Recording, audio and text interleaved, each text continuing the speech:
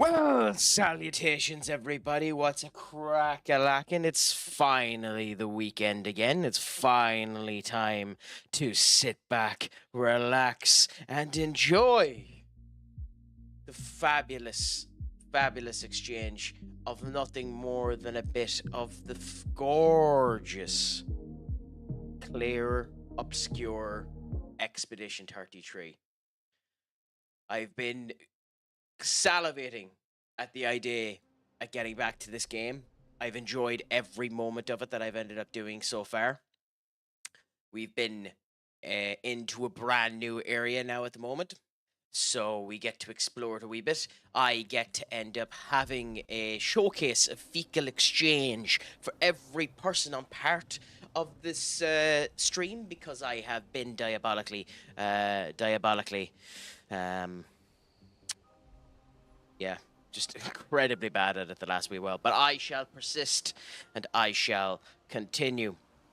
Senior Duck, salutations to you, my friend. What's a crack-a-lack and how is your Friday treating you? Have you gotten up to much? Is there any news happening with you, my friend? Cheers to the weekend. May it be a good one for you, my friend.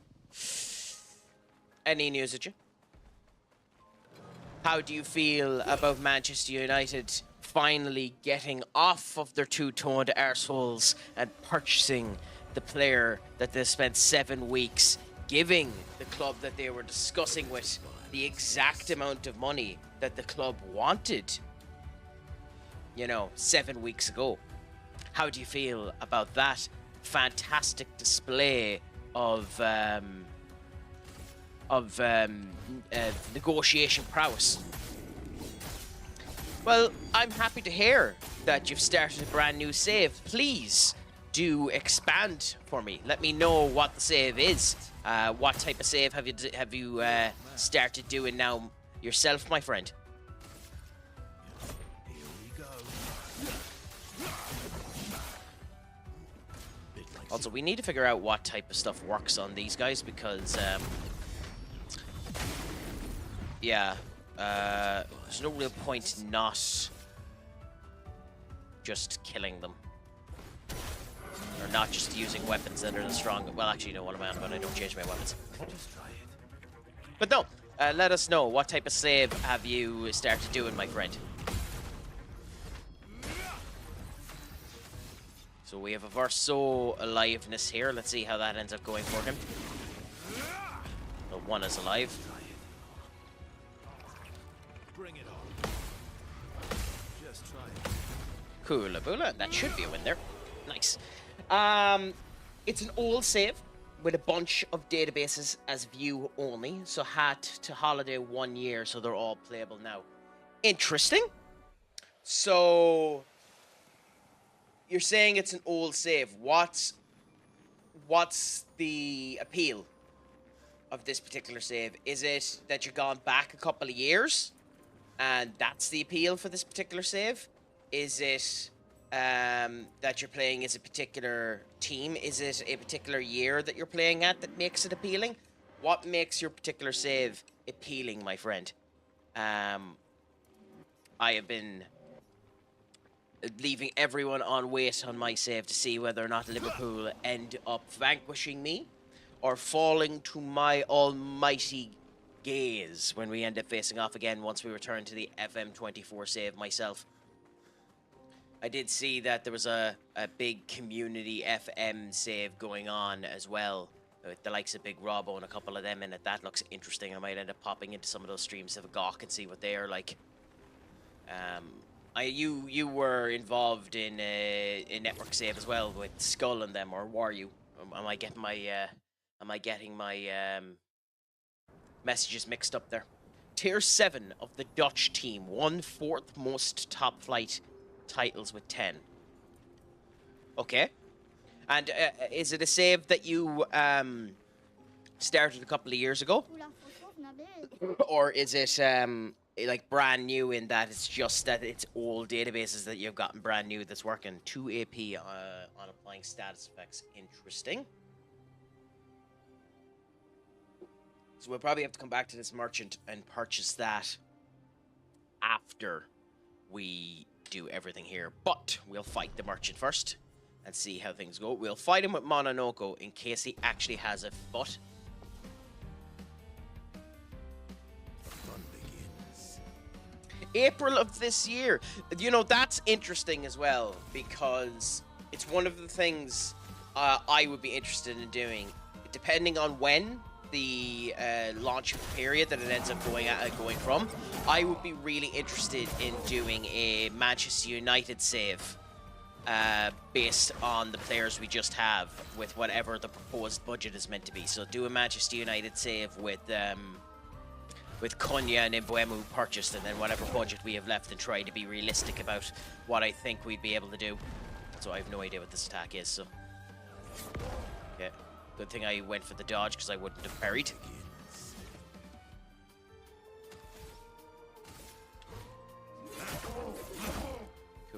Cool. Yeah.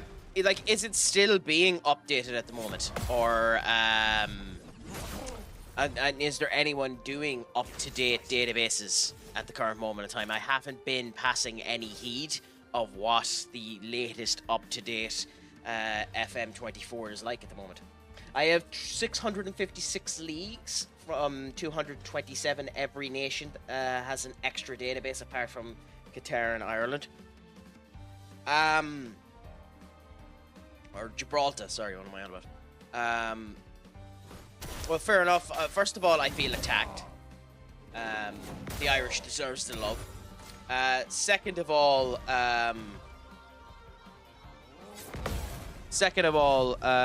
that must take forever to load, my friend.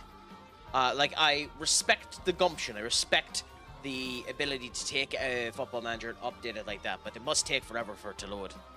As for this now, we have him defenseless, which means we should end up doing more damage to him.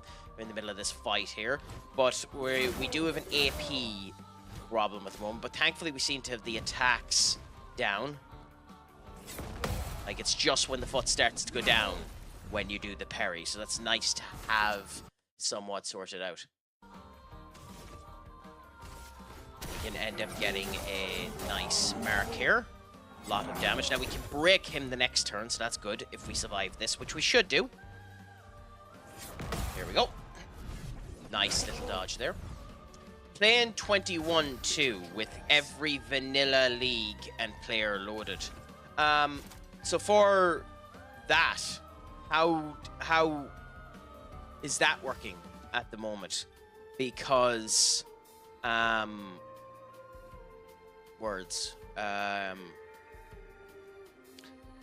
because FM21, how many players are just in the base game?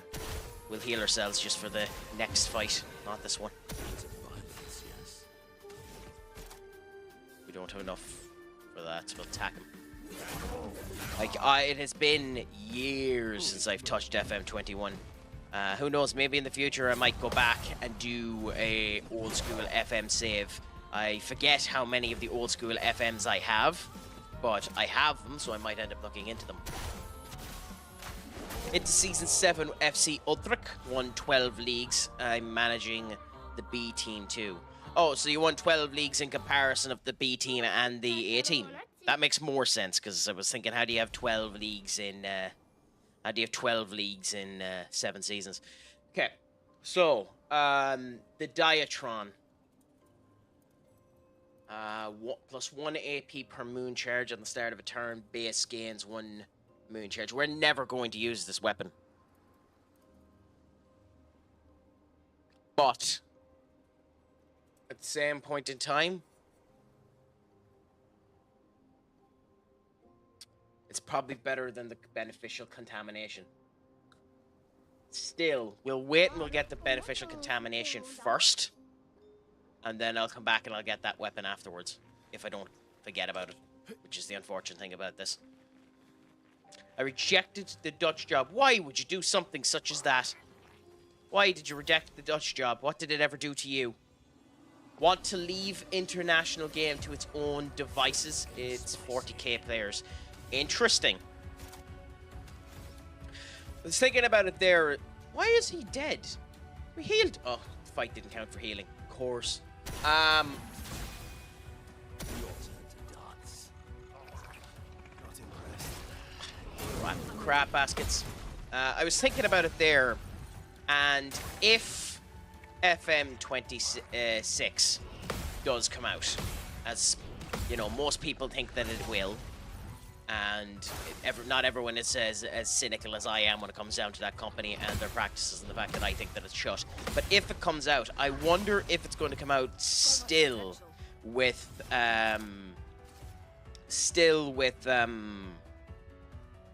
international football removed from the game in order to put in the women, because international football wasn't planned to be in FM25 if it came out. So I legitimately would be intrigued to know whether or not international football will be in the new game. Watch out. It's a lot harder to counter this, yeah, when the camera's a bit further out. I know it should be easier, but because of the angle it turns it around to, it is an awful lot harder to do. Now, it's a waste of time me re-healing him, but I can, and I probably should try and get as much health as I can up for the next fight as well. 21 save is decently quick. Well, that's nice to end up hearing now. Because it's nothing worse when you're playing those type of games and it takes forever to load.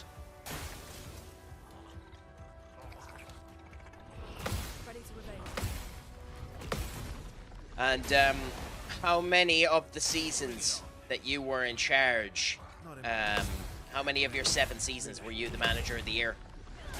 Considering you said that you had 12 leagues won, I would assume most of them, since you probably won the league every year with your club. But yeah, that's what I thought, yeah. And like, how does that work for your under leagues as well? Like, were you manager of the year for the under division as well, or does it even bother telling you that? Because I've never managed, like, I've never went out of my way to manage the B team, so I don't know how that ends up working.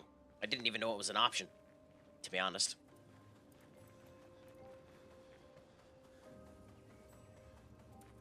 Interesting. Can we not? Okay, we can't. That's peculiar.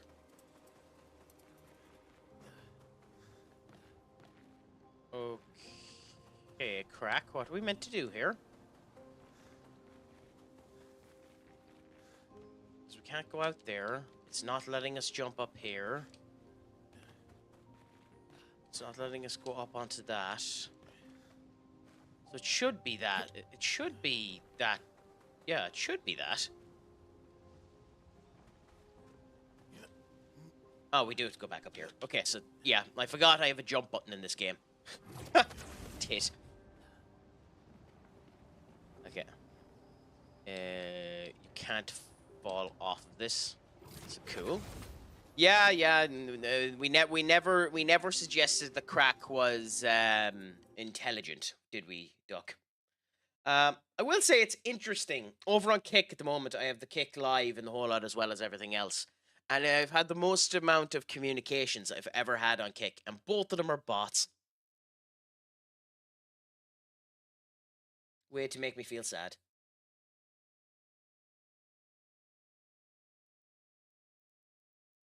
I had to ban them. Yeah. Ooh, it was dark. Interessante.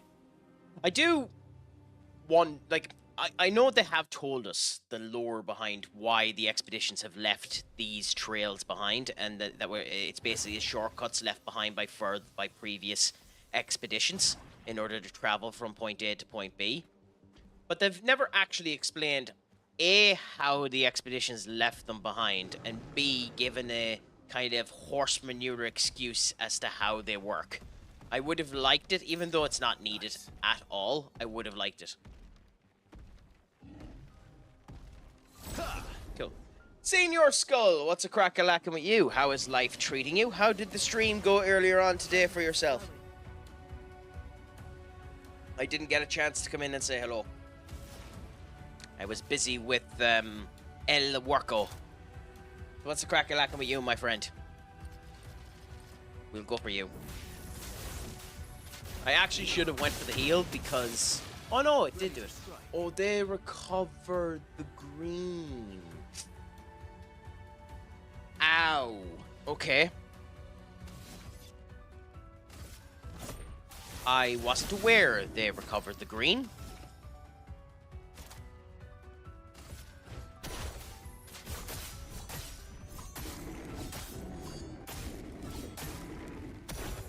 That could become an issue in a bit, but we'll see.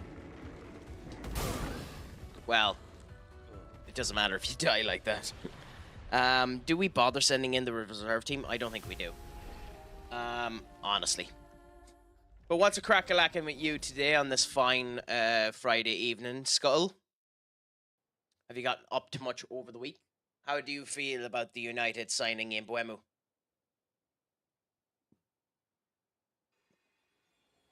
Have you decided, like everyone else who had a Switch to, if you purchased one, to purchase Donkey Kong Bonanza? Which looks interesting, but I really hate that design. Do you have a Switch 2, Duck? You've hardly ended up getting the new Donkey Kong game, have you? Interesting. I ran off of it and it spawned this. That's an interesting little tick for the next one. To be honest, it looks epic. The Embuemo deal as being decent. The more I think about it, the more I'm not sure. And simply not sure because it is a lot of money. The 70 million quid we're spending on him could have been used for 2 players if he had a proper scouting department. But I am also cognizant of the fact that for some reason in this transfer window, the transfer values this year are astronomical in comparison to some of the other ones. The fact that, by the way, I legitimately think Mikel Arteta and the entirety of the Arsenal team need to get their head examined. But the fact that Madueke, if that's how you pronounce him, is after going to them for 57 million quid.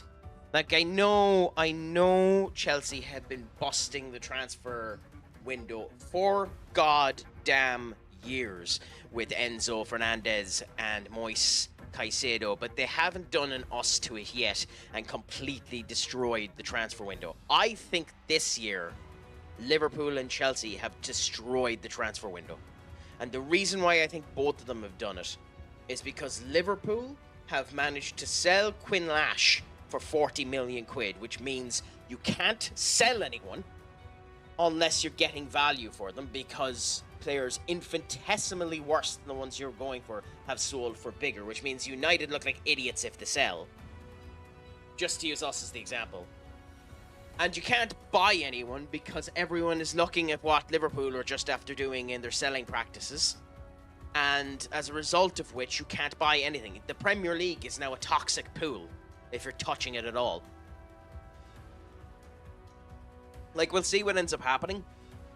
There's still a chance that Isak could end up going to Al Hilal. I don't foresee it, but that could be a 130 million euro deal. Darwin Núñez is supposedly still in talks with Napoli, because Napoli haven't yet confirmed their striking option yet, I don't think. But we'll see what ends up happening. So, Blockbuster, I'm a bit lost on the 25 million. Maybe are you saying like 25 million for Darwin Núñez? Because you're looking for 70 for him. I mean, I think to be daft. Absolutely daft to sell him. I think, other than money, I don't think,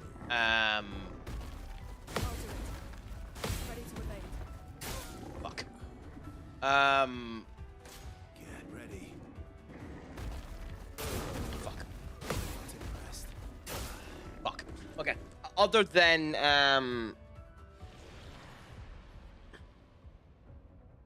PSR, I don't think Newcastle should sell him. At the age that he's at, I don't think they should sell him. I do think, if the market wasn't so goddamn corrosive, I do think they need to go and get him a number 2. And I legitimately think Newcastle were stupid enough that their option was they were going to spend 70 million quid on a number 2 striker, or they were going to swap to a 4-4-2, but I don't believe that either. I think they were stupid enough to spend 70 million quid on an option 2 striker. No, they should not in your goddamn life, should they? Honestly, that should be, if the rumor is true, and I don't think it's true, but if the rumor is true that Newcastle are going to go in and get Weza. If it's true that Newcastle are going to go in and get Weza off of Brentford, I think Brentford should go and get Darwin Núñez. Again, if Liverpool would sell him for 20 to 30 million, Liverpool aren't going to do that. Liverpool want 70 million for him. So, Benny, my friend, what's a crack-a-lackin'? How are you doing today? Is it all good? Is it all grand? Is it all saucy? Are you still in work? Are you home? I know I started a half an hour later, so you should be home by now, I do believe. Yes, you see, but that's still bonkers money, Block. Even you have to admit. He's not, like, at the moment... God damn it, I went for the wrong one. At the moment, due to his track record, I don't think he's worth 60 million for you. At the same point in time, we're looking for stupid money for some of our players, so I can't really comment. Damn it, I'll get that in a second. Your turn to shine. Take cover. Okay. Thank you, Benny. You are a gent and a scholar.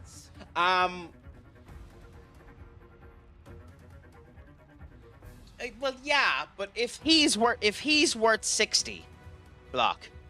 If he's worth 60, Jadon Sancho is worth 50. And Marcus Rashford's worth 80. You know? Like, there is an overinflation in the league. I'm not agreeing with Mbeumo being 70. I've outright said I don't believe it's a good deal. 70 million for Mbeumo. I think he'll be a good player first, but I don't think it's a good deal. I think Cunha, it was a release clause, that's different. In Mbeumo, I would have looked for 2 other players. But what can you do? Oh, okay. Thanks, Benny. I appreciate it. If Mbeumo was 70, then Núñez is 60. Maybe I'm wrong. Maybe I'm wrong, but that's just my opinion on it. Look, I think Alejandro Garnacho has the makings of a 100 million euro player. I think as he is now, he's barely above 50. Now, obviously that means you don't sell him for 50, but we also don't want him, so you need to sell him for 50. I think Alejandro Garnacho is missing discipline. He's missing bulk. He's missing his direct timing. He's ridiculously selfish, and he's gotten incredibly bad talents. He's Cristiano, and by the way, this is not a fair comparison, but I think you'll know what I mean. He's Cristiano Ronaldo before Roy Keane threw a boot at his head. I think you'll understand what I mean when I say that. He's Cristiano Ronaldo before Roy Keane threw a boot at his head. I think you'll understand me. I think you'll get what I mean by that. Not equating their talent in any way, shape, or form. I'm just on about the complete package.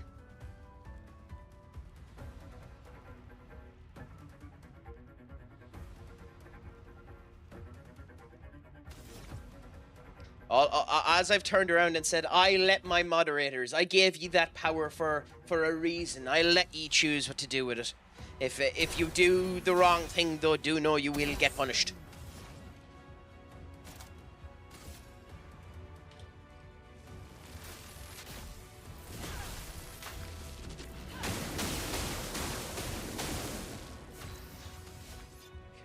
So, but we're nowhere near breaking, are we? Yeah, no, we're not. So, what is the best move here? Nope, not you. I think the best move is Defiant Strike. What are you to... Duck, are you speaking back to your Lord and Master? Are you speaking back to the broadcaster? Apologize now, Duck. You could change that with Garnacho. You teach and try to get him out. I think his attitude isn't the best. They can change that while he's young. You see, Skull, I would agree with you. I would agree with you if he hadn't gone through 4 managers. He's gone through Ole Gunnar Solskjaer, Ralph Rangnick, Ten Hag, and Ruben Amorim. And he was given time with Ruben Amorim. And Ruben Amorim, no, he's gone through Ole Gunnar Solskjaer, Ralph Rangnick, because he was in the youth academy for both of them, and he had attitude issues with both, because both said it. He went through Ole Gunnar Solskjaer, Ralph Rangnick, Ten Hag, and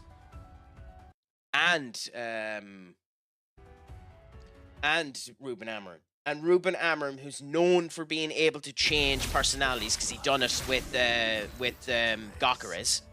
Well, if you want to count Van Nistelrooy, it's 5. But he had an attitude with every single one of them.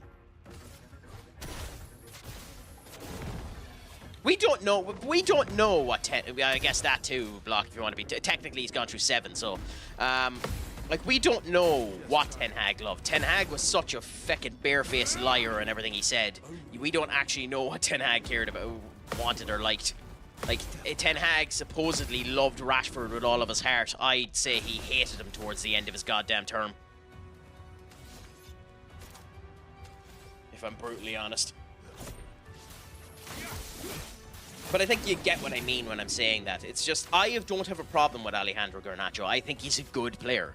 I think he has the potential to be a great player. I don't know if he has what it takes to be a world-class player. I think he has the potential to be a top 6 player in the Premier League. I don't think he'll ever be a Mo Salah. I don't think he'll ever be a Ronaldo. I don't think he'll be the king of his club.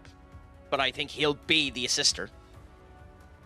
You know? I think he'll be the instigator. If he manages to cop himself on. Whoever gets him, and if they're able to break him, will make an amazing player. If Chelsea buy him, who it's looking like Chelsea are going to buy him, if Chelsea buy him, and Enzo Maresca is able to break him, they'll have one of the best players in the world. Now, I don't think Enzo Maresca, as a man manager, is good enough at talent, reputation, to break Alejandro Garnacho. And I'm sorry, at this point, it's not change, it's break. It's not change, it's break Alejandro Garnacho.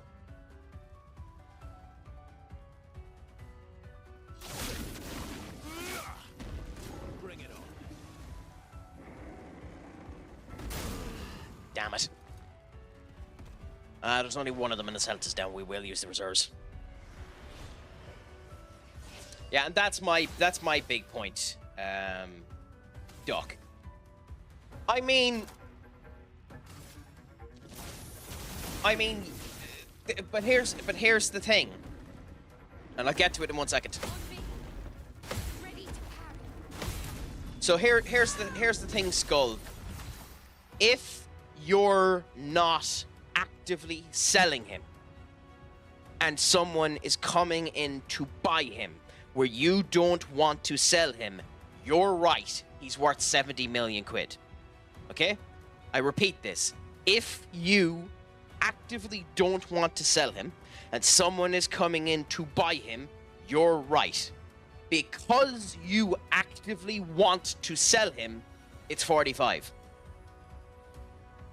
As I'm saying, potential-wise, he is a 70 to 100 million euro player. As he is now, he's 45 million. We want him out of the door. It's his value as he is now. And unfortunately, you're going to eat your ass on that asset. Now, we bought him for 250k, so who cares? You know, we're making a big deal about the fact that he's worth 100 million quid, and he is worth 100 million quid in a couple of years' time. But if he destroys the entirety of the team, who cares?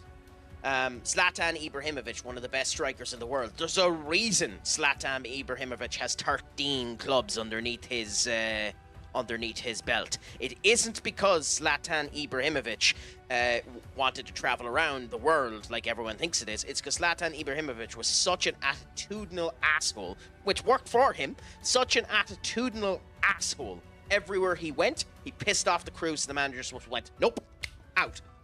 You know? No one will admit that, but that's what happened. Out. Get out. So, you know, like Zlatan Ibrahimovic, fantastic player, one of the best players in the world. There's a reason he went to 13 clubs. And you can't do it. With Garnacho, you have to get him out. Zlatan Ibrahimovic, I don't think he's ever had a transfer over 60 million quid. Now, to be fair, in the year period where he went, you know, like in Zlatan's career, it's a bit different. Obviously, the inflation of transfers weren't there, but he didn't have the equivalent of the world's top transfer. I think Robert Lewandowski's transfer to Barcelona was more than Zlatan Ibrahimovic's biggest ever.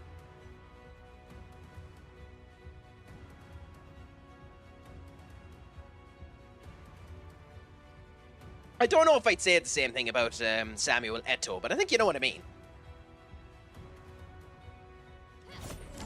Like, it's just at the end of the day, I have no problem with Alejandro Garnacho, none whatsoever. But I do think he's dug his own grave.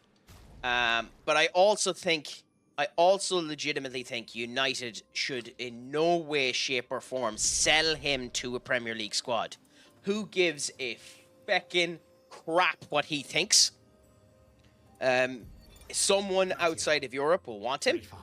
Sell him outside of Europe, and if he doesn't want to go, he has a 3-year contract. Plonk his arse in the under-21s. And maybe he'll change his attitude then.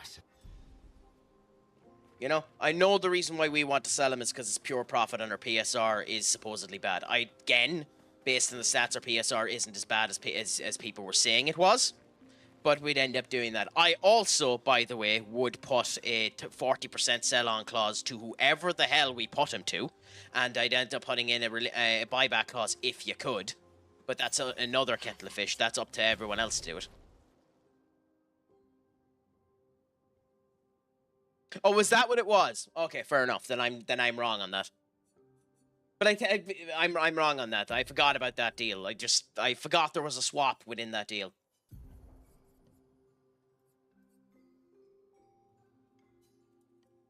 But I think you get my original point.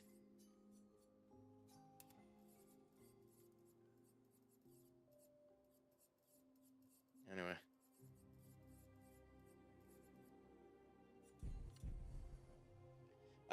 I think, like, the thing is, he needs to want to go as well. Players have the power. A player can say no. The old school myth that if you tell a player they're gone, they're gone. Back in the day, they were on such small salaries you could get away with that. They're on such large salaries now you can't get away with that because most clubs can't afford the wallop of the salary. United, even in the financial bloody restrictive situation we're in, can afford to eat Alejandro Garnacho's salary for the year. You know? I don't think Zlatan Ibrahimovic was happy anywhere he went.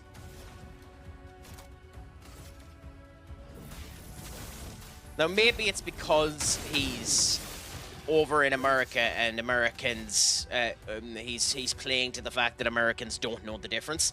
But, like, he's saying that one of his favourite clubs was United, which is complete horse crap because he hated every minute he had on the pitch in United. So...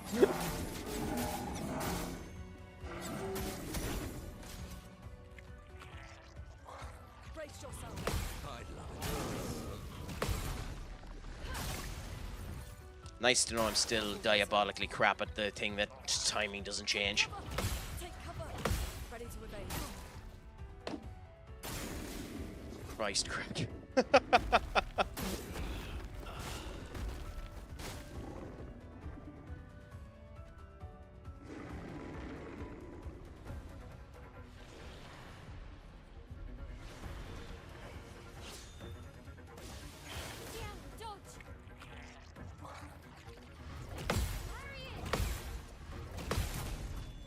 How am I so bad at this? The timing never changes on these goddamn moves.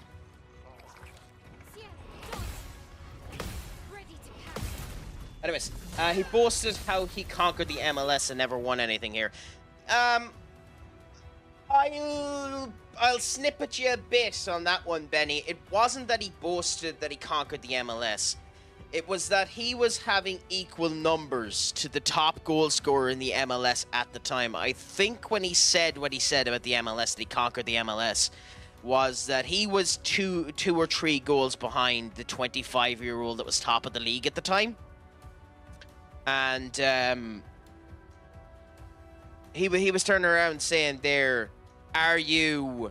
how can you say you conquered the MLS when this person is doing better than you and this person's in their prime? Does that not mean they're better than you? And he turned around and says, well, I'm conquering the MLS at 35. Where was I when I was 25, you know? So, you know? So, it was a vanity point, but he said it he said it in a different context. It was to put down a 25-year-old who wasn't in Europe, you know, who was in the MLS as opposed to going to Europe, stating that he can be the suave dick of the town in the MLS all he wants to. I was playing for some of the biggest clubs in the world when I was 25 as opposed to him who's not doing diddly squat, you know? Was his point. Now, whether or not you agree with that or not, which obviously you won't, is an entirely different kettle of fish. But, you know, sure, but he made the same claim about the Prem after he left United. The sad thing is he kind of did. Like, he scored... What did he score? He scored 18 goals for United. Like, he scored the same amount of goals for United as Ronaldo did when he came back. So, like... And if he had went to City, he easily could have gotten to 30, you know? Like in his particular case, for what he needed to do... Well, you're right, but for him it is. For him, he doesn't need to worry about any of the rest. So long as he scores goals, he's done what Zlatan needs to do. And Zlatan has arrived, Zlatan has conquered. Fuck the team, Zlatan has done... So he's not lying, he's done exactly what Zlatan said he would do. You know? Obviously, that's one of the reasons why he doesn't stay in any teams. And also one of the reasons why no one ever puts him in one of their top strikers of all time, because he's a selfish prick who thinks only about Zlatan Ibrahimovic. Not that there's anything wrong with him being a selfish prick that thinks only about Zlatan Ibrahimovic. You want your striker to be a selfish prick. You're not a good striker if you're not a selfish prick. I honest to God believe that. Fuck! Sorry. I honestly think you're not a good striker if you're not a selfish prick. Let's push forward. Shit. Oh, he's not getting any health as a result of that. Ground, so that means... No.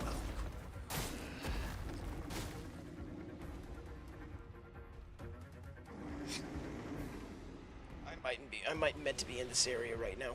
That or I'm just crap.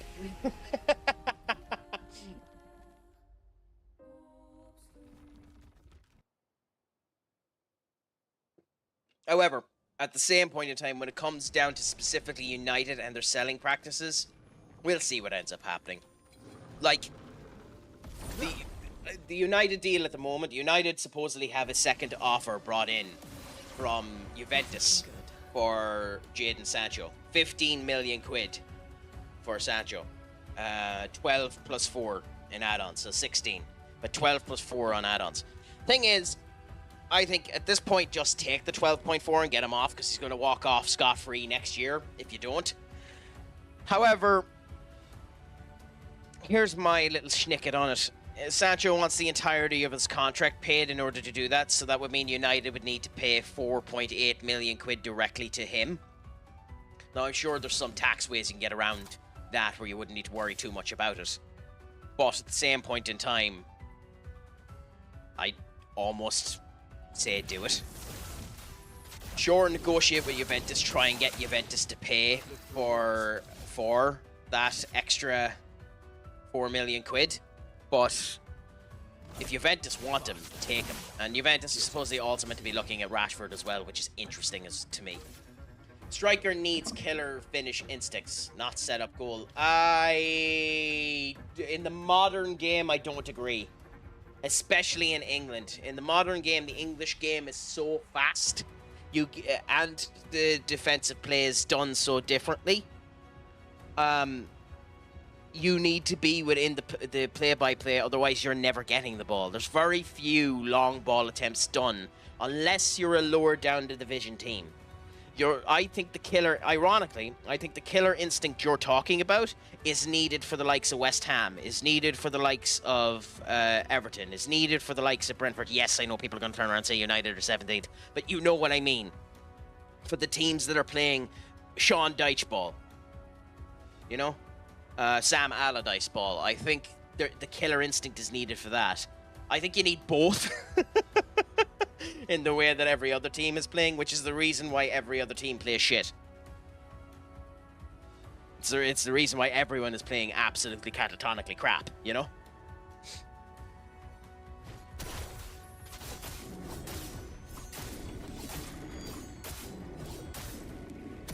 Danger.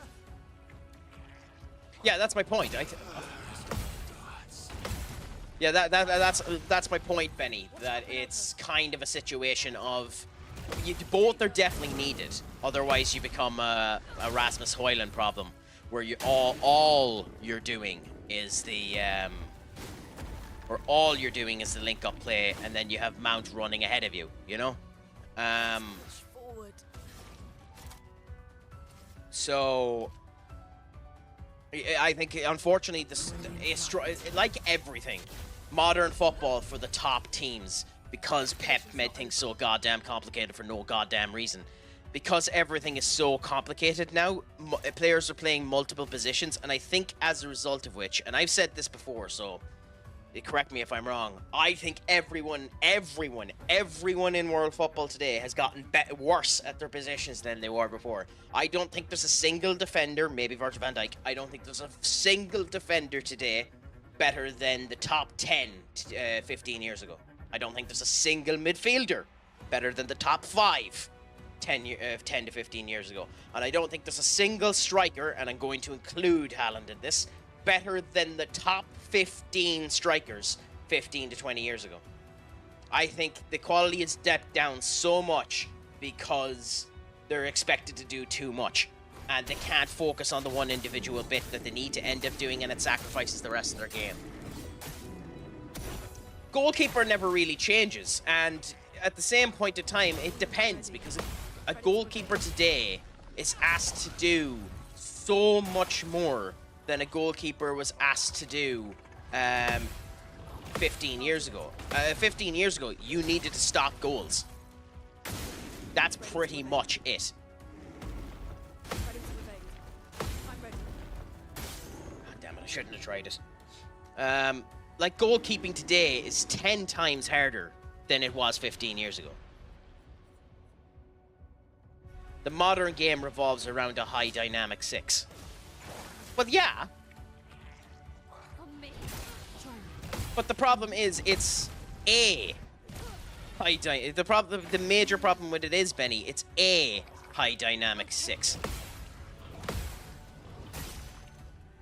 You know? And the thing is, it doesn't work with a high dynamic 6. I think there needs to be 2. Now that's a Pep problem. And what's happening, and I could bring up the tactics board, but I can't be arsed, is you have either your back three, where your libero or your 5, or whatever the fuck you want to call it, is basically your second 6. Or you're bringing someone back to do it, which means you're now adapting your 10 to be a 8 and a 6. Or you're adapting your 6 to be a 6 and a 4. Or you're adapting your 6 to be a 6 and an 8, and then you're adapting your wingers to be wing backs, and you're adapting your striker to be a cam. And as a result of the fluid nature that everyone is going with, which is fine in principle, of moving around and not having a solid position, it means people don't have their position.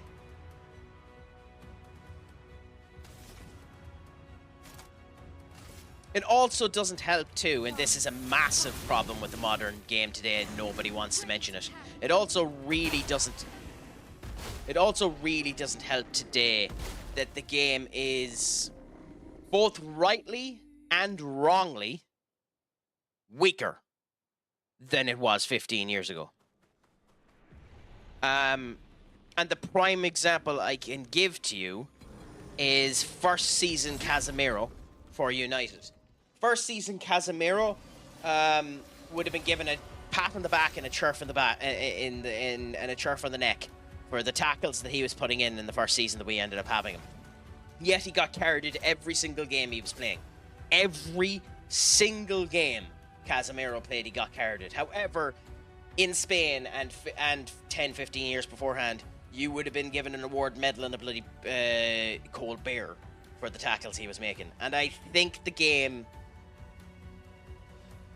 has become a wee bit too light. It's needed, mind you, but I think it's being overdone. And I think that doesn't help the defenders, and I don't think it helps the midfielders. I think... And because the attackers aren't actually attackers, it causes problems for them as well as a result. Now, maybe that one is me being too much. Maybe that one is me being too much of a contrarian.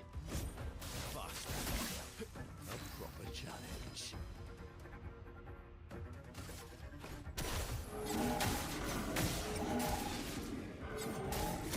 Bring it on. Okay, so we need to make sure that we don't die! Ready to evade.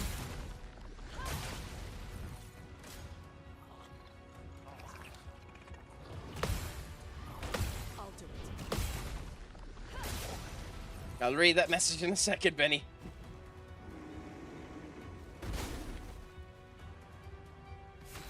Okay. I agree about that when it comes down to like contact in the box and the penalty box. I think the shift of focus to use force and not winning the ball is better for player safety and longevity. But then you have problems with like the small knee braces and something like that. Like, I understand some of the tackles that were being done. Roy Keane was a fucking menace during this time. So there needs to be some restrictions done in place. But I think they've gone a wee bit too far across the equator. And I think oftentimes now you'll have people too afraid to do it. I think legitimately, and this might be me smoking pipe up there, putting smoke up the ass of a player that doesn't deserve it. But I think legitimately, if Hannibal Maybury, the United Academy player that I think we either have him out on loan or we have sold. I think we might have sold him. I think Hannibal Maybury would have been a fantastic player 10 years ago, because every time he went on the pitch for us, and it was quoted as he's being too excited. Whereas what was actually happening was he was just being aggressive in his tackles, bouncing the players a bit, moving them a bit and bouncing them, being a wee bit too avarice with his shoulders. I think he would have been a genuine player. Yeah, and to be honest, that's about right. If that's what we sold him for, I forgot, but yeah, no, that's fine. Some of the academy players like that, like I know we sold Iqbal. I know Dan. By the way, here's a question for you. I know this is an entirely different topic, but I'll bring it up in a second because I know Dan Gore is one of the ones we're after putting out on rent. What do you think about a player being put out on loan and then going to the same establishment twice? Because Dan Gore, I like Dan Gore. I think there's something about him. I don't think he's as good as Toby Collier, and we'll see what happens with some of the players, especially tomorrow when we see the likes of Bandito play and a couple of the others go. I'm really looking forward to seeing Leon. But I think it's the kiss of death for the likes of Dan Gore to be sent to a League One side and the same League One side twice in succession. I think that's the kiss of death. I think that's the sign your ass is getting sold or your ass is getting released. It's the same thing I have with Ethan Williams, ironically, who's going on the game, who's in the trip to Switzerland tomorrow as well. When he's 22, so it's an entirely different kettle of fish. But what do you think of that? Am I being daft, or what do you think there? I know that was a completely different point than the point I was originally making, but it got on me. Meet your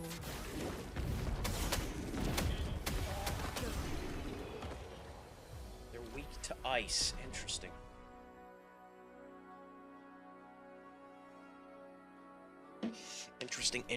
Interesting. They're weak to ice. And that was Crack's rant while trying to beat a fight that he should be easily beating, but is too cheap to bother his arse to use the chroma elixir to heal himself. I will actually use the chroma elixir to heal myself.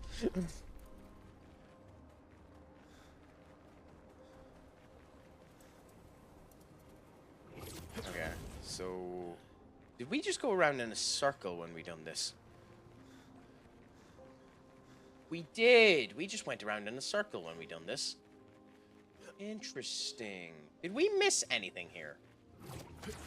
I don't think so.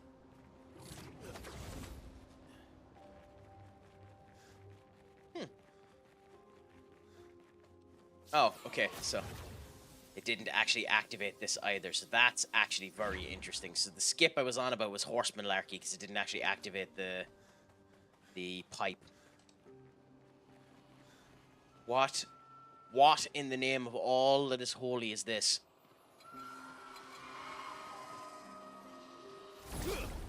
Okay, I figured this was going to be a boss. God, the music in this game.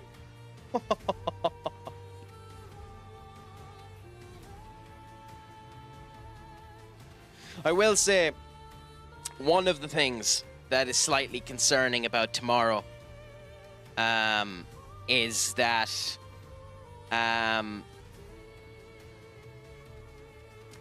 Xerxes didn't travel with them over to Switzerland. Supposedly, he's after picking up a knock. I couldn't tell you of what variety, but he's picked up a knock of some variety. I'm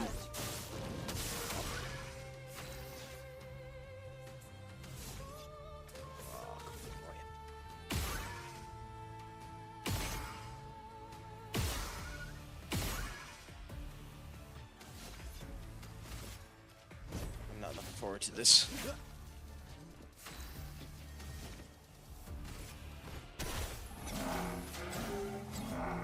Interesting. Careful now. Minoko, get ready. Need to figure out the time. I don't know this fight, but I'm interested.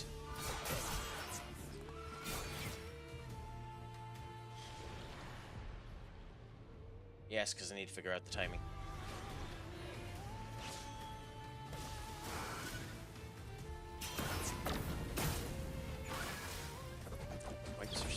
Jump. Okay. Launches multiple attacks. Okay, that goes really fast. Interesting. I will say the unfortunate thing about pre-seasons too is it's a nightmare to end up watching the games. I am not paying MFT or MUFT to watch that goddamn game. Screw them. I don't know if anyone else is, but I'm not anyway.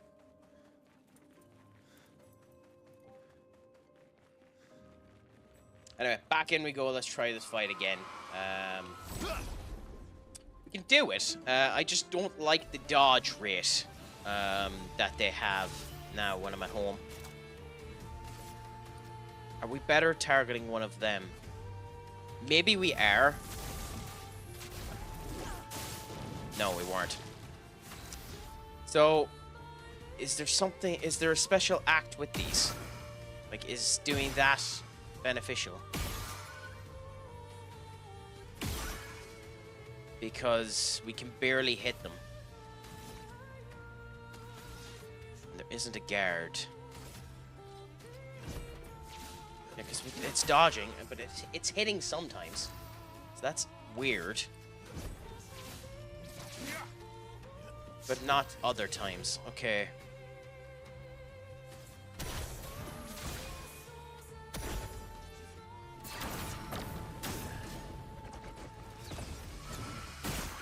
So we're almost always better waiting for that. Interesting. What luck. We're just dead. Okay. Okay, freeze is going to be really annoying. That's interesting now, the way this fight is set up.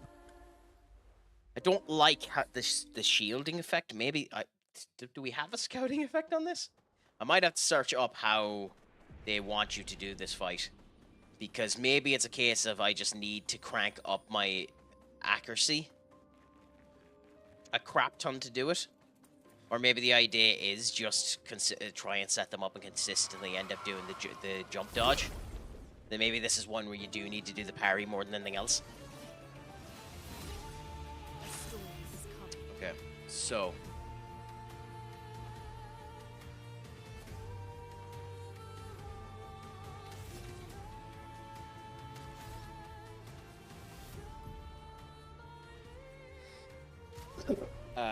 gameplay, controls, pause menu, free aim, toggle walk, strike. There doesn't appear to be something that does that. I might search this up just to have a... I know I'm trying to do this as blind as I can, but I'm going to search this up because I'm curious about the dodging of this.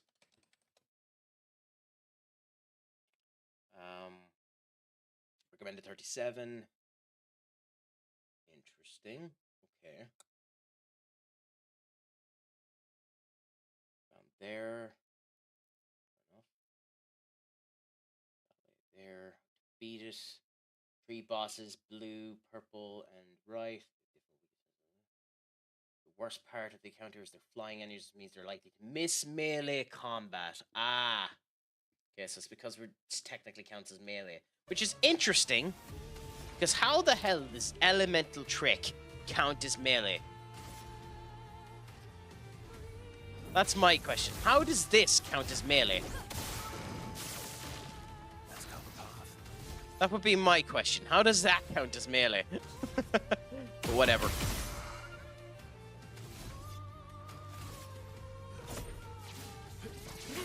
Like, I understand that. I understand them missing that. But, like, the other bit, I don't know.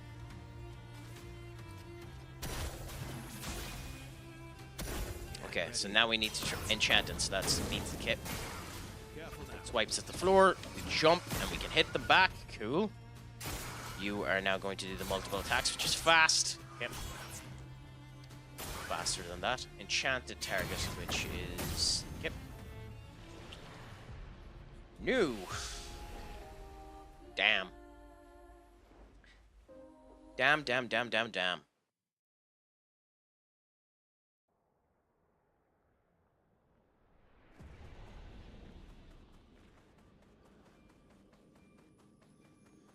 Sounding a bit like Gordon Ramsay in one of his critiques of a MasterChef entry. Unfortunately, much to my chagrin, that is something that has caught my attention again. I've gone back and I've started watching old school MasterChef. It really does bubble your gears when you end up watching that crap as well.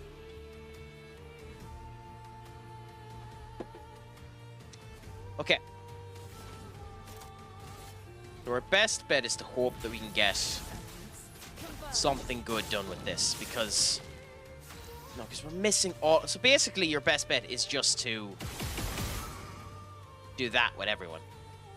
Is what is effectively being said here. Use... Okay. Perfect. Nope, too late. It's the one-shot nature of this, so we definitely probably should wait before doing this. That is really quick. Okay. Okay. I'll give it a few more goes, and then I might end up coming back to this, because I know this could be a case of might be better to come back when we're stronger. I don't particularly like in these type of games where you end up having these type of bosses that are, you know, within your range, but obviously it's better coming back. Like, it is obviously better for me to leave this and come back and just remember that they're here. I just know I'll forget to come back, so...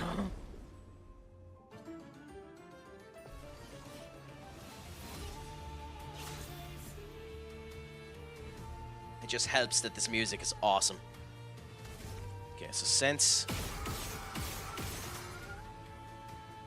Okay, so we get 4K doing that. Is that the best route?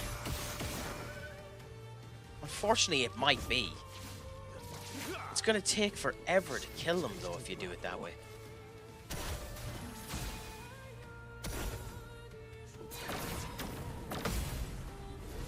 If you counter that back... Okay, that does a lot of damage. Interesting.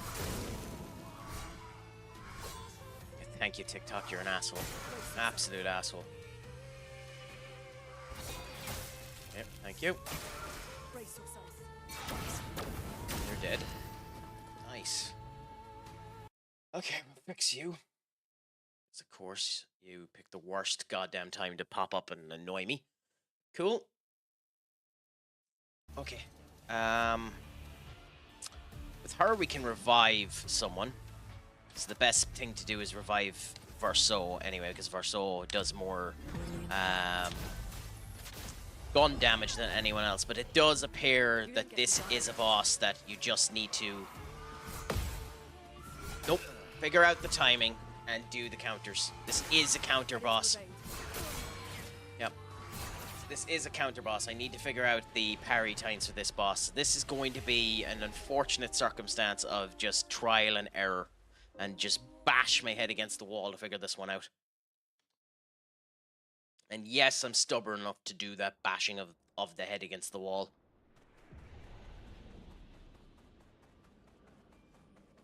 I do also want to try and do a save where I'm near these guys, so I'm not running the whole time back. This is where I've recently been playing some games on an emulator, just because I don't have the console that I use to run them. It's Pokemon games, by the way, in case you're wondering. My old Game Boy isn't working at the moment. I've gone to get fixed. And I'm currently playing some old school Game Boy games that I own, and having the save feature is fantastic when you want to test some stuff. Okay. If this hits at all, it's good. Why is that move in particular missing? That's insane to me. The easiest attack is to avoid the parries of that. Weakness, Sayel should be able to target the middle boss with Dark. Mael should be able to target the left one with Fire. Luna should be able to target with Ice. So, like, does the weaknesses just always hit?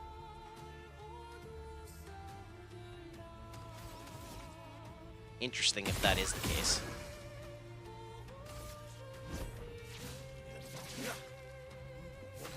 So do I have an ice move here for him?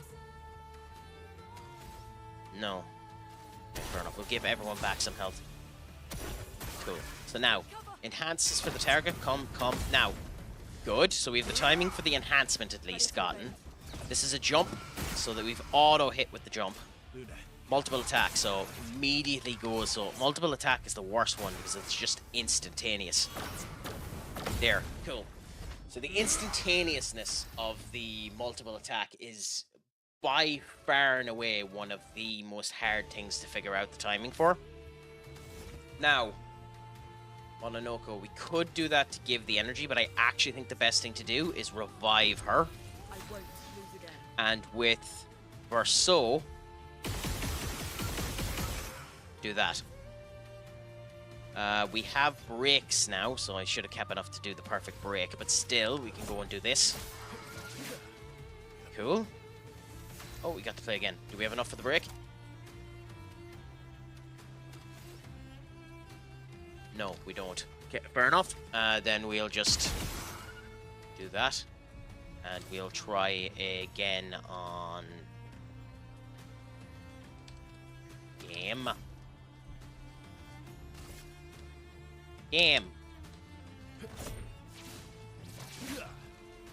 Cool. Okay, now we need these. Okay. Dodge. Okay. So timing was off on that one. Interesting. Okay, so that multiple attack, it is almost instantaneous on each other, but my timing was still off. Enhance, so we're doing this again. Cool. So this is the way to go and beat this boss. It definitely is, because we're doing the most amount of damage to it. Unfortunately, we do have a break skill, which is Reservoir Bonk, on Mononoko. If it doesn't hit, we're probably done. So, as a result, I think we're actually better reviving specifically Lune, and hoping that they're alive long enough after the end of this. Fucking attack.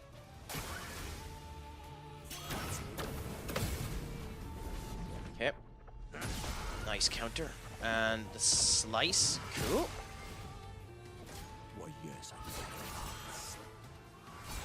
Cool, okay. So we were lucky there. Lucky is the name of the term there. I still don't have the timing for that right. I won't waste this. There's no point lying, I don't. But that's beautiful. This should be enough to revive Verso. Brilliant light. Which means we do that. Verso will come back now, enhance the talents, and go for Verso. God damn it. Yep, I should have went for the dodges. I shouldn't have tried to be fancy. This leaves us in a dead position because of the multiple attacks again. But we dodged them. Nice. The bonk, if we could get it to work, is the best thing to do now, but it's not worth the risk. It's still worth reviving her again, even though she doesn't have the heal straight away for us. So enhanced talent this time. Okay, that is my fault. The enhanced talent looked different. Okay, this is the same speed. No, it isn't. Yeah, dead. Now, the problem with this is they have stuff that Mononoko needs, so there's no point going into the reserve, even though we have them halfway down, because we need Mononoko alive in order to get the goddamn feat. Damn it.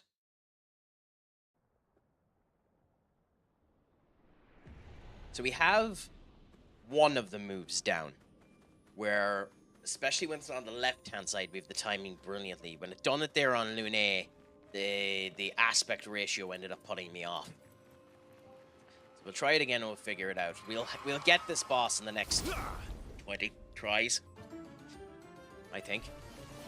Especially if we can get the counters figured out. Okay, so Lune.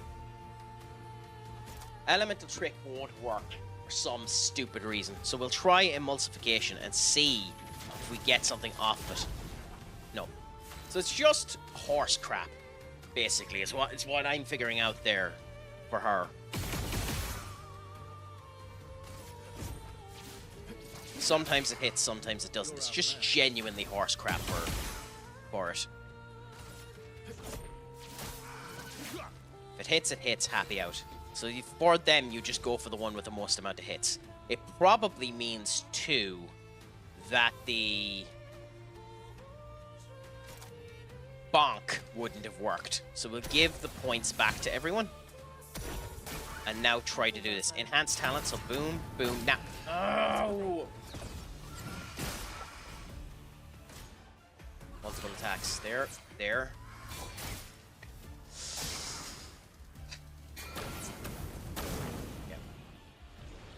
And that's my fault for glazing that I had that move down. I deserve that. That's my fault for being overconfident, stating I had that move down. I will get this. Would help if it went the right way.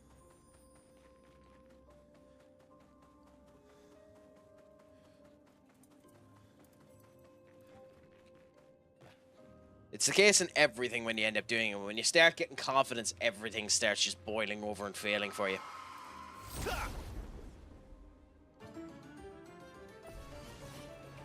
Okay, in we go again. So, for her, even though we know most of the hits aren't going to work, Elemental Genesis, if any of it hits like a truck. So the best thing to do for her is, well, there's one of two things that's the best thing to do. Use this move and hope we build up enough and you have enough AP spared for the revive. With that being said, we'll get an instant tree back with Mononoko if that's how we end up going down that way. Yeah, I think we're better trying to build up her stains any hits and go that way. With Verso, it is always better to do that and then hope we get a hit on one of these. Because if we get a hit in the base attack, we get another go with him. And then for him, we go and we do this. Which gave 3 AP to everyone. Now, the enchant is done, so it's here, here, there. Okay, so we have the timing semi down for it. Now, the swipe of the sword is easy because everyone gets a hit on it. Ready to evade. Now, the multiple attacks is there, there, waiting there. Okay, I didn't do perfect timing there, but I done okay. There, cool. We might get away with everyone alive on this one. Yes. Okay, now this time, even though there's no chance that this breaks, we'll try the bonk. Why did we miss that? I mean, it was worth the attempt to try it. We'll do the same thing with Verso, even though it's really unlikely the one hit would work. Oh, it worked! Okay, cool. Unfortunately, he wasn't breakpoint. Damn, that's unfortunate. Still, actually, we know for a fact that was the wrong move to do with Verso, because Verso, we should have just used his attacking move. Still, we'll do Thunderfall now and see how this works. Is this the right move? Probably not, but still. Yeah, 6 dodges. Interesting. Okay, so we get the jump done there. Cast spell, so the timing is there. That is still an awkward timing, but it is based on the turnaround. The enhancement is now. Okay, that's annoying. I should be more accurate on the enhancement. Now, we're better trying to use Verso's break than Mononoko's, because it hit. We know that it hit. So we'll revive with the revival tint there. Okay, I wasn't expecting that. Okay, fine. It is that turn. It's too late. Fuck. Okay. It's 5. So we can do 1 hit. Okay, and that marked him. And now we try the perfect break.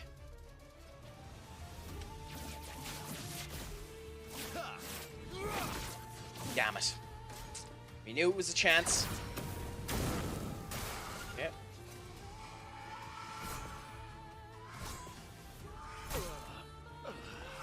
Okay. To be fair, it wasn't a move I was used to. I was trying to determine where that came down. So it'll take me a while to get used to that move. I'm going to need to hope when that move happens I have someone alive, because it's almost guaranteed that that's going to kill me.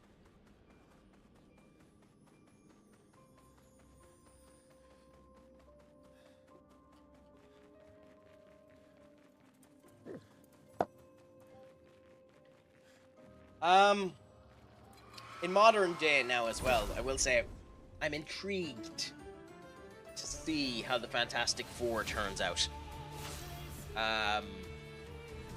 Because the latest trailer that came out for that game, or not that game, that movie,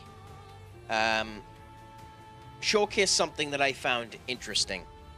Now, we already knew that Franklin Richards was appearing in the show, because the first trailer ended up stating that Sue was pregnant. And I find it interesting that they decided to go down the route of having Reed Richards tell the people that he wouldn't give up his child for their safety, which yet is the hardest thing a parent could ever do, give up their child for the safety of others, but the safety of many over the safety of one is a genuine hero thing. So I find it very funny that they predicted Reed in what is obviously a temperamental moment for a parent with their child. He's obviously not going to want to give up Franklin to Galactus. But at the same point in time, that is a more villainous retrospective on the situation. It is a much more villainous feel to that action, you know, because you are dooming the world, you know?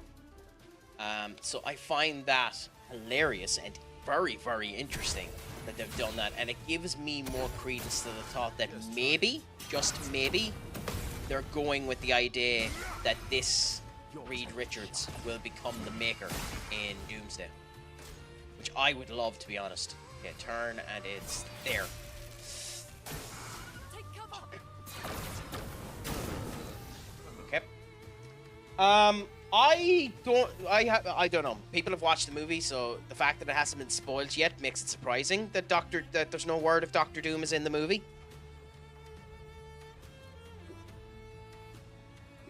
I like the idea that if they're doing the considering they've announced they're doing the Robert Downey Jr.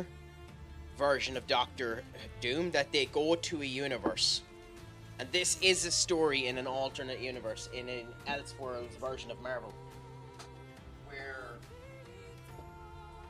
Tony Stark is still the general genius that he is. However, instead of having a struggling childhood where he was neglected by his father and the whole lot, he actually had a fairly loving life. But he went to college, MIT in particular, in order to learn, and his roommate was Reed Richards. And himself and Reed were very confrontational with each other. And Reed was always one-upping him and always succeeding ahead of him. So in order to achieve excellence over Reed, he attempted a thing known as the Doom Project.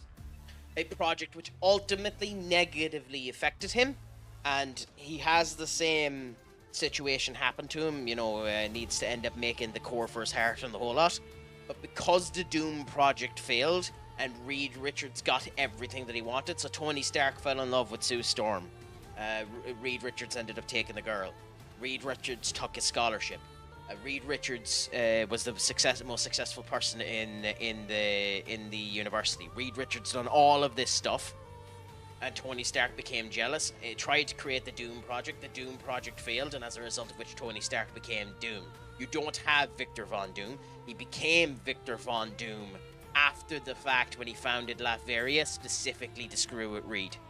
I like that idea quite a lot if there was some way to do that, but it would have to be a complete Elseworld story, and I don't know how you get around writing that. I'd love if that was how they ended up going about it.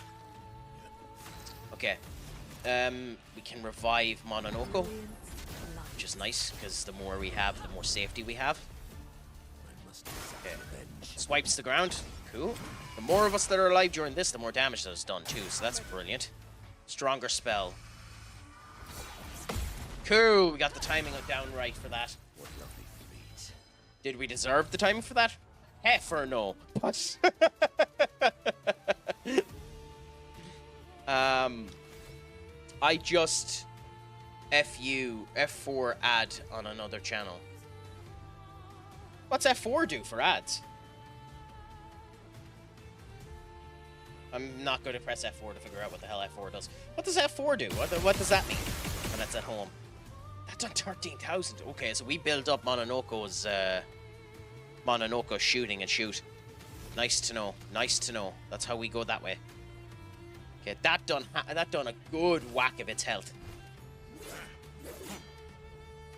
Okay, so now we have to survive 4 turns of this. I'll look at it in a second, my friend. Cool. Lune getting 5,000 whacked in.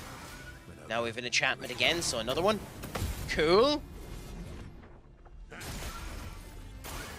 Bring it on. Dodge.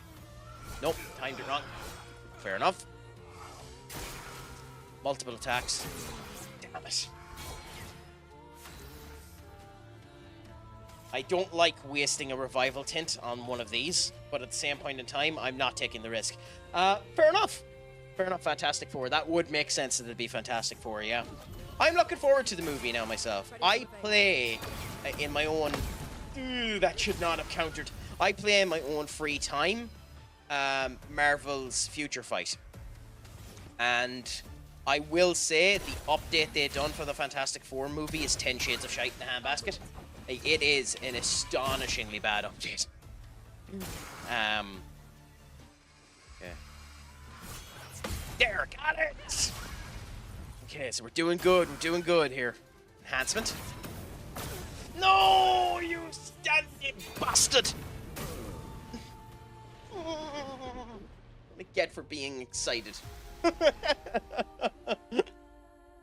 But we've discovered more. We've learnt more. Oh. Yes, it's a gotcha game, but it's not a typical gotcha game. So. Oh, well, no, actually it wouldn't be gotcha because there isn't any actual, like, lottery systems to it. But you do have premium characters and characters that you can only get that way. I like Marvel Future Fight, but it is in a bit of a lull. One of the few mobile games I've actually spent money on. Do you play any mobile games yourself, Senior Duck?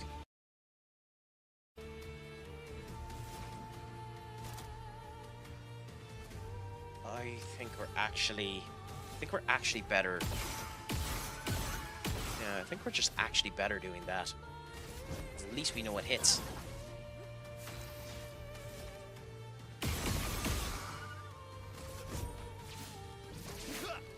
Okay. For you, we will do the same thing with you, but we'll do it after this round where you've them built up properly. Luna, careful. I did not deserve that. That was awfully sketchy timing.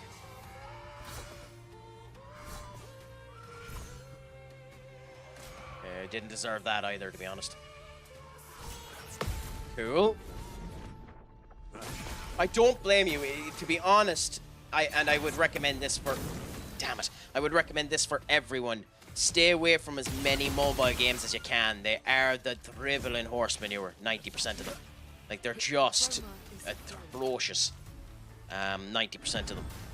Time for revenge.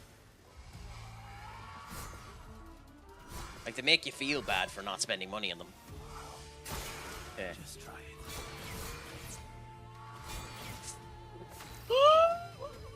The timing of that.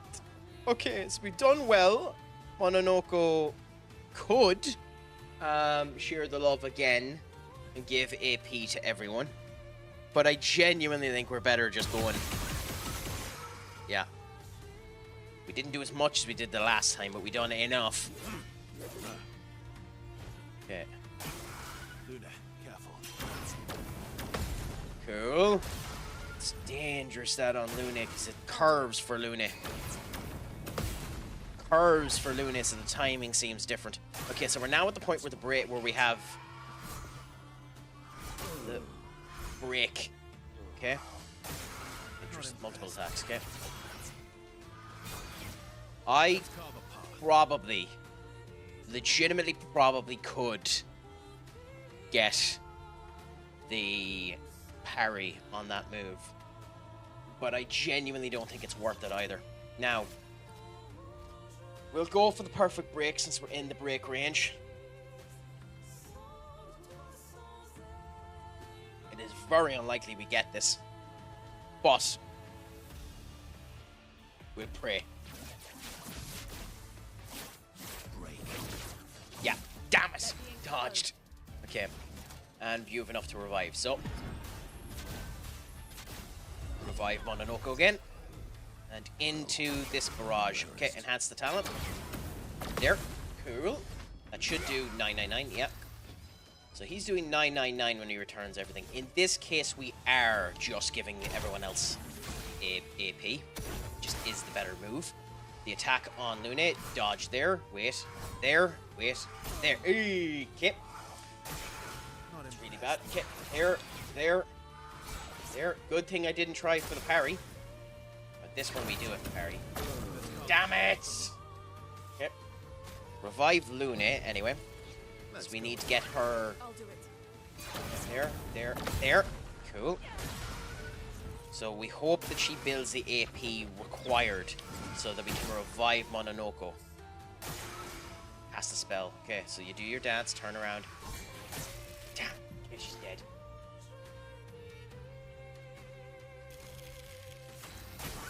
Oh well.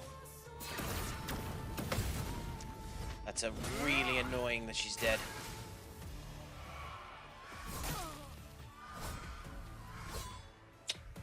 Okay.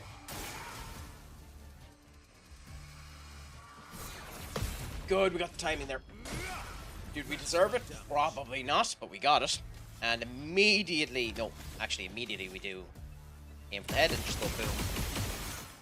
Cool, so we're in S, so we should be doing a lot more damage, which is really nice, but we also immediately try and revive Luna. Now we have to survive 4 of these.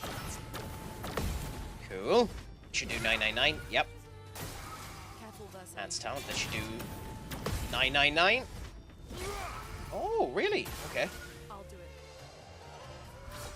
Dodge. Dodge.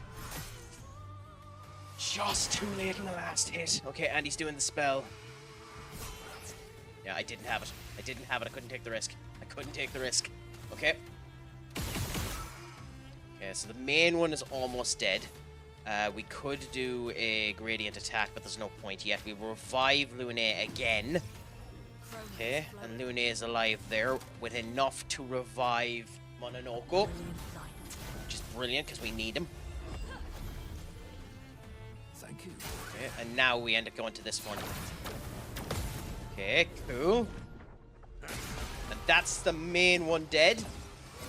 So now to kill the side ones, which shouldn't be, hopefully, as bad if I was paying attention. Crap. Lovely feet. Okay. Still bloody bad, I'll tell you. Okay, Verso. I think we wait. This is probably. I don't know if you can miss a gradient attack, but we're not going to take the risk yet. Okay, cool. Now, swipe the ground so we get an auto win there on that one. Ready to evade. Strong cast spell. Okay. There, cool. We got the timing. Brilliant. Now, we have a break on you. Healing does nothing for us.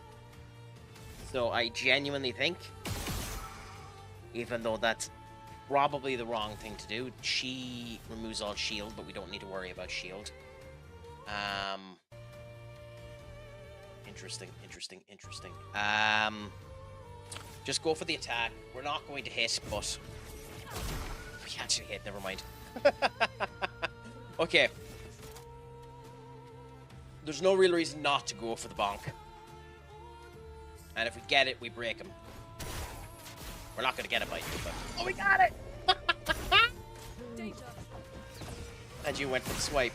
Beautiful. That means we do more damage to him. Okay. Yeah, I might have missed one or two of them because that done nothing. That's infuriating. That done nothing.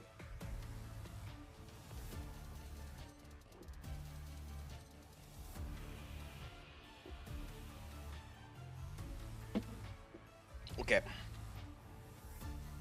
So Verso is currently S ranked.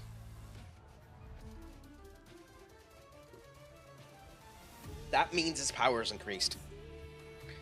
If they can dodge gradient attacks, they're going to dodge them anyway. Considering everyone's gradient attack seems to be... everyone's attack seems to be physical. Which is odd, because some of these moves don't even use a weapon physically, like Luna's. But as a result of that, I think we can go Sabotage. Well, we can go Sabotage, or we wait and we use Striker, which is high physical damage and can do break if we build the second gradient. Now, we're only 3/4 of the way there. I actually think we just do this. Yep. Missed it. We hit one of them, so you can dodge it. Okay, so that's nice to know they can dodge a gradient attack. Well, actually, nice isn't the word I'd use, but at least we know it. Nice definitely isn't the word I'd use, but at least we know it. Yeah. Cool. Okay. Mononoko now. Well, let's see what his moves are first. Yeah, all we really have is the bonk. We could try the bonk on you. Oh, is it worth trying the bonk on you? It stuns you. Screw it, let's try the bonk on you. figured it'd miss. Still swipes the ground. Cool. So that means you're immediately losing your mark. Nice. And the other one is launching multiple attacks. Dodge, dodge, dodge. Okay. We wouldn't have had the timing right for a parry on that, so that dodging was the right thing to do. And now we go and boom, boom, boom, boom. Okay. The damage difference is insane, Ben, than that. I think you mean speaking of, Duck, other than speaking off. But if you're speaking off, screw you, I'm a sound person. I don't deserve to be speaked off to. But what, speaking of, it is a team in my league called Bonk. Like, are they called Bonk, or are they just Bonk? In terms of their name, my friend. Or is that me being ultra specific and annoyingly obtuse? Anyway, Mononoke now. We could try the bonk again.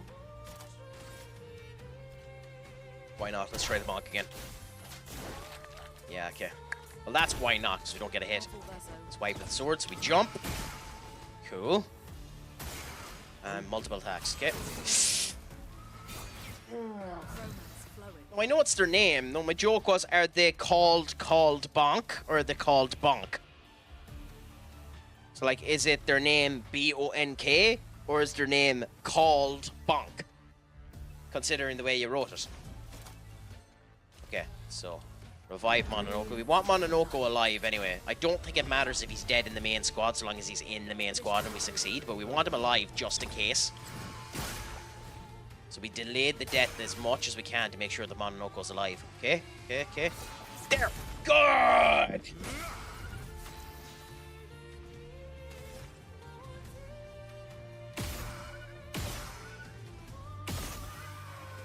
It's dead? It's dead. Okay, and there was one.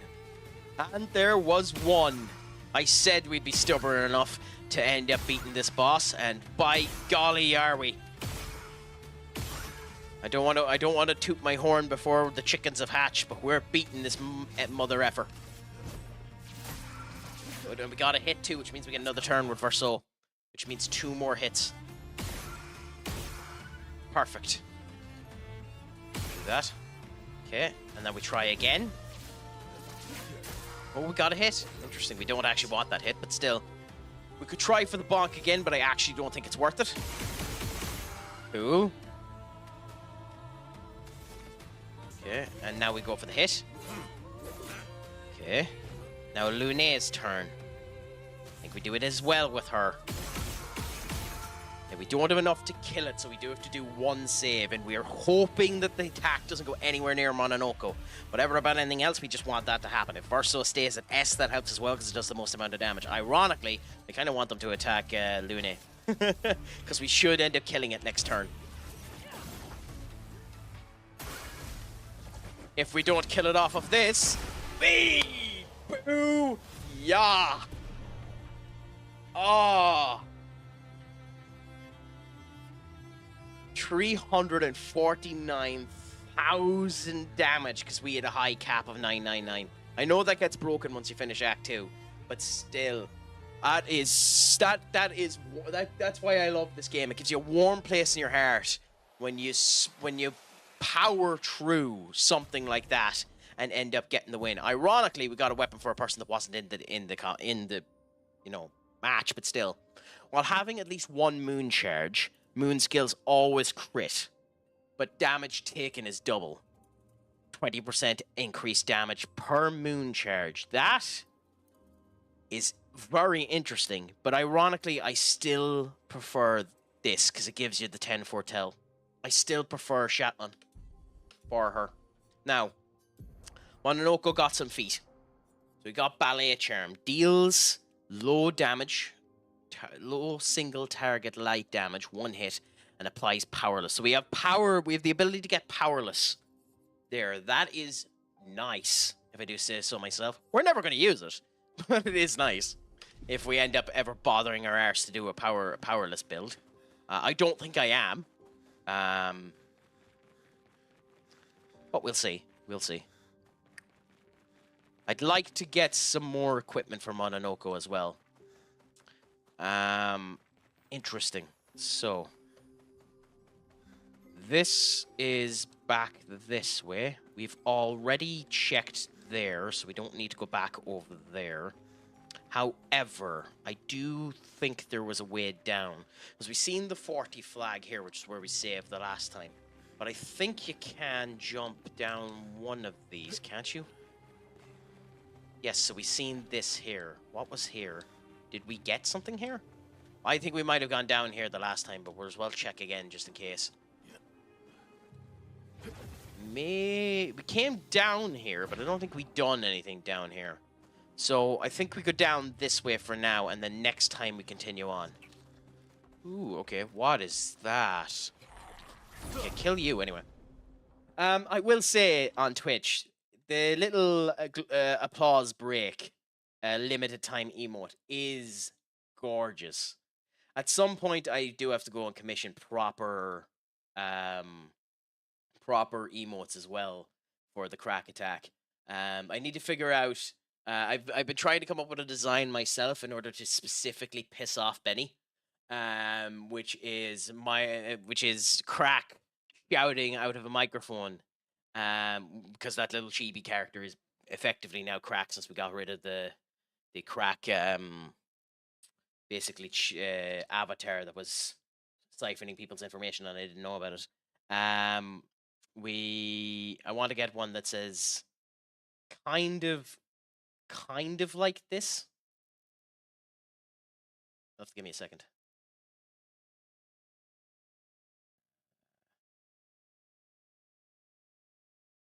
Kind of like this, but I need to do more editing to it. So this add image, that, then this, then this.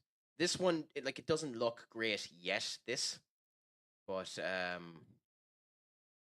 we'll see whether or not this would end up looking good eventually. So, nope, not, no, come back, no, damn it. Okay, this one here. So this, for those of you that are looking, trying to see about that. So this here, get something like that put in there just for the crack and see how Benny ends up reacting to it. But I'm not sure how that one seems. I'm not sure if that one's good enough, but it might be an option to end up continuing out for now. I was working on it there in the background, seeing if I could get that to be good enough. Sizing and the whole lot doesn't work for Twitch at the moment, but just could be a bit of fun. What do you think of it, Duck? Is it too much, or is it a nice thing to put into one of the slots? Elements converge. Oh, that's unfortunate. We almost had enough to end up doing that, so perfect strike now. I do have to figure out a right build for Verso. Verso is ultra powerful, especially if you can get his gun to work properly. Ooh, okay. That implemented rush. Interesting. Okay. No, back, and we don't have enough. Of course we don't. Attack you. The chef's kiss. Yes, yes. Yeah, so I might end up adding that in at one point in time as one of the emotes, if I can get the sizing figured out. If it just takes a wee bit of effort. It shouldn't be that big of a pain in the arse to figure that out. But you know yourself, it's just trying to size it and make it look grand within the parameters that Twitch is looking for can be awkward every now and again. Okay, so we will do the energy here, even though the actual best thing is to kill the secondary enemy. But we'll do it anyway with this counter. Elements dance. And then we will revive Verso. Brilliant light. Like so. And that actually gives us our full trifecta of stains. So we dodged. Oh. Interesting. Huh. Very interesting. Very, very interesting, that.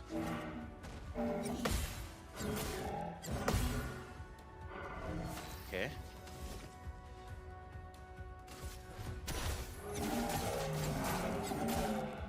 Very interesting, that. I wasn't expecting that at all.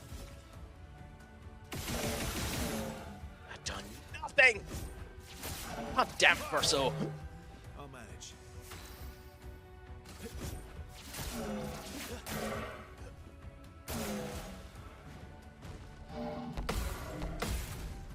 Good, we got our counter. I mean, Luna Ooh! Oh, we already had that weapon. We're just leveling it up. 8 to 14. So sometimes it seems like there's actually no point in spending your chroma on upgrading the weapons, especially if the... What is this? Genuinely, what the hell is this? Like, the glow coming off of it is divine. Lady of Sap. This looks like something out of Dark Souls. Boy mentioned. We met the boy. He asked us to talk to you. I don't even know what boy. Oh, yeah, I do. Why your paintings are taking us all. I do it for him. I do it for us. To respect what he created. What we created. What does that mean? It's gone silent again. We should report back to the boy. Wherever the bloody hell the boy was. Which boy was it? Okay, so this is an entranceway into the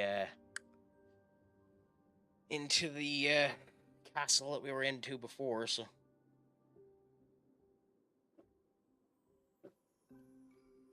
I think there was a boy we found earlier on in this that we talked to. Near one of the gates. So we can go and talk to them. Let's see how that goes.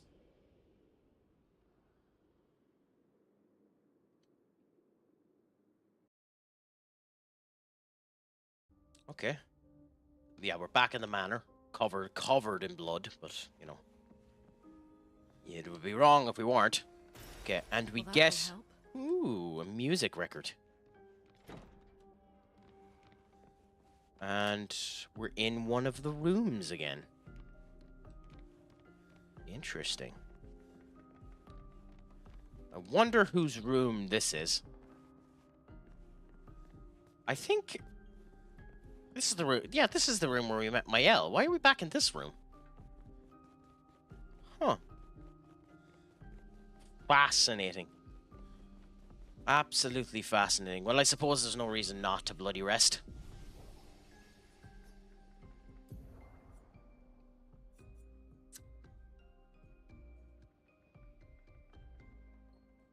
Okay.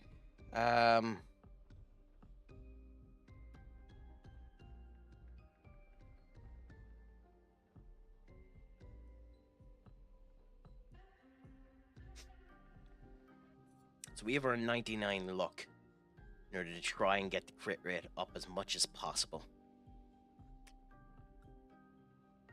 I think the next thing for her, literally because of the way we use her, is just crack up the defense. We use her as pretty much our main offense, but she needs to stay alive in order to do it. It takes 2 turns setup. So I think that. For CL, still don't know what the hell we're doing with her. We have her as a jack of all trades at the moment.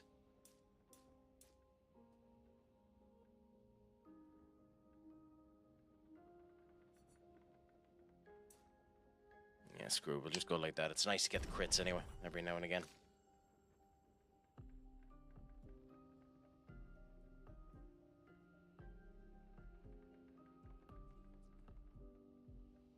Then with Verso... Yeah, with him it's just better to be fast.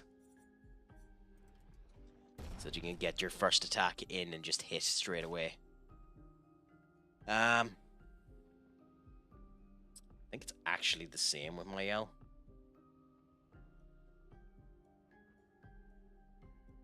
Just be fast.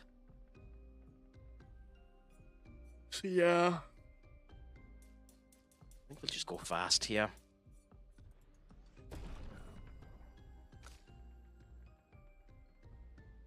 And Mononoke, funnily enough, with Mononoke, I don't know what the hell we're doing with him.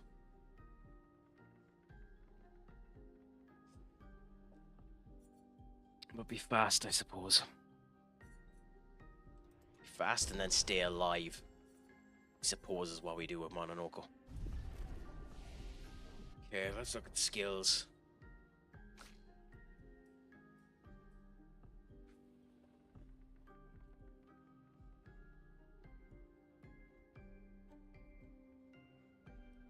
So we don't have any of our other skills unlocked there. We still have a couple of skills locked there. We have sword ballet. Here. Extreme weapon 5 damage, critical hit does extra damage, uses the weapon's element. We have Fencer's Fury. Which I don't think we're ever going to use.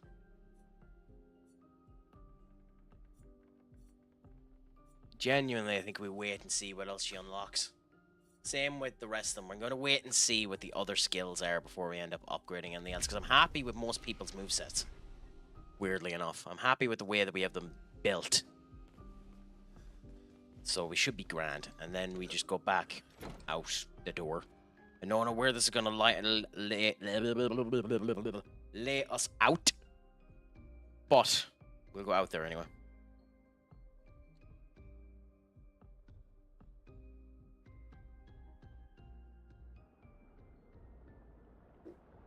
The Irish weather is an absolute phenomenon. By the way, if you know enough Irish people, eventually, even when you don't ask to in every single conversation, the weather will end up coming up. I'll admit that. But Irish weather is the weirdest thing in the world. It has literally just spiked in terms of heat in here. This room has almost become a goddamn sauna. And it's not because of the red lighting appeared here from the fallen leaves that we've come out of.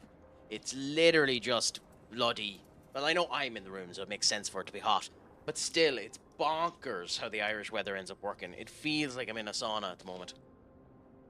I'm sorry to hear that, Duck. What happened to it? Is it just general wear and tear that's affecting your back?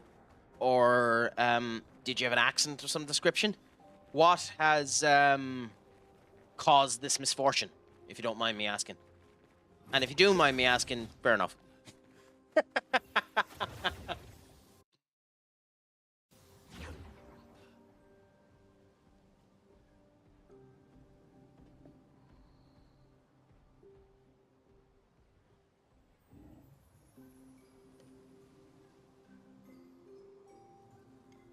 complain about it being hot, and you decide to put a fucking hat on me.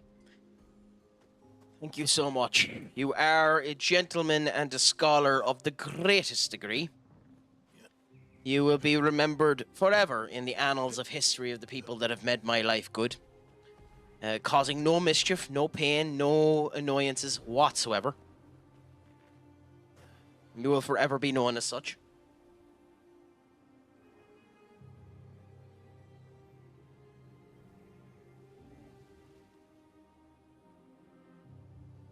I hope you at least enjoy the look of the hat. Okay. So I think we're... Yeah, because that's the boss we just done. Okay. Cool. So run by them, because screw that. Oh, wait. This might literally just be all that's here.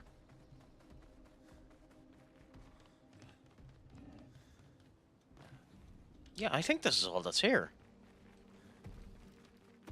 Yeah, because the boss was there and we bet the boss. That brought us back up there after coming down there. Yeah, this is all this area was. Interesting. I mean, whatever you're into. We don't kink shame here, Duck. You know yourself. Tudges, my lad. What's a crack-a-lackin'? It has been. It has been a bit of time, my friend. What's a crack-a-lackin' with you? Is it all going good? Is it all going grand? Is it all going saucy, my friend? For this type of stuff, I need to get a wireless headset. But for now, this seems to work. Actually.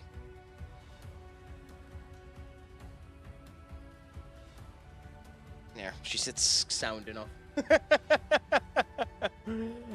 It's nice to hear that the crack has been 90, my friend. Have you been getting up to much mischief yourself now over this nice period? As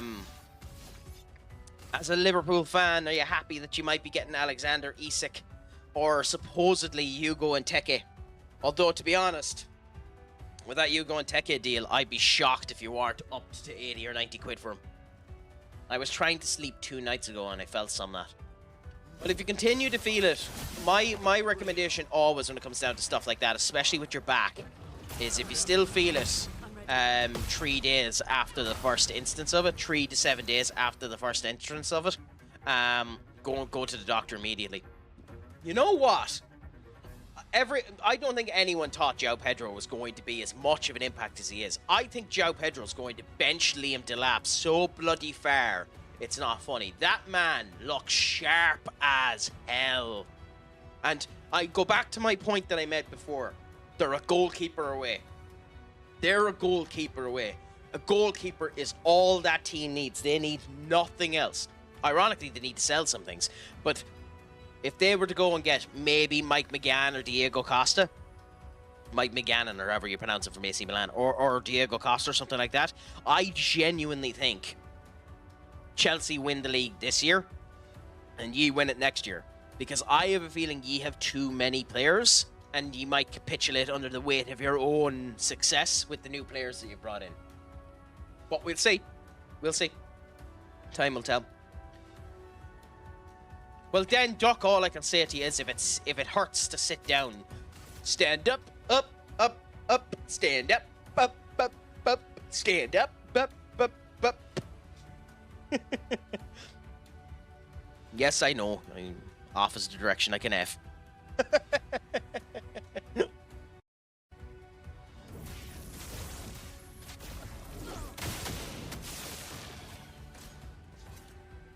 Okay, where's the timing on this? Now. Nope. Wasn't there.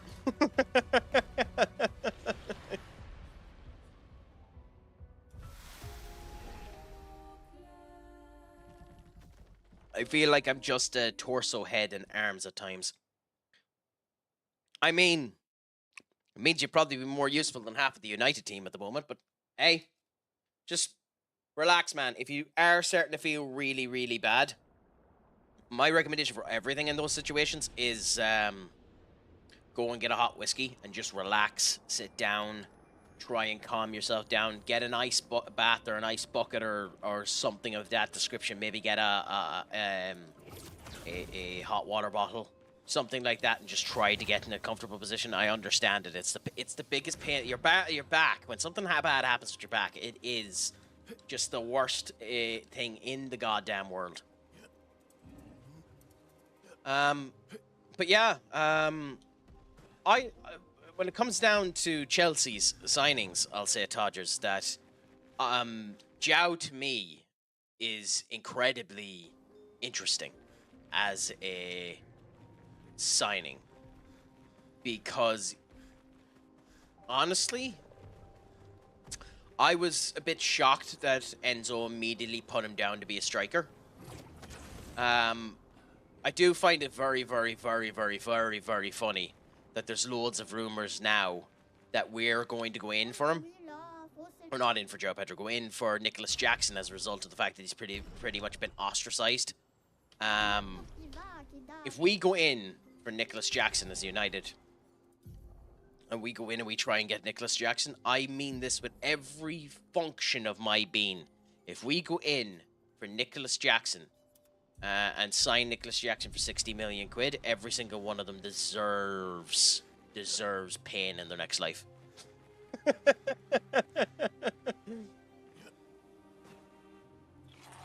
Where is this boy? We met him somewhere. Move!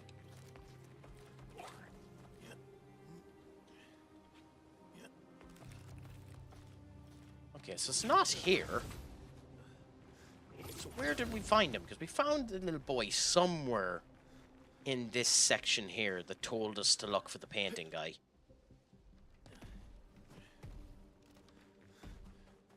Interesting. Hmm.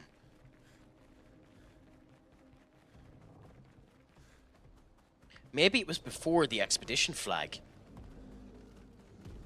No, I know where it was. It was here.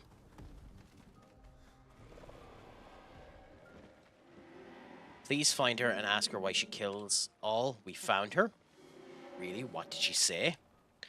She's doing this for you to respect what you created with her. But that's not what I wanted. I never... Please, maybe you can do it. Stop her paintings from erasing anymore. Be careful. That's ominous. But fine.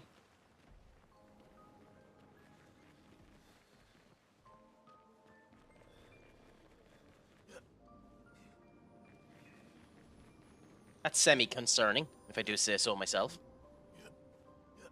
But hey, climb up here. I will say I love the world design in this particular area. I'd say he's the missing piece. He's the one natural striker you need with Fellaini elbows and all what not to love. I mean, fair enough. I still think they should have went for Osman, myself. But if he actually turns out to be the next big thing, they've done everything right. The really sad thing is, and yes, this is copium as a United fan, and everyone has every right to say this is me copium. He could just be having a preseason Perlo.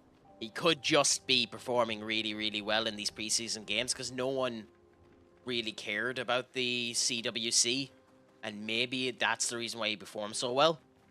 But I don't know. I think there's a legit player there, and I still think they need a goalkeeper. What is? I think he's 23, isn't he? Holy crap! Look at this beauty. I think it's 23, isn't it? Osman is 25. Christoph, Expedition 49. I think. We can hold the line for another few days, but we need to find a way out. Our water supply is running dangerously low. Focusing on strategy around healing was a smart move. But we can't take down an Everin like this with our weak firepower and our backs against the wall. 26. We can keep the fighters healed for quite some time, but not without water. Even with water, we'd eventually run out of stamina.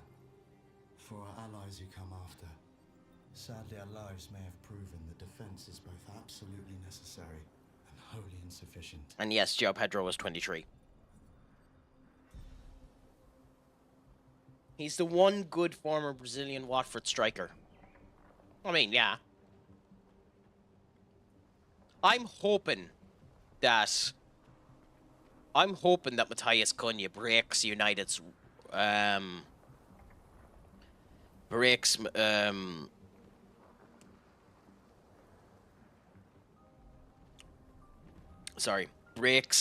United's record of signing bad Brazilians. As I don't remember the last good Brazilian we had. Yes, we have Casemiro, but he hasn't been brilliant for us. But in general, I hope he breaks the Brazilian curse.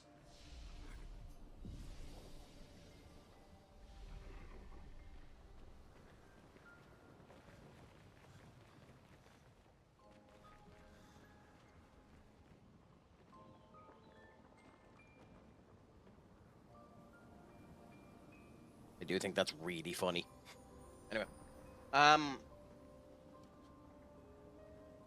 Which one? Richarlison?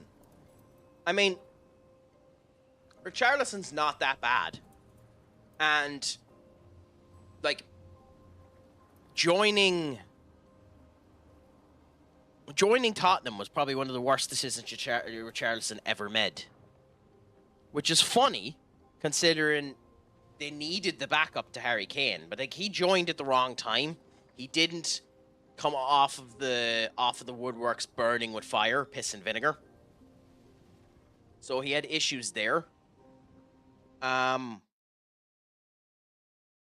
don't know. I feel a wee bit sorry for Richarlison at the end of the day. I don't think he's as bad as people put him out to be. Also, this is boss fight if I've ever seen it.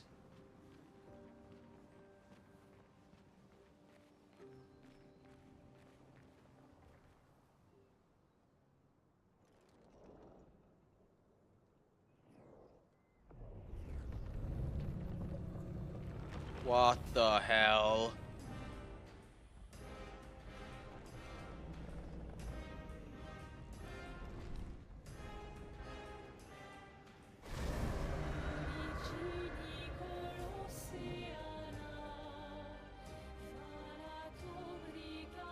Okay. So we're going up against something called the Scavenger. Interesting.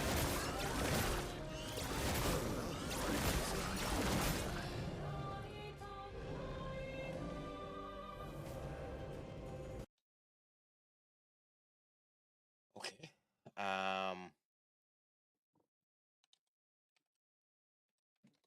That is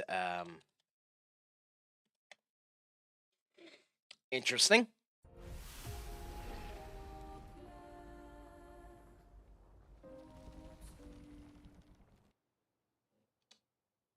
I don't know how to feel about that.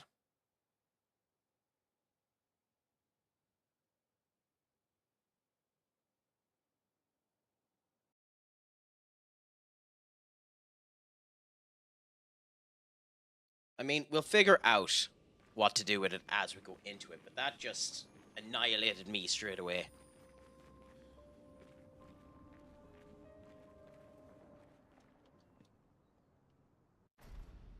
Hmm.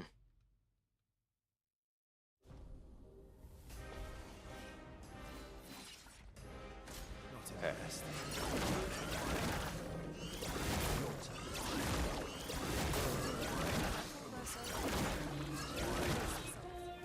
Interesting. Interesting, interesting, interesting.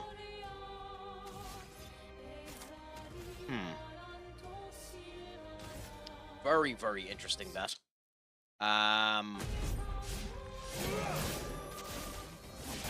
The timing on that isn't the worst in the world, but the fact that it's resistant to thunder is insanely annoying.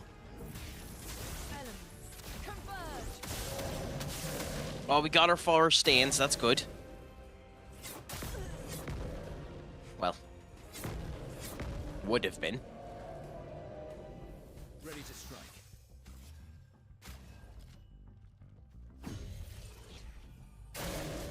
Okay, dark magic now.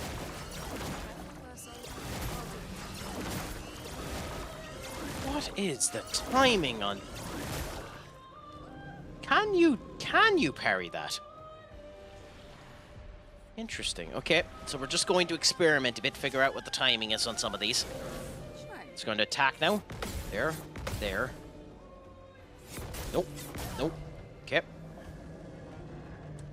No, the hats off command was purchased skull, and I just haven't bothered taking it off yet. So you can enjoy Holiday Crack for a couple of minutes. You can. So you can parry it. Interesting. Is it worth it? Probably not, because there's a lot of them to parry. But still, who was it that done it?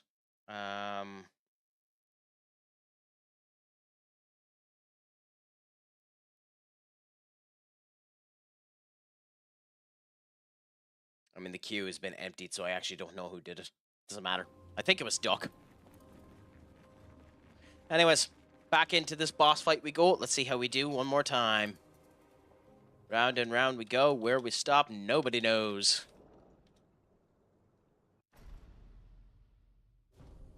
Well, thank you for that one, scene. You're Ducky Boo. I have no idea what voice is coming. We're not going to find out for this.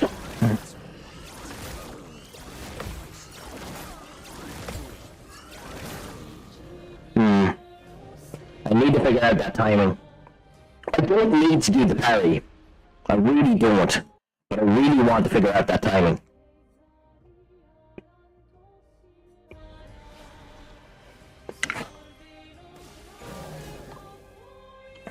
There. So we know we have down counters, anyway. Okay, so we're changing that weapon.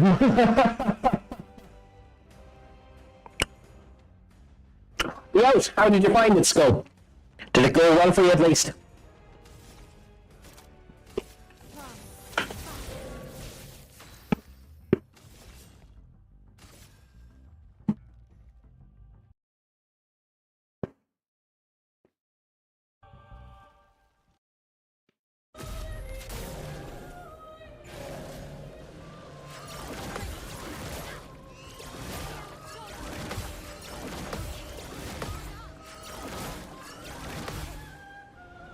because there is a color on it to counter it. So we're going to try that again and see if we can figure it out. Okay, cool. There's 999. Interesting. Okay, so we're bringing my L to this fight now. Okay. So, I do have the timing down for that attack. It isn't that bad. It's annoying that it's one-shotting me, but it isn't actually that bad.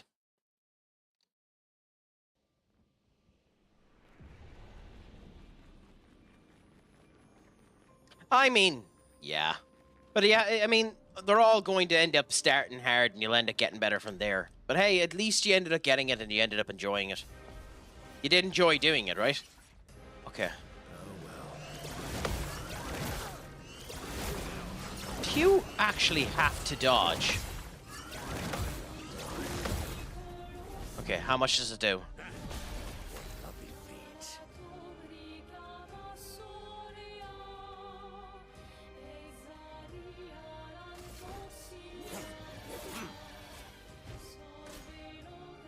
I'm gonna let him kill.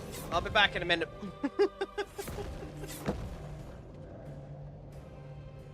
Oh, screw that.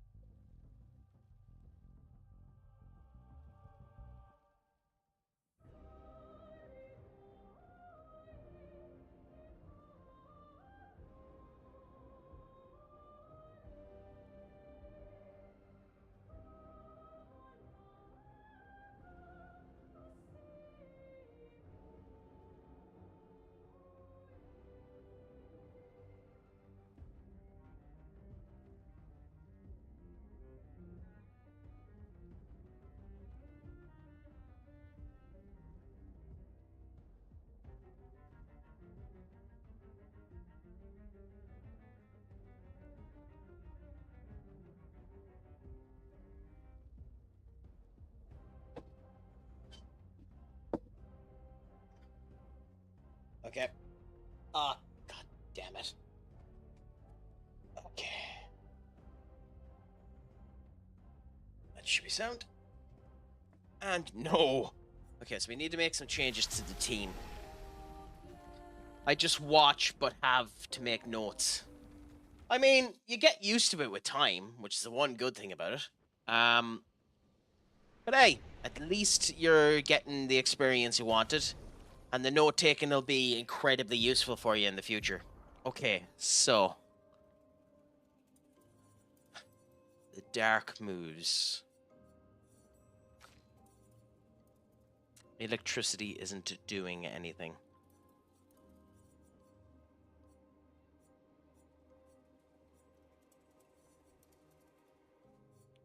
Keeping it.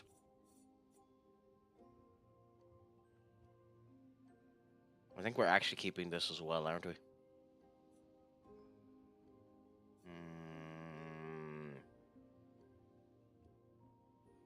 Rank can't be lower than C. What do we go for? +1 to all perfection gain, but you can't reach S.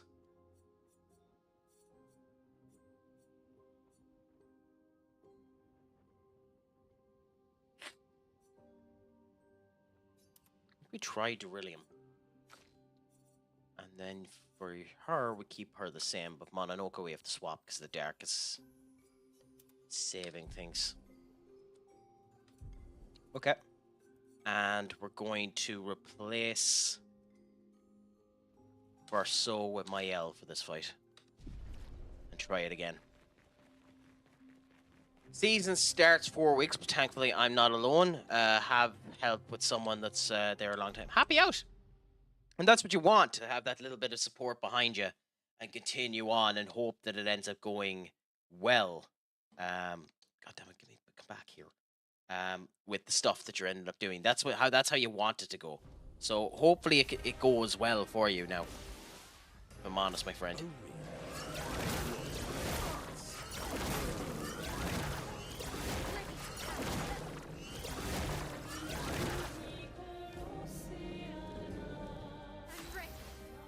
That is infuriating, but we'll do the revival tint. Okay. You don't have enough to do the rebirth, so we'll do this. We got our 4 tints. Nice. Cool. Cool. Got the dodge back. And hit there. 5,000 there. I have a year contract, and as said, this is the first 4 weeks. Help me. Oh yeah, there's teething time to get into everything anyway, so I wouldn't worry too much about that. Just enjoy what you're at for the moment, and see where it goes from there. That's literally all you should be at the moment, is trying to enjoy and learn what you're at.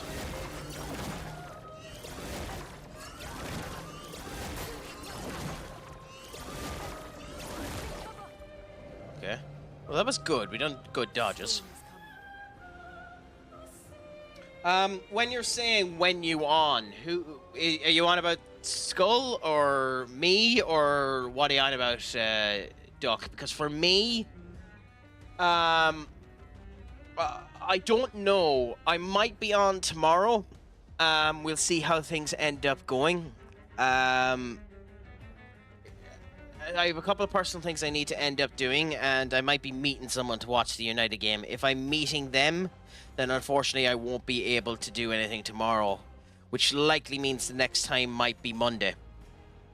But I'll be trying to go on tomorrow, but it'll probably be Monday again. As for tonight, I'm definitely going a wee bit longer, but as I said to you before, and I'll say it to you again, considering you're feeling sore, please don't feel any obligation to stay. If you want to end up heading off, please do. Your health is more important than anything else. Yes, Skull, because I currently, based on the first 2 games after the season that we ended up having on the Asian tour, Amaran lost my trust. Those 2 games were enough for me to not be an Amaran supporter. I'm not an Amaran hater. I'm not an Amaran be gone. I'm not an Amaran goodbye or an outer. But it was enough for me not to be a supporter. So I really want to see what changes he has done. I really want to see if there's any improvement within them. I want to see what Diego de Leon is like and what some of the youth can do. Ideally, what I'd love to end up happening is a couple of the youth come true this season. Like Harry Amos is supposedly going out on loan. And if he is going out on loan, that's fine. But I want to make sure that he's going on loan to somewhere where he's actually going to be good, or else we're losing another player. Oh no, I can blame Ruben Amaran for the words he said after that shambolic display. I can't blame him for the words that Omar Barada said after that shambolic display, which is the reason why I'm giving him a bit of an off. But the way he reacted to those 2 losses that loss in Asia, buckled my tits so much that I'm angry with him. I mean, I might be. Legitimately, I might be on that long, Duck. Depends on how this game ends up enthralling me a bit. So if you want to stay here and wait for Lord of the Mysteries to come out, I'm happy to stay with you.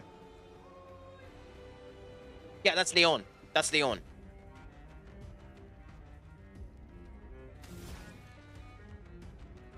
How we roll. Owen, how are you doing? It has been some time, my friend. What's a crack-a-lackin'? How is your Friday evening treating you? Are you all nice and saucy and ready for the weekend? Is it all good? Is it all grand? Is it all saucy, my friend?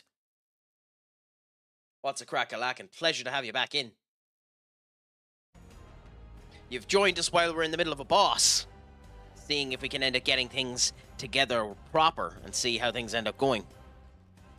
I do actually think our best bet is healing her. The dance begins. Okay. A pleasure to hear.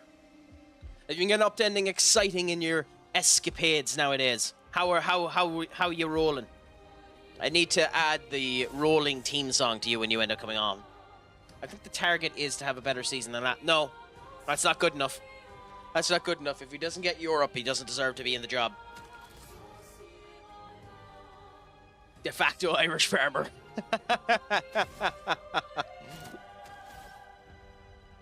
Okay.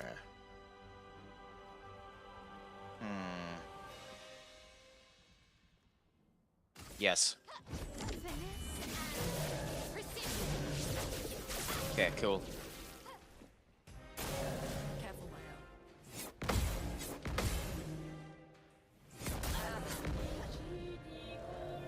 Fair enough. I'm not 100% sure why, but fair enough.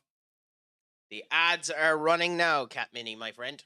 So just wait 1 second. There we go. For some reason, this isn't working, so bear with us.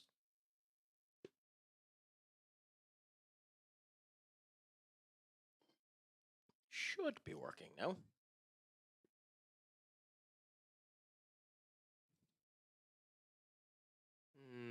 No, wrong one. There and there. Cool. That should work for you now. So they are active. I shall try, Senior Duck, to not curse. As we said, there are a number of words that don't count within that, but I'll do the best that I can. But Kat, thank you so much for allowing an advertisement to happen in the middle of a boss fight. Yeah, come to here, do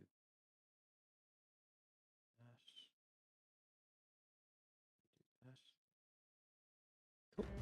Cool. Biggest bit of news for me was I saw Oasis in Manchester. Happy out. They had a surprise with them, didn't they? Was it them that No, it was Lewis Capaldi that brought on Westlife. Yeah, how did you find that event, Owen? Did you enjoy the Oasis in Manchester? I couldn't begin to tell you, Skull. His face is all over it. I would assume since he's after returning back there the other day on Raw, he'll probably do something. But I couldn't begin to tell you what. Maybe him versus Braun Breaker. It was indeed. They brought out Pep. He sang. Fair enough. Yeah, it was class. I used to live there, so it was good to be back. I'd say so. Did Noel and Liam come out in the retrospective Manchester jerseys? Because I think it's Noel supports United and Liam supports City, or is it vice versa? I know one or the other does. The summer fruit drink. If so, they're not special. Are everywhere these days. I'm lost. I'm lost, Duck, on what that means. So why is that not working?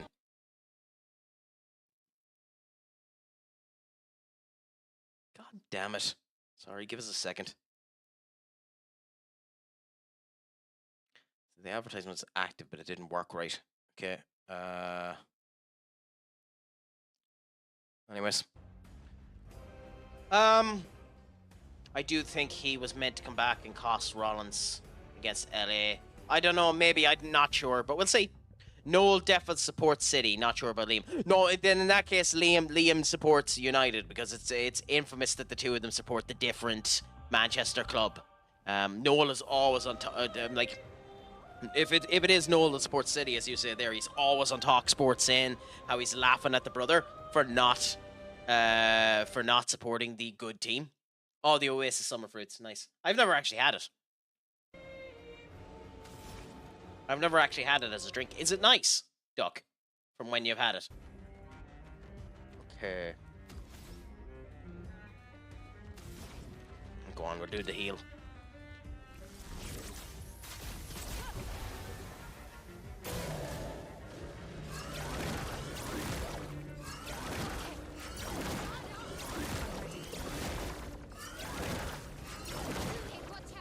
Okay.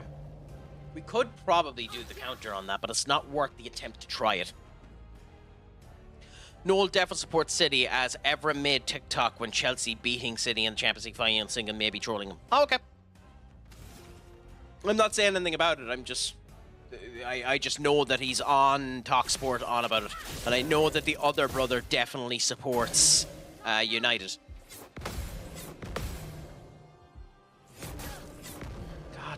Damn it, Craic. I should not be doing this bad on this fight. I won't wait. Ready to evade.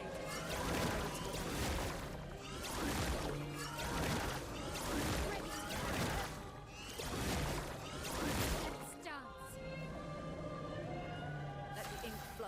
Okay, well, we're reviving Mononoko now anyway. Brilliant light. Cool. Okay. I think the best thing to do is give everyone... Even though Mael has AP, I think that was the best thing to do.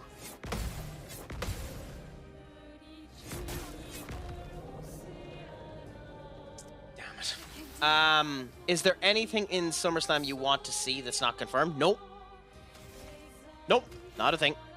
I'm not interested. I'm not actually that interested in SummerSlam, to be honest. I think the thing I'm most interested in, funnily enough, and most people will laugh at me for being interested in it, is I'm interested in Jelly Roll's match. Because I think Jelly Roll will actually be good in a WWE ring, if I'm honest. But we'll see what ends up happening. We'll see. I am, like saying it, I'm an awful hater. I kind of want Naomi not to retain, even though she's definitely going to retain. Mainly because I just don't want Naomi to be the champion in Clash of Paris. But that's just because I'm not a fan of her wrestling.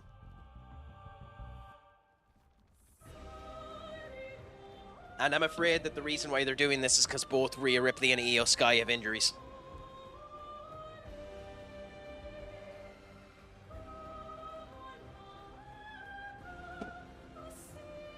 Anyway, we'll see. What about yourself? Is there anything you're interested in? Okay, they've done okay damage.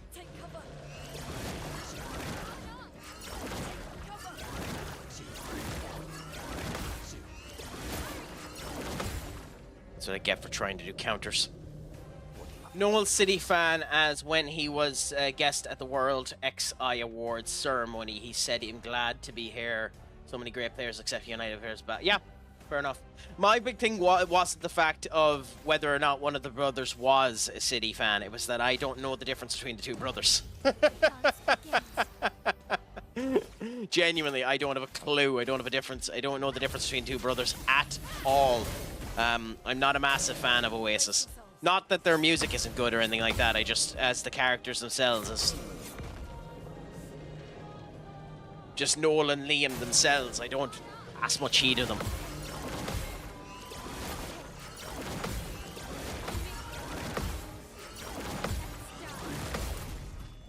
What's their...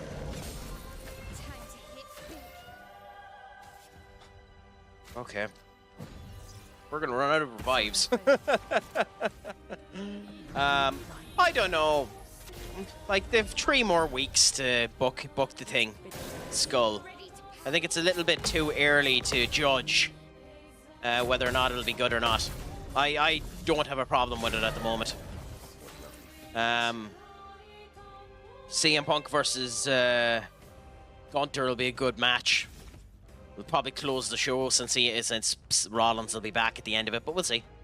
Other has long hair. I don't know enough about them to form an opinion. The only thing I know about Noel is just ridiculously dry about, in terms of just being a United fan, he's ridiculously dry about how good City is doing, and it was on about the fact that even if they did end up doing the financial fair play shite,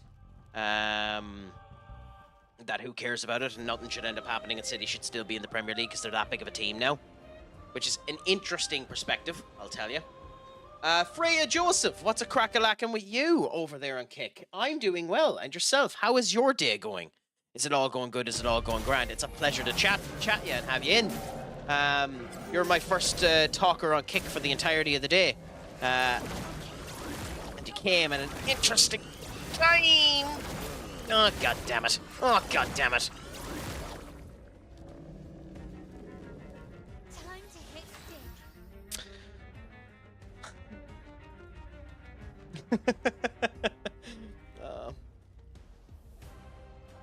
I think I might have lost them.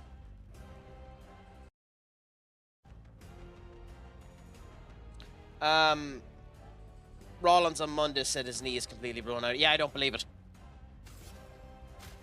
That one I genuinely don't believe. Suppose, like, there's loads of rumors behind it. Some people are saying it's not near as bad as people are projecting it to be. I don't care either way. If they have a different plan, they have a different plan. We'll figure it out.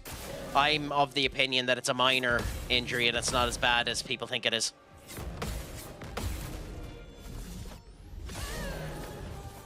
God damn it. Okay, so we've gotten to a second phase. We've used most of our support items, and we're only into the second phase, so this is a really bad display by me.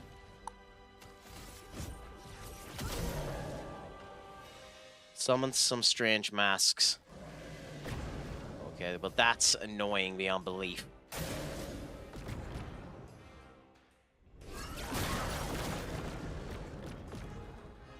What?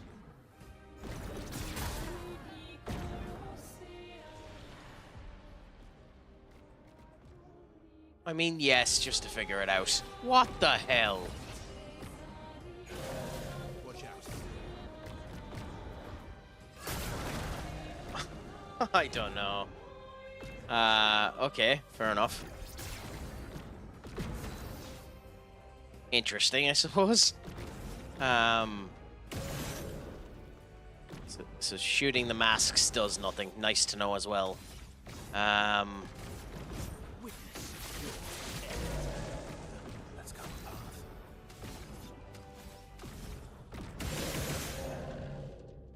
That does no damage either.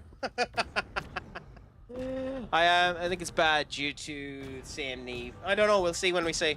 Yeah, I'm going to Paris. I have tickets for Clash in Paris and the Raw the next night. So I'll be going to both of those shows. I'm looking forward to them now, to be honest. Should be a bit of crack.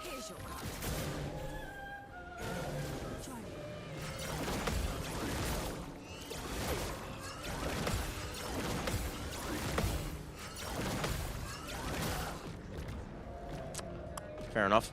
Take your shot. What makes them great, Duck?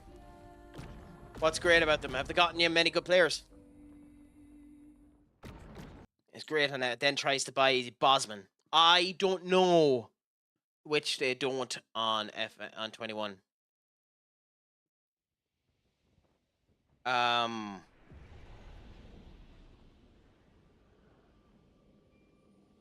must admit I missed a step there. I'm not 100% sure what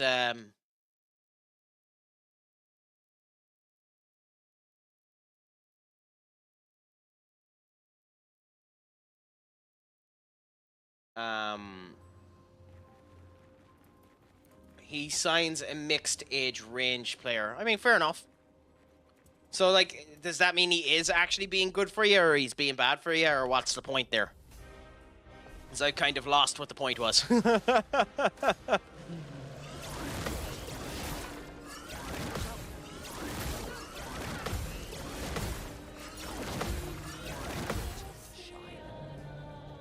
Really, you pretty much have to dodge all of them?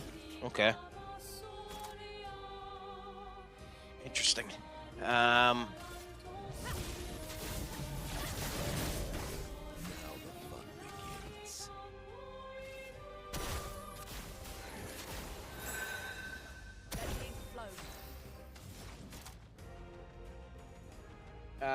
If there's one match you could have, AJ versus Cena. Problem is, can't convince the kiddos to come to my team. Probably needs to be more extravagant sweets. I don't like the phrasing of that, but I do understand what you mean, Duck. The phrasing of that is, if I had the Rock meme of the eyebrow, it would currently be done. I suppose I could do this as opposed to it.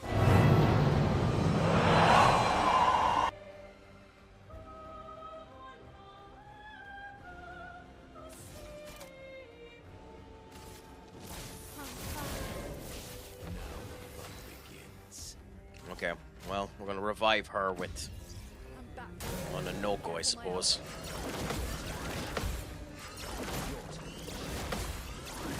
Waste of time, genuinely. What a goddamn waste of time.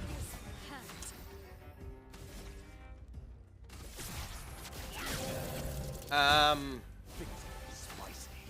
think you agree with me too that that is a bit suspect the way that you stated that.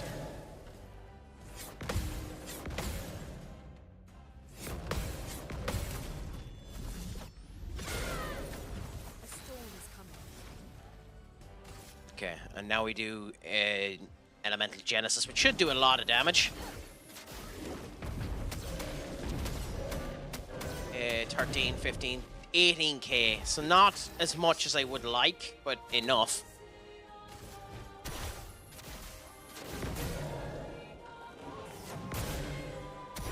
Now defenseless is active, okay.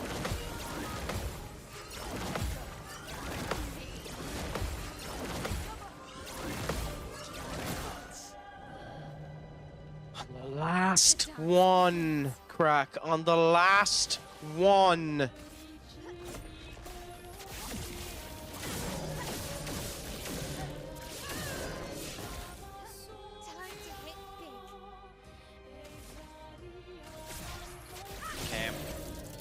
Like, we're doing okay damage to it in the whole lot, so I can't complain too much, but it's just annoying. And it's always to Luna, too, which is, well, even more annoying since she's our healer. Well, our reviver, more than healer, if we're frank. It depends on what they plan on doing with him. I still think Logan Paul is a future world champion, so I wouldn't pin him. I'm honest. But, so, are you being legitimate in your save now in FM21? Is it a situation that because of where you are, you're having a problem getting young talent into the door? Or was that just you joking?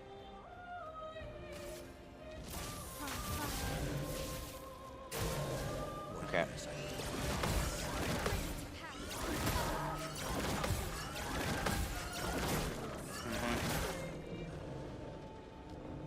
Yeah, I deserve that. I deserve that.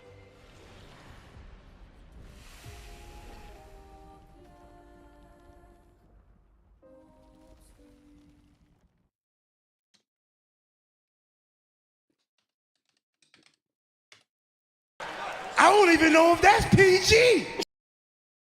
Mossman, my friend, thank you so much for the raid. You are a gentleman and a scholar. How did the stream end up going? Please let me know. I will at some point end up putting a proper rating notification up for everyone so that it can end up seeing things to be better. But how are things with yourself, my friend? How did the stream end up going? What did you end up getting up to? What was the crack? Was it all 90? Was it all good? I suppose you were doing FM today, was it?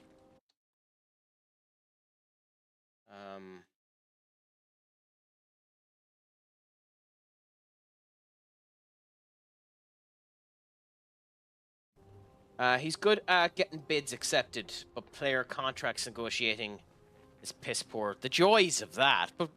And I'm guessing you're doing a 100% director of football save, so you can't interject at any point and actually do the contracts for the players that he ends up trying to sign. We change the contracts so they actually end up working for you.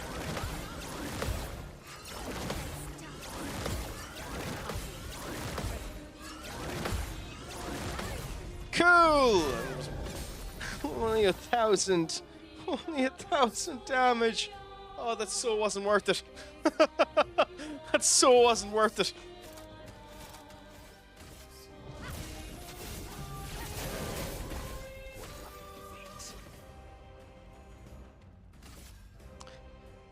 Was pretty good. Yeah, it was FM. Had to sell one of my best CBs to Madrid. We got a cool 140 million. Not too bad. Well, actually, yes, bad enough. Have you anyone in the Wingworth ready to replace them, or do you have to go fishing now on the market to find a proper replacement for them? Because I thankfully, well, I had it happen to me when I was with Crystal Palace, but that's because I got relegated and they had release clauses because Palace are dipshits before I ended up getting there. So I had it happen to me there, but I haven't actually had it properly happen to me where one of my key players was just gone from me. So far, It's been a good stream. I've been playing Clair Obscur Expedition 33. I've been in this one area for most of it. Currently going into a boss fight that I'm meant to be able to do. But I will say, I feel underpowered for it. Yet, thy stubbornness shall persist, and I shall continue until she's beaten. How many seasons are you into it? I kind of had a plan. Had a DM. It's amazing at CBs, so just moved him there. Spent 137 million on a replacement for DM. Nice! I mean, that's probably one of the better options, I suppose. And you could swap them in between it. Have you been enjoying Peak? I haven't bought it yet, so I haven't a clue. Annoyingly so, that I've lost one game every season, apart from the last 2 in the others. Well, that's annoying. But hey, just continue at what you're at and try. You'll eventually get your perfect season, Duck. Like 12, I think. Happy out. You're further in your league than I am in mine. I'm in the season I'm doing. I'm in season 10 or 11. Not 100% sure which one, but we're close to it. And which team are you currently with? If you don't mind me asking. And is FM all you end up doing, or do you do any other streams as well?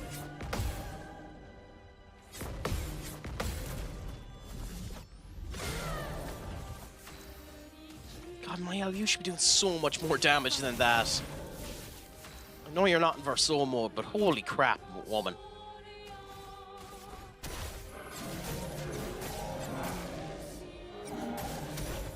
Okay. Okay. Will Elemental Journey or Elemental Genesis do much more with the Marcon? We're about to find out.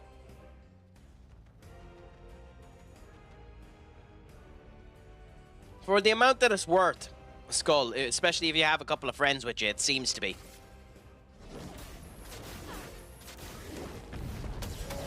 Ooh. Okay, so only the first hit got hit with the only the first hit got hit with the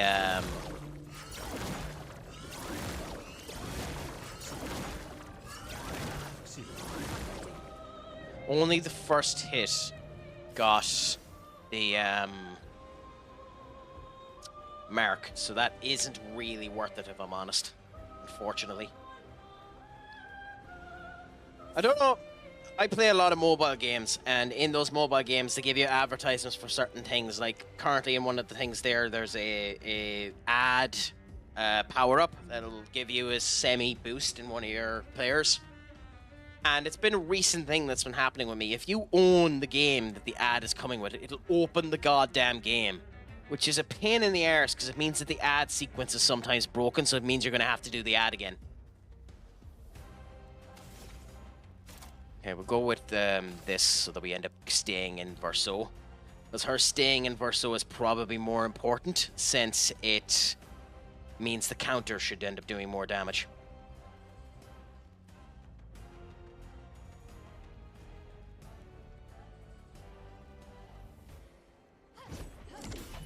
Yeah, so let's do this.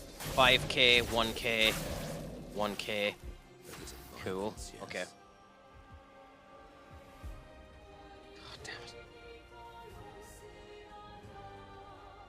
Damn it, crack. Sorry, bear with me 1 second.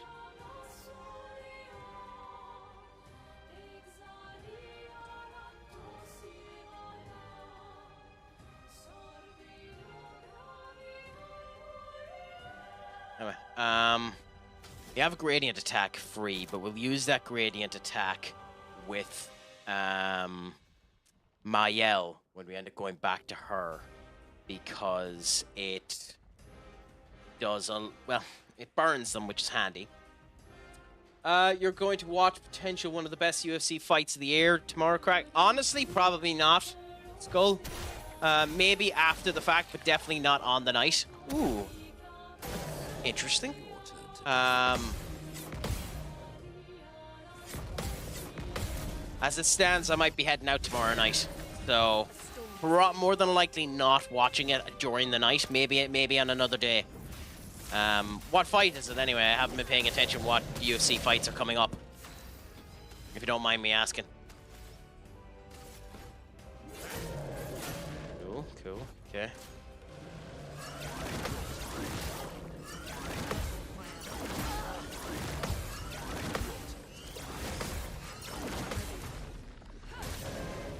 Holloway versus Dustin Peoria. Yeah, you're right. That should be a good match if Dustin doesn't end up being a dirty fucker like he sometimes does in some of his matches. But it should be a good fight all the same.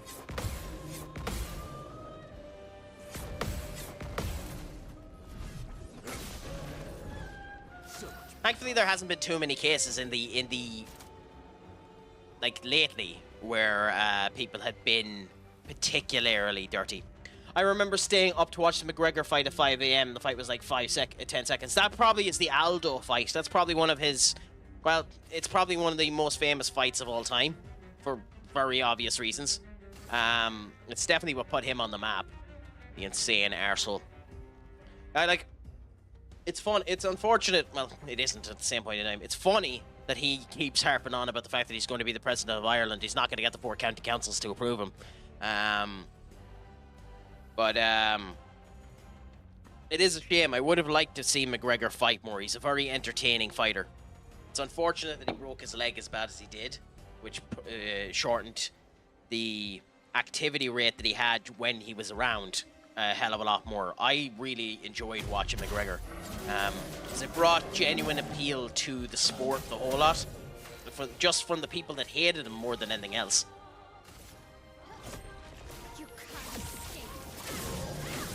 Cool.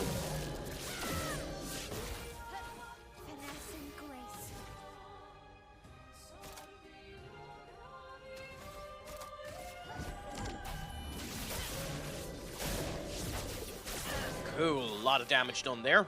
Nice. And he's gone into the second phase again.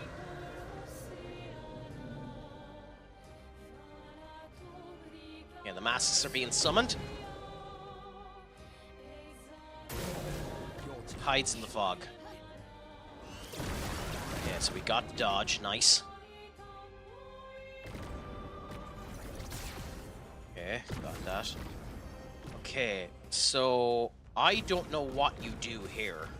Because you can only attack the scavenger, but the scavenger isn't there.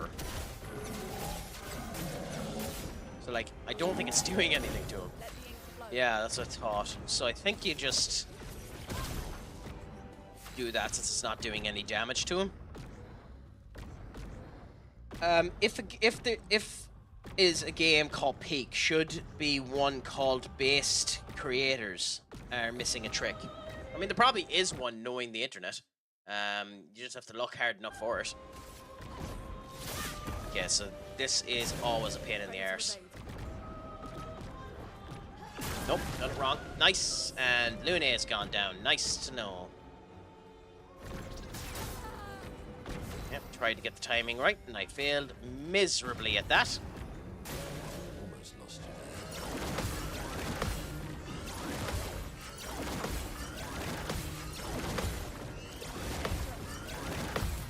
there. Oh, nice, we got the counters. Your turn to shine. Nope, I guess she did. Shouldn't have tried. I mean, you can tell me if you want to, Skull. I'm not really a bettor. I've had bonkersly bad luck when trying to do bets. So it's not something I tend to end up doing, but you can tell me if you want to. Okay, so. Cool, got all the hits off. And boom. Yeah, the mask fires, and the timing on that. I need to figure out that timing. Such an obnoxious timing. Nope, dead. Yep. Shit.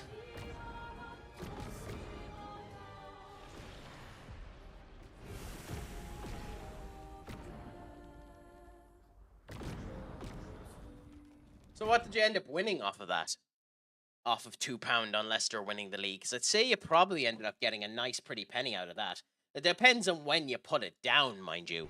I know you could still make a nice bit of money if you put it down in January of that point in time. Even then, the money was still grand for it. Not near as good, mind you. Like someone think it was Drake put put down 10k on it.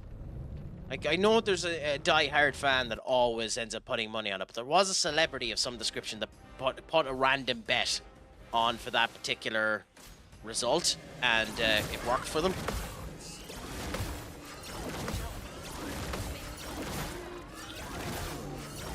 Fuck's sake, my yell. Well, I know it happened to a die-hard fan, but I think there's a celebrity that did it as well.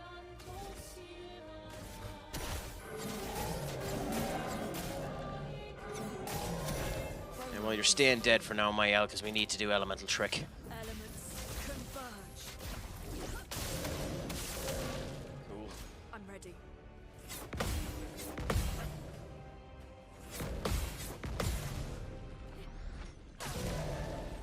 Sweet taste of battle.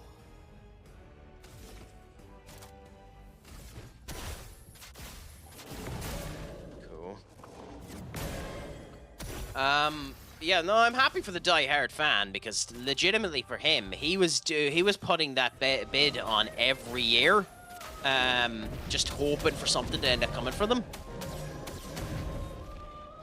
Alright, now if you had a time machine, you would have bought some stock in Apple when it was really, really cheap, or you would have put money into cryptocurrency when it was down at £1. Like, there's a lot of crap you'd end up doing if you had a time machine.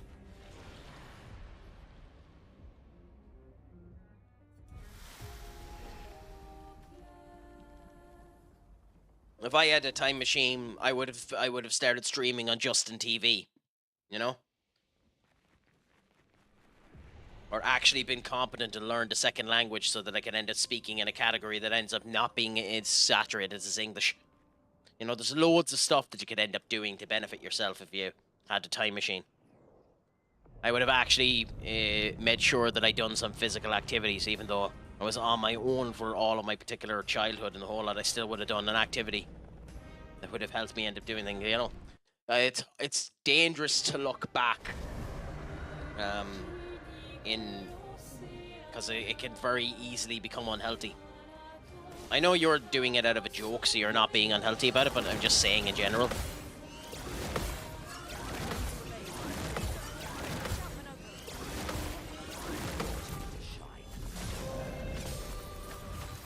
Okay, so I've done 1,000. Oh, maybe I could learn it now, but I'm atrocious at languages. At the moment, anytime I try, I fail miserably. Like, I've always been atrocious at languages. When I was young, I hated it with a passion. I was never any good at picking it up. Maybe that'll change. I personally don't actually foresee it, but maybe that'll change. Foolish move.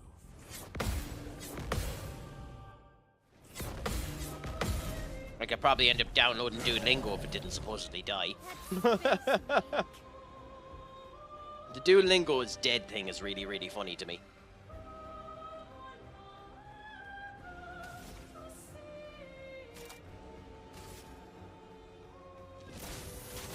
Okay. Sweet.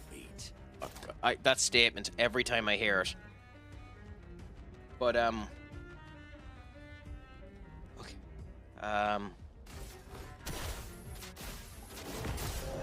We can do that. Put defenseless on it.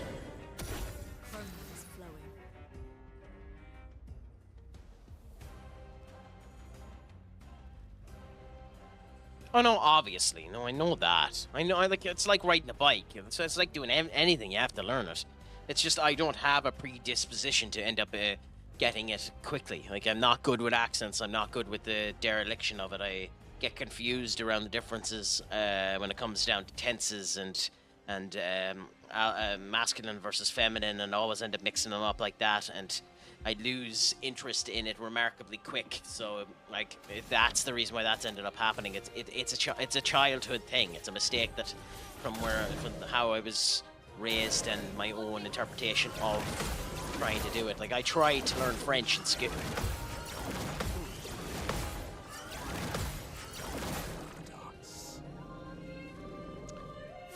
That one actually bothers me. That one actually annoyed me.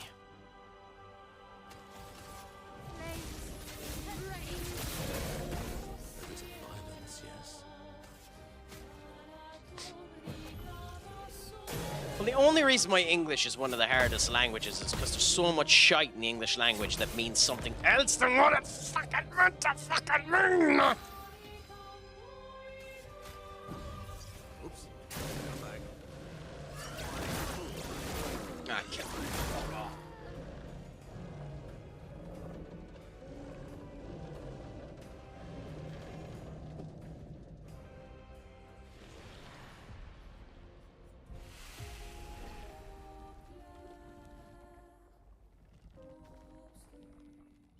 Yeah, I ended up going into a Mr. Bean sketch there. Apologies.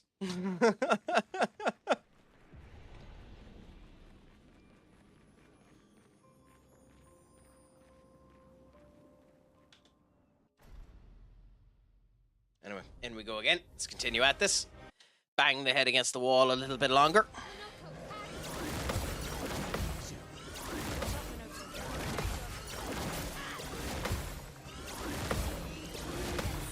Of course, because I finished with my L and she ended up getting hit. It didn't fucking counter. Oh, game.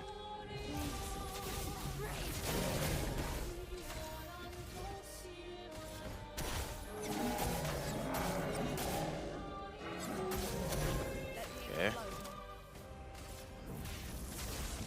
I think one of the things that's probably the best to do here is just crack on as much fire damage as possible.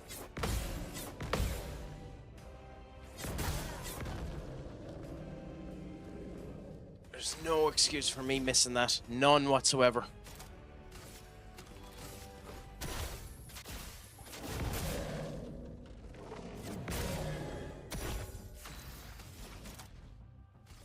That's annoying because I really want to be using the elemental genesis, but still. Go on. Here.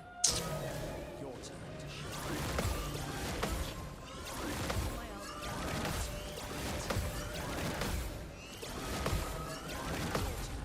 Cool. Still only 3,500, but it's still something. We can do this, which will lower the fire efficiency on it. Cool, so now it's no longer resistance to fire. Now we'll go and we'll do the mark again. Only one of these hits will do a good bit of damage. It likes you.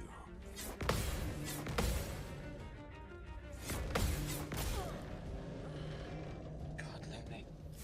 What lovely feet. Why is it on now? I thought SmackDown was back to its normal time at 1 o'clock.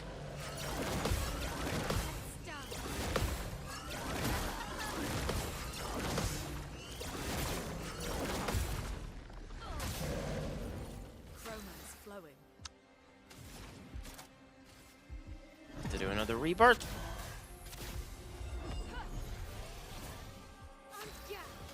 Oh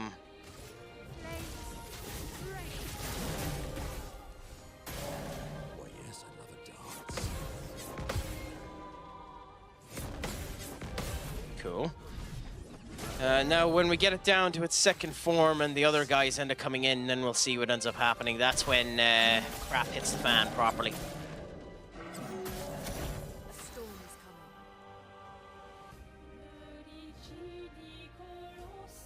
coming. Oh, okay, no bother. If are you heading off now, Skull, or are you heading off in a bit? Because if you're heading off now, please enjoy your night's sleep. Have a great... Not bad damage there. Would have been nice if the fire was done first. 26,000 damage.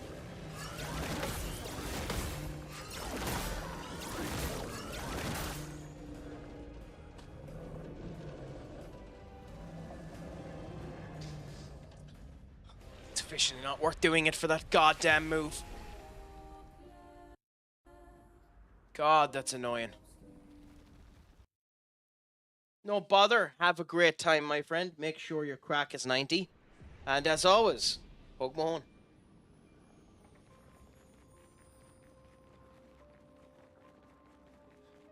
In we go again. Bang the head against the wall. Why not? And the same to yourself, Senior Duck. Poke my horn. Have a great whole night's sleep. Hopefully, hopefully your back ends up feeling better.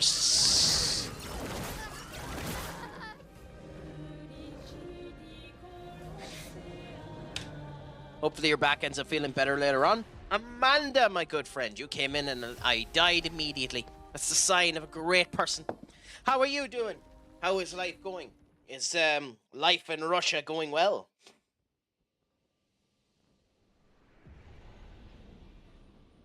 Oh, have a fabulous time, my friend Duck.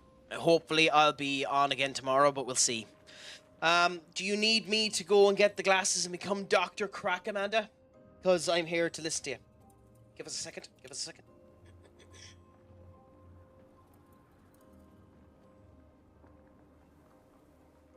How can Dr. Crack help you today?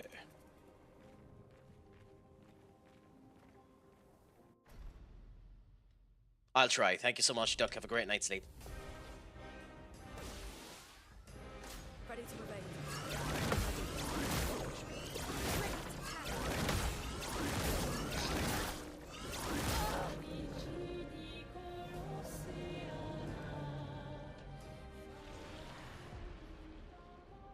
I have just become incompetent. Genuinely incompetent. It's fascinating. Okay. So it doesn't look like Mononoke gets anything off of it. I'm going to do this one last time with this team. If it's true that Mononoke doesn't get anything off of this, I'm replacing Mononoke. But yeah, no, Amanda, I'm sorry to hear that today appears to have been a disastrous day for you.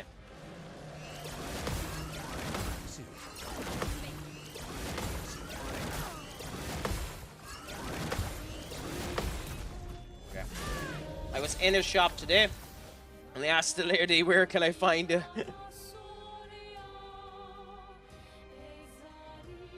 Yep. Yep. I can understand why that, I can understand why that might cause a wee bit of discontentment for the day.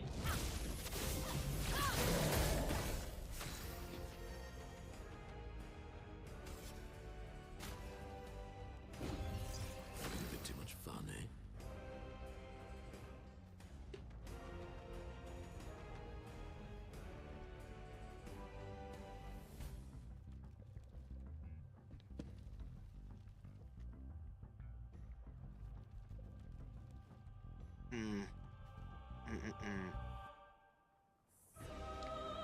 So all the United players were doing autograph signings in Stockholm.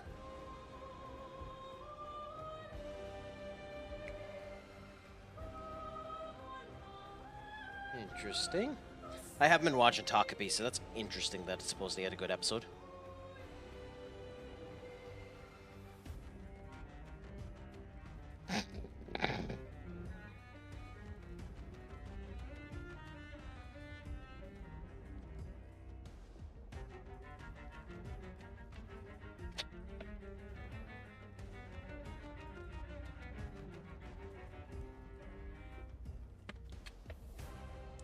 I'm genuinely kind of surprised that no one has gone in to Benfica for Richard Rios.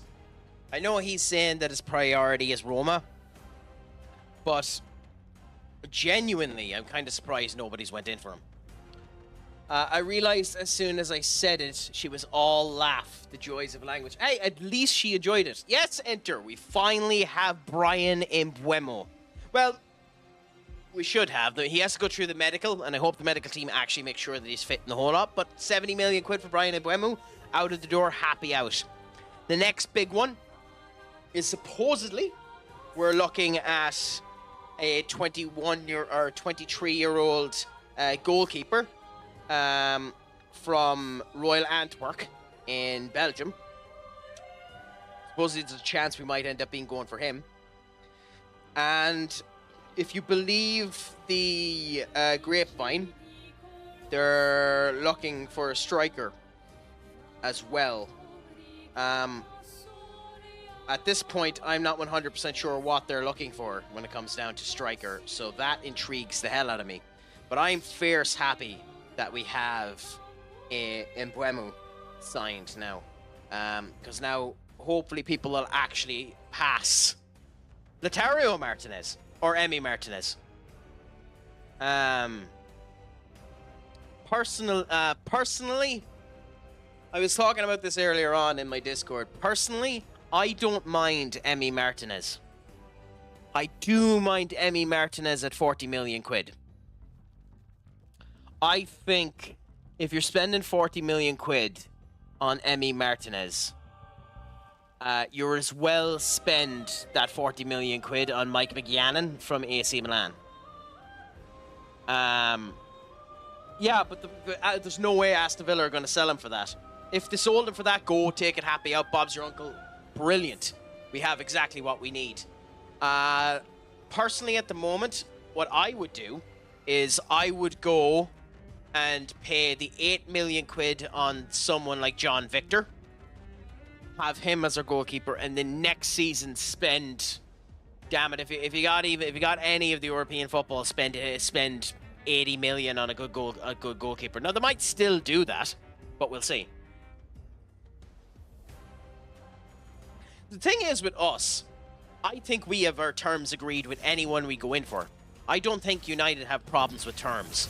I know they're trying to be nice about wages and the whole lot. Like Brian Mbeumo is going to be on 150,000 quid, which is high, but it's not extortionately high, you know? As opposed to some of the people in that team that are on far more. So, you know,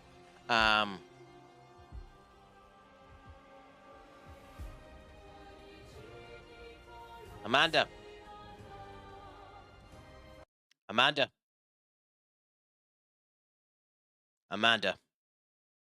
I believe there's only one thing that can be said to you.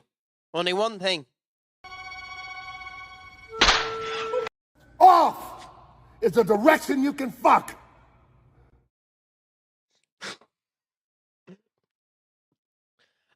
Yes. Now, let's hope that the crack that Juventus are smoking continues to daze them, and we actually end up signing, Jadon Sancho and Rashford, because supposedly they're meant to be putting in a bid for both of them. Now, here's where the interesting thing ends up happening there. The grapevine is that they put in a bid of 12 million plus 4 for Sancho, but Sancho won't leave unless we pay him off the entirety of his contract. So that means we'd have to pay Sancho 4 million quid to leave.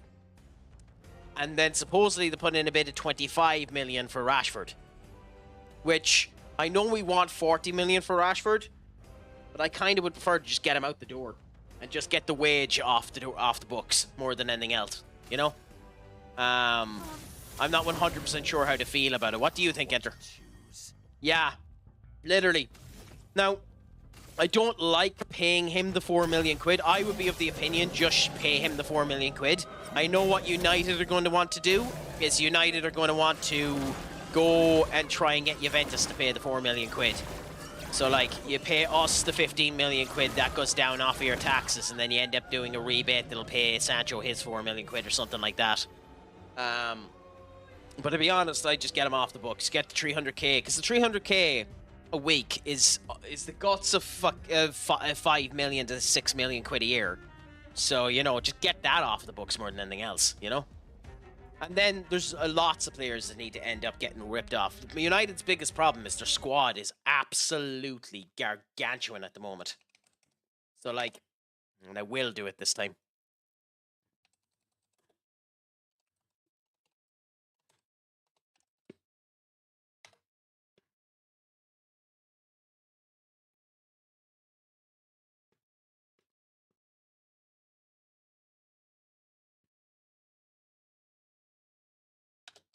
So bear with me 1 second.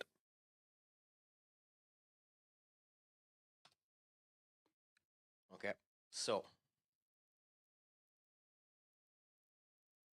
we have this. Okay, so bear with me now.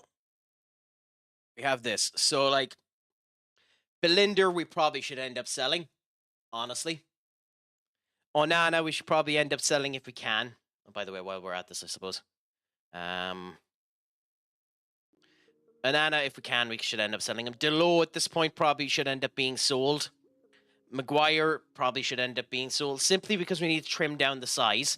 Malacia needs to be sold. Casemiro needs to be sold. Honestly, at this point, Dan Gore probably should have been sold more than put on loan because he's gone back to Rochefort for the second time in a row. That's a joke. Like, Anthony needs to be gone. Rashford needs to be gone. Sancho needs to be gone. Honestly, at this point, I'd get rid of Ethan Wheatley as well because he's not going to be anything. Yes. Well, it's more the fact he kind of doesn't really have a choice. We have too big of a squad for not having European football. Now, the other big thing that's interesting about it, and I'll ask your opinion about this one. We were mentioning it earlier on in the chat here. I do too, actually, especially considering Adrian Heaven will be back. Lenny Yoro will be fit. And hopefully Martinez will be back after the first 4 games, which is annoying that he's going to miss 3 important games, but he should be back fairly soon. Plus, we have Shaw back, and if he's fit, Shaw will actually be good. I know we should get rid of him, but if he's fit, Shaw will be good. And everyone looks leaner, so hopefully Shaw will be fit. That's the one good thing about it. I think that's going to be the big thing about it. Hopefully people will be fit. You see, the thing with Shaw is I don't think Shaw has had a chance to be fit for about 2 years. I think he got that big injury 2 years ago and then has ever since consistently played injured and then went to the Euros and injured himself properly. So we'll see what happens this year. I think the fact that the Euros or the World Cup is coming up the next year too, and those players want to get playing at the World Cup, means this will be the year where everyone tries at least. But we were mentioning Alejandro Garnacho. I'm of the opinion Alejandro Garnacho is a potential 70 million to 100 million euro player, but he's not there yet. And as a result of that fact, and the fact that we want to sell him to get rid of him due to his attitude and other issues, I think we have to accept 40. But I also think we shouldn't dare sell him to a Premier League side, and because he has 3 years left in his contract, if he doesn't go outside of the Premier League, just relegate him down to the under-21s. Yeah, that's the same. But I wouldn't sell him to the Premier League. I wouldn't sell him to Chelsea or something like that.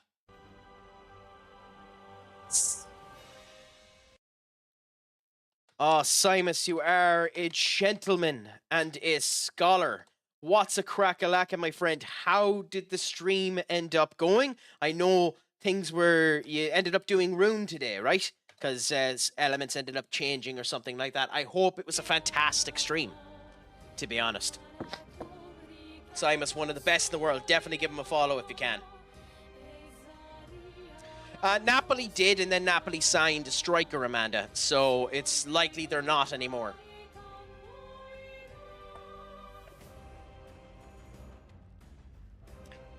That's odd. Like, considering you got the PC fixed. I'm surprised to hear you're having performance issues with it. Or is that just Dune itself having issues at the moment? I'm doing well, Simus. I'm doing well. Other than the fact that this boss is literally raking me across the coals. But I'll still try. I mean, probably, unfortunately. I suspect all of them will be loans. Loans with obligations to fight. We're after meeting my follower goal, by the way. Thank you so much for that. You're gents and scholars. I think we met it. Oh, no, we didn't. I haven't set to 150. Yeah, I can understand that feeling.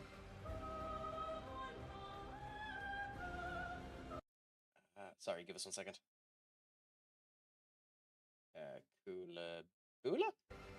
Yeah, but are you at least enjoying Dune while you're playing it at the moment, even with the issues that are occurring with it, Simus? Okay, so we have that, but we don't have enough for Genesis.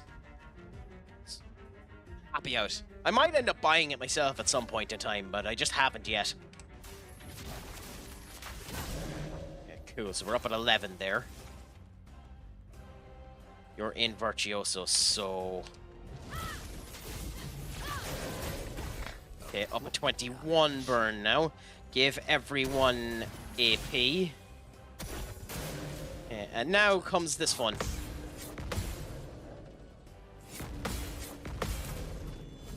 Well, it's a pleasure to hear that it was great anyway, my friend. And same to yourself, Iridan. Thank you so much for showing the Rex's love. It's an absolute awesome emote, to be honest. I love it to bits. Yeah, where are you doing the pub quiz? Like, is that just over a Discord call, enter, or how's that working for you? Because I heard you mention it in your Discord chat, and it sounds interesting. I have random bursts of useless knowledge. Like, did you know Cocoa Pops has 17% iron? Did you know that the Vatican City isn't part of Italy? It's its own independent continent.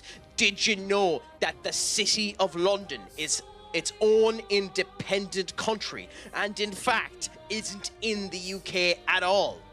Yeah, random bits of useless knowledge like that.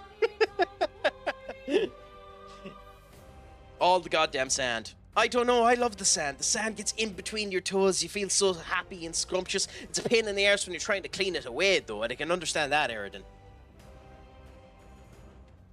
Not too bad, not too bad. Let me know about it, I might end up joining you if you want. Anyways, we still don't have enough to do the Elemental Genesis. Wow. Oh, we do, we just have the wrong setups. Okay.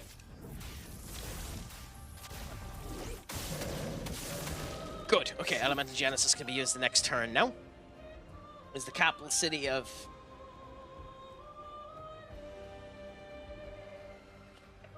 I know you're joking about that, but honestly, it would probably be Berlin. I know you're joking about that, but it would probably be Berlin.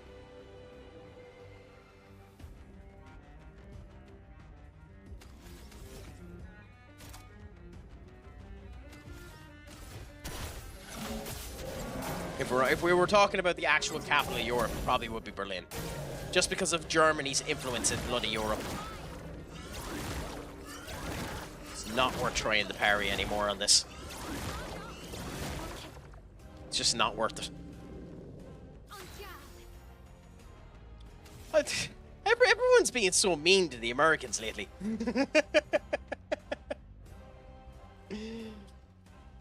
It'll make Benny angry again, Amanda. I mean, it could be worse. You could end up hosting a competition and then deciding to end up celebrating with the people as they're lifting up the trophy. Anyways, in we go now. And the burn back up, so the tick will do 4,000. Okay. Cool. Luna should do 3. About 3, yeah. We're still a good bit off of the... Still a good bit off of the second phase. And the second phase is where the actual problem comes, because the second phase is where he changes up his moves. No, to be honest, they didn't. The orange carrot always ends up doing something funny. 19k there, so we should be going into the second route here. Cool, so we're up to 15 there. Oh no, not yet, okay.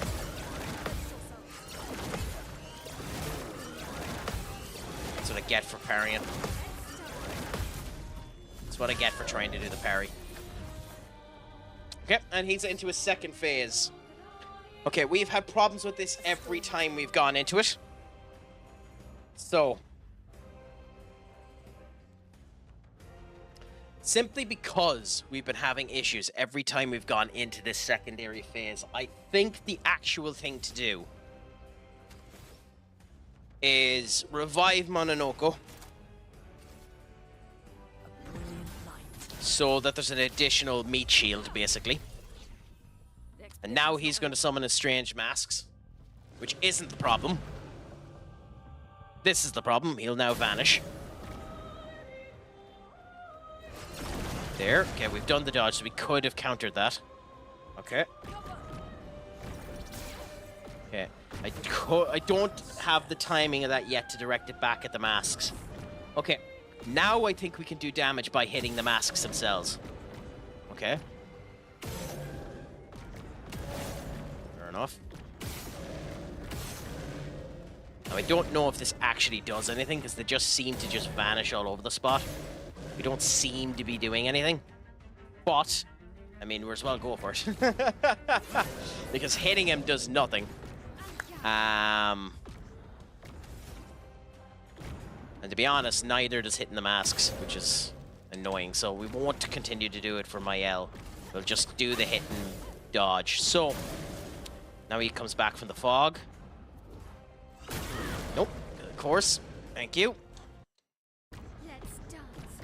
Okay, mask fire. Okay, thank you, game. Okay. Immediately revive Lune. Bit too much fun, eh? Because crap, she doesn't have the revive. Okay, fine. Heal. We'll do a heal on Mononoko.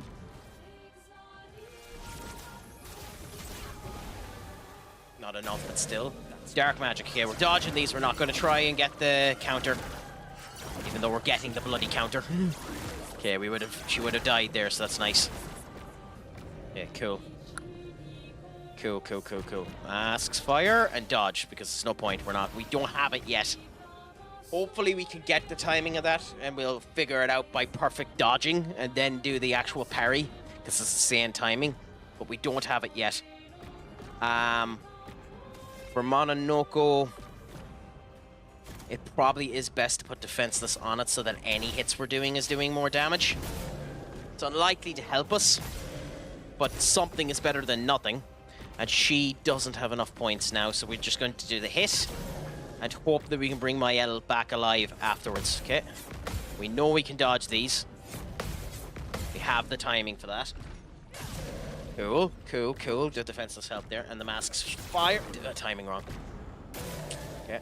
Hides in the fog again. And so we did do the parry. Okay, so there's no point in parrying that. That's nice to know. And there's no point in parrying that. That's even nicer to know. Crap. Okay. So that means a number of my deaths to this particular element of the boss was a waste of time. Nice to know. Oh, crikey. Okay, attacks from the fog. There, and there. Cool. So we done something to him. Since we don't do damage back to the masks, we're always better just dodging that. Now, gradient attacks. We can do 5-hit attack with her, and it puts us into Virtuoso, so let's do that.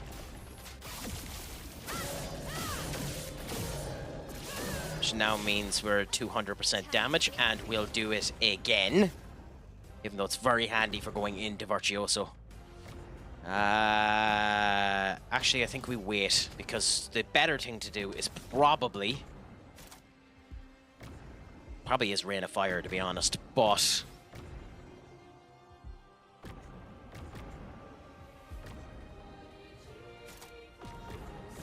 no, screw it.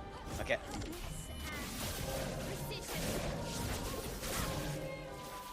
The Locative Moscow game. Who are they against, Amanda?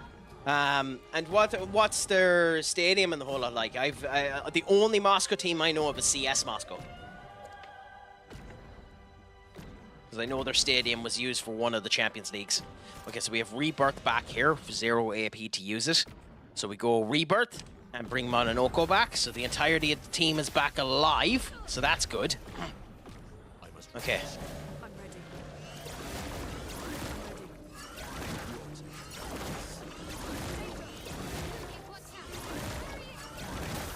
Son of a...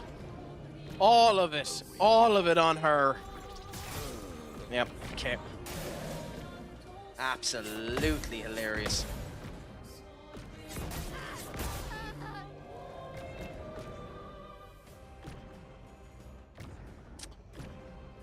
Oh, okay.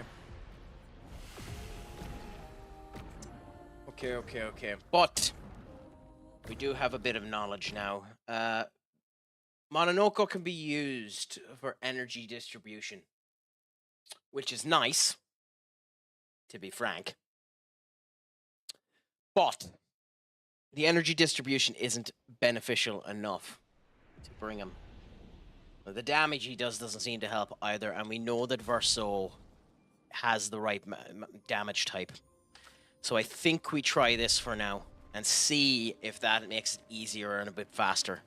Mononoko's nice for the energy conservation, especially to get it over to Luna, who needs the energy. But with the dodging that we're doing, we should, in theory, be grand. So let's go back into the fray and try her again.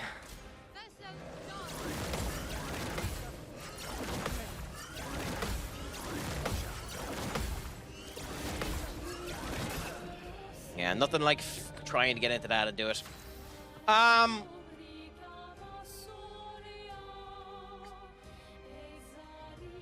The thing is, enter. Not Garnacho, because I honestly don't think we should sell Garnacho to anyone in the Premier League.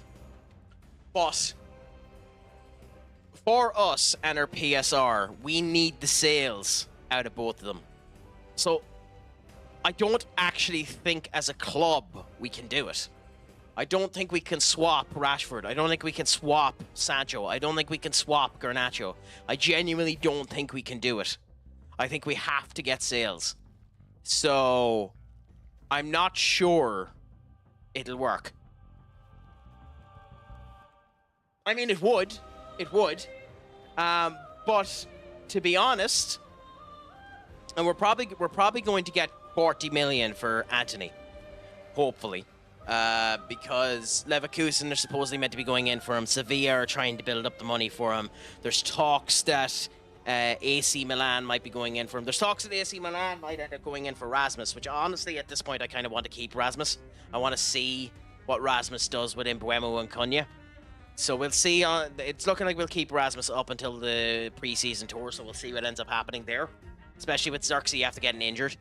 It's only a small injury, but he's injured. Honestly, if I was to do a swap deal, and I know this is probably contentious, I'd probably do two. Because it would help Villa with their PSR, and it would help us with ours, in theory, is I'd eat half of both of Rashford and Garnacho's wages for a year, you know? And then I do a direct swap of Rashford and Garnacho for Ollie Watkins and Martinez. And there you've solved 2 eggs with 1 stone. But I am legitimately of the opinion, and I know some people think that it's a meme. I'm of the opinion that we should end up getting Jamie Vardy. I know it's a meme, but I'd end up getting Jamie Vardy, literally just and plonk his ass on the bench. Plonk his ass on the bench and literally have him there as you know, your veteran striker who, when shit hits the fan and you need someone to just score, you put him on. You know? Because you know he can score. Even in the last season there, his score record wasn't bad. You know? When he was in the Premier League, his score record wasn't bad. So that would be what I would do. I know it sounds like a meme, but I don't know if you get where I'm going with that, but... Oh, I know! But you'd literally just be putting him on as a last resort action of just fucking go on and score a goal. Like, so long as he just puts the ball on the back of the net, he doesn't need to run or do any of the other stuff. But I understand why it wouldn't be an option. But then again, at the same point in time, if you were going to do that, you could just go and get fucking Jonathan David. So, like, you know yourself, it's just... I'm not that worried about the striker. But we'll see what ends up happening.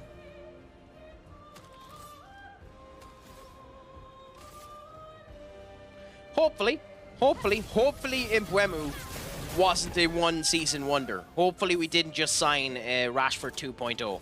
That's all I'll end up saying about that. But I think we need a good keeper as well. My big worry with Emi Martinez, the big worry with Emi Martinez is the fact that he's missing for the first 3 games of the season. Now again, hopefully United would be able to negotiate that down to 1 game, which means he'd only miss Arsenal. Still one hell of a game to miss, but he'd be missing that first game, you know? Which is an annoyance, but not the biggest pain in the arse in the world either, you know?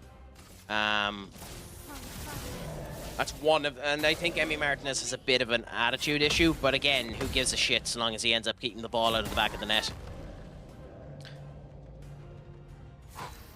Okay.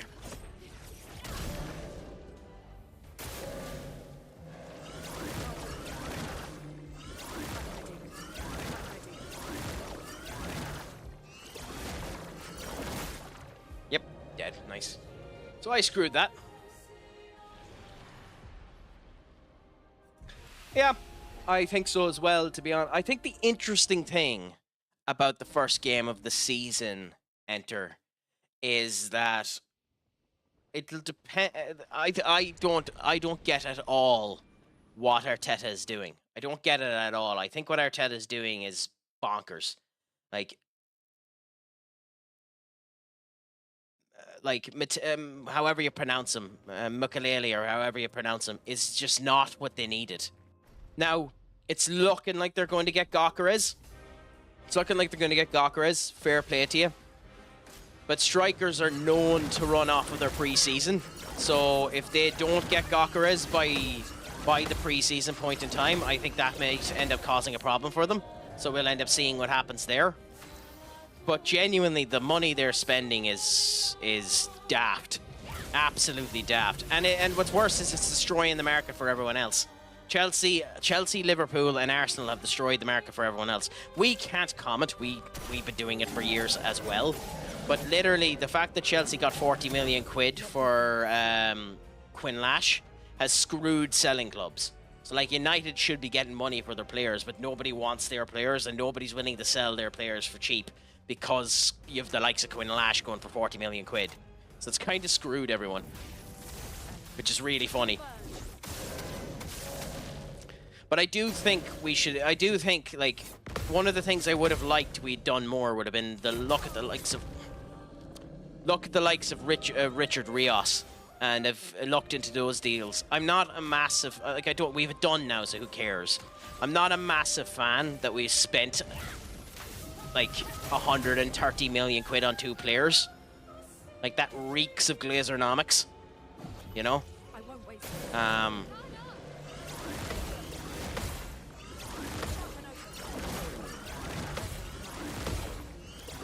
Mononoko wasn't meant to be in this team, by the way. No, I'm not critiquing the players. They're very good players. It reeks of Glazernomics to spend that much money on 2 players. Now, the other thing about it is they're Premier League proven, so that helps as well, you know? At least you know that they can do it in the Premier League. Can they do it under the pressure of Manchester United? Time will tell, but at least you know they can do it in the Premier League, so that helps infinitesimally as well. I'm excited for this season. I think, I've said this for a while now, I think we're in a much better position than people think. But I also...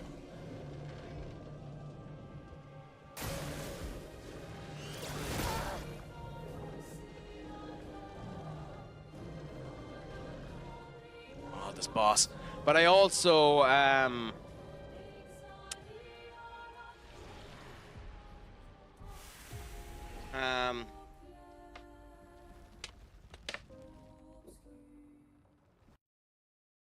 I think we're in a much better position than people think.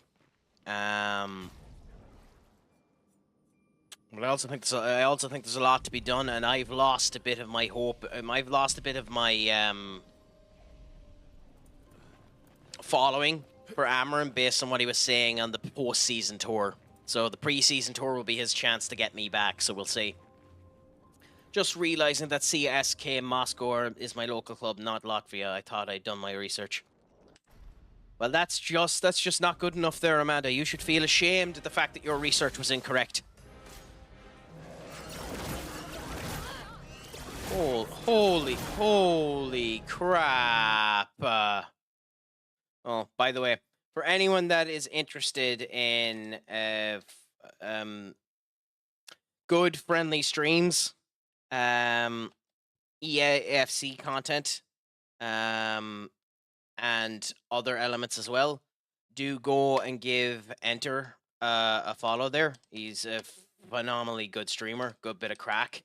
Sound end up going on to in the whole lot, knows his stuff, and is always willing to talk, be genuine, be respectful. He's a great community. I'd highly recommend you end up following him. Give the shout out there.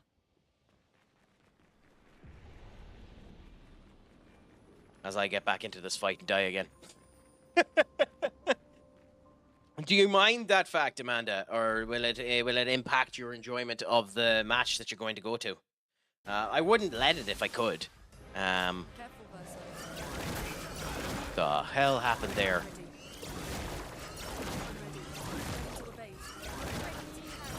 This feels 10 times faster than normal. Okay. That's annoying.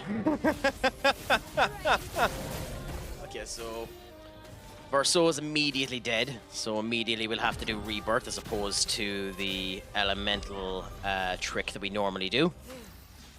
No, I literally know nothing about it. Don't know a single player, LOL, just came up there. Well, I mean, that's the good thing about it. Just go and enjoy yourself. You'll be able to enjoy yourself much more now as a result of it. Okay. Here we go.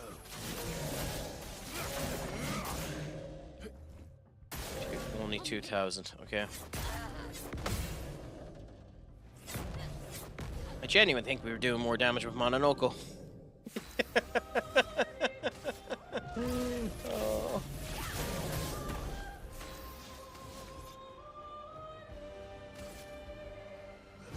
Here we go.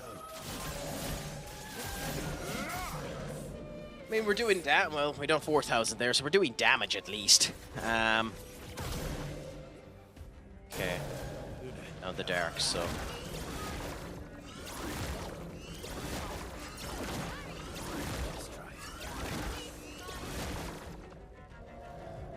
Okay, so I think Luna doesn't have the Picto that gives her a boost with the gradient. Interesting if that is the case.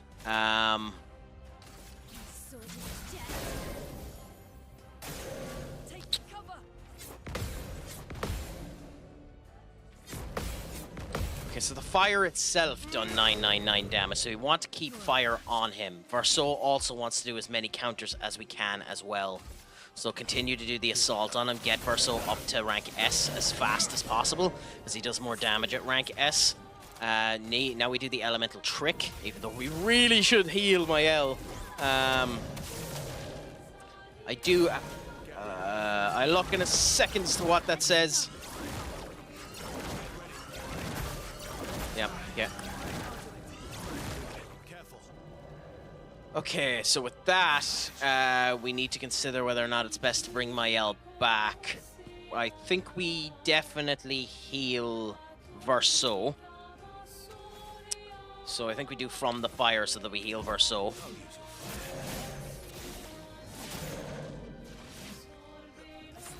What? Why didn't that heal him? Oh, god damn it. I don't know how to pronounce that, so I'm not going to even attempt it, but at least you know one of them. That's nice.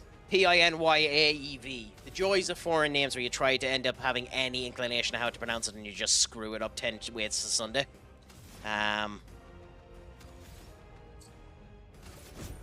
Yeah, do that. I'll do it.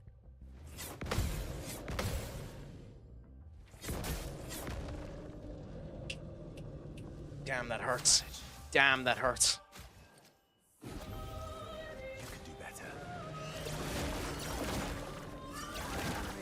So she does have dodgers, just it's only the first one that it happens with. Okay, so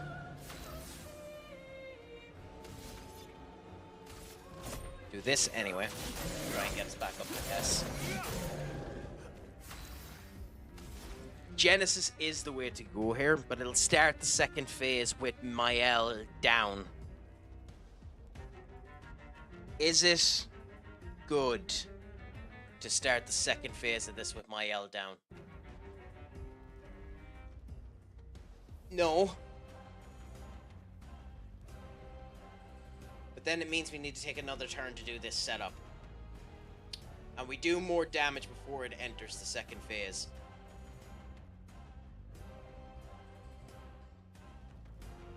Screw it, we're gonna do it. Meet your reckoning. Okay, so this should do about, 19,000. Which should, start the second phase. Okay. So we know we get one attack out of the second phase before he spawns the masks. Verso ends up getting a second go when he does his basic attack, which I really need to remember that he gets to do that. Oh no, he doesn't with this, he doesn't with this weapon. Okay, so that's stupid by me. Yeah, so the masks have been summoned. We can't do any dodge on this, so wait, and dodge, okay? Because there's no point doing any parry, okay? Nope. Okay, she's dead. Damn it. Okay. That's what happens when you time it wrong. Go back and give it to Lune. Okay. Attacks from the fog. Cool. We got the parry there. 10,000 damage. That's beautiful to see. Mask will... God damn it. And they're dead.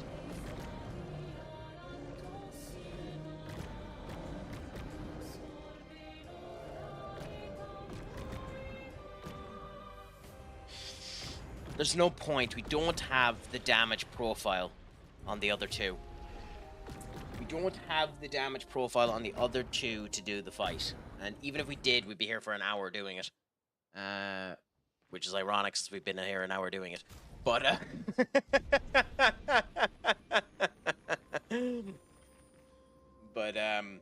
nobody likes a quitter.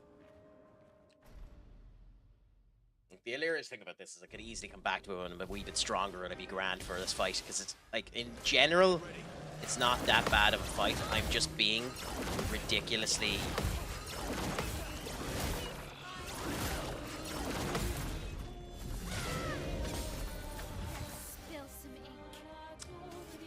foolish. I won't leave it in. Brilliant night. Okay, so that's one of the 7 revival tints gone in the first turn, because of course.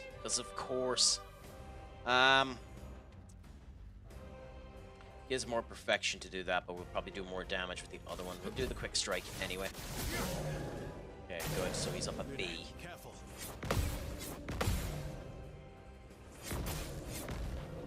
How am I messing up that timing so bad? The timing doesn't change. It doesn't change, Crack. You had it down perfect. Why are you messing it up so badly?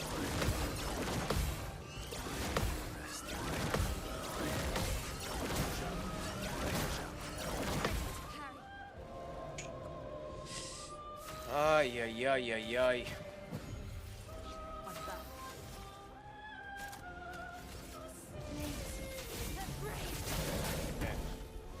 Cool.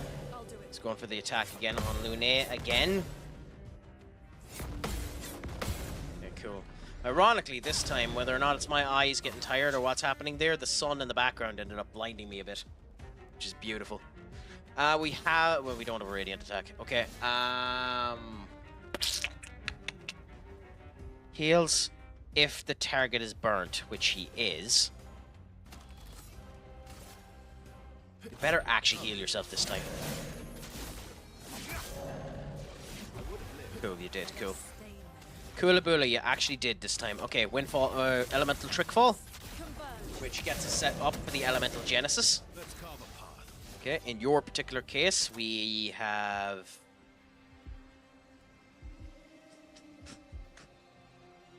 does perfect... I don't know if Perfect Break does more damage, but...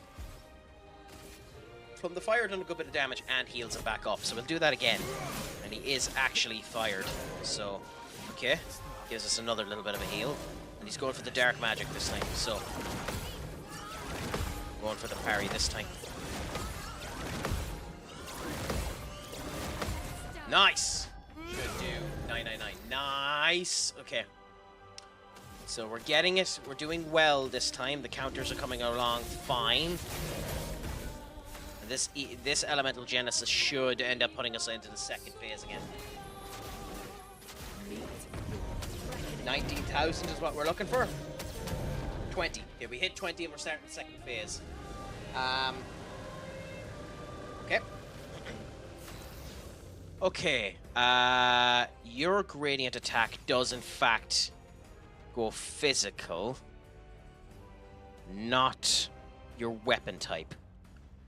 Which is unfortunate because it means it won't do as much damage. We don't need to use it yet. He is still burning. We know from the fire is doing okay in terms of its damage potential. 16k there. He done as much as the Elemental Genesis did, almost. So Verso is getting up there. damn it, the rain of fire would have been nice there, but we'll end up putting her into Verso stance. And now comes the summoning of the masks. Okay, now we just need to dodge everything here. We don't need to parry anything, so... There. Oh, crap. Okay. Verso, stay alive. Verso, stay alive.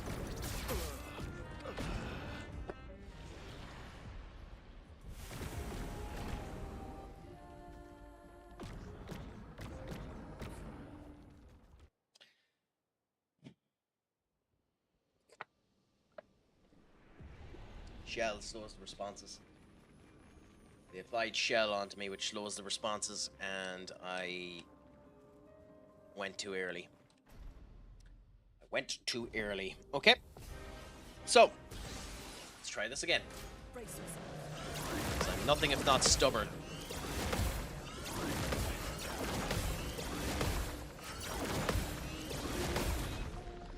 The only one that does minimal damage, I say minimal, 5,000 is still a lot of damage, but it is minimal compared to the others. Does 3 hits at medium damage, which when we got up in the bonds ended up doing a lot more. We know that quick strike, well, we're in B, so it won't actually do anything. Perfect break won't do anything either, I don't think.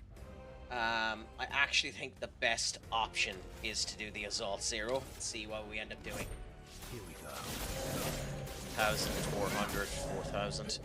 We've done 8k on that, so we're fine, I think. Let us stain You know, the fire is now active. We go Elemental Trick, and we start this. Who's he going to aim for the attack? Go for Verso, go for Verso, go for... No, cover, of course. I swear the AI knows that she's the weakest of them to do the counter. I swear it knows. Okay, from the fire, since we know it does more damage. Oh, it done the same damage. Interesting. Okay. More fire. Yes, the burning is now up at 13. The proc should, when he ends up getting hit, done 3,000 there. We can do Elemental Genesis. This shouldn't start the second phase. 20k there. Yes. Watch out.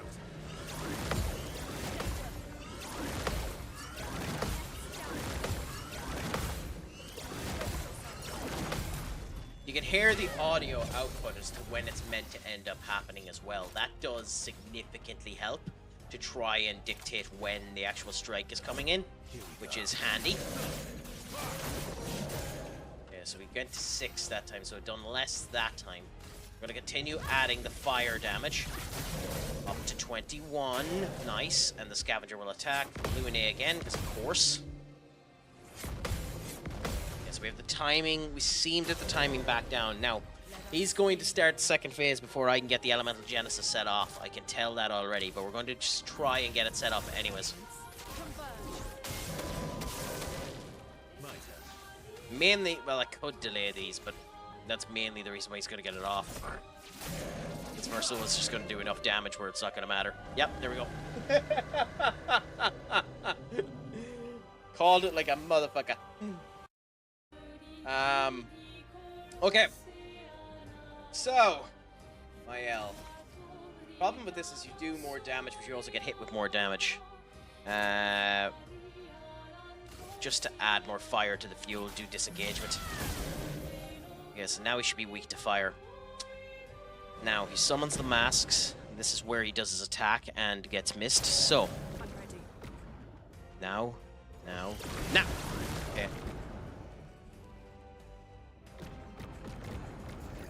Now, why didn't the dodge work? Okay, well, we'll revival 10 Lune anyway. And, just do that. There's nothing we can really do at the moment, so we just do the hits and see. Hope we get through this bit okay. It appears from the fog. There, and... missed it.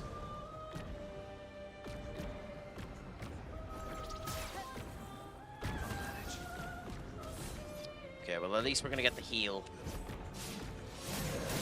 This, and this should do okay damage, but that's annoying that we missed that. It's insanely annoying that we missed that. Dark surges now.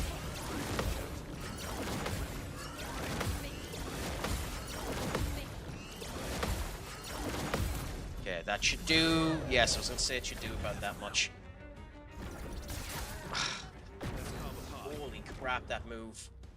I think we have to revive her. I don't think we have a choice. I think we have to revive her. Now, the other thing, too, is...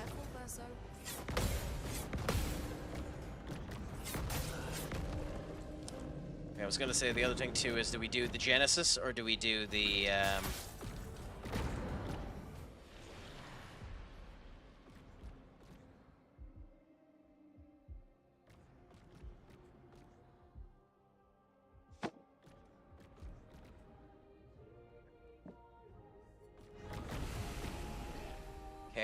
Okay. Fair enough. Fair enough. Fair enough.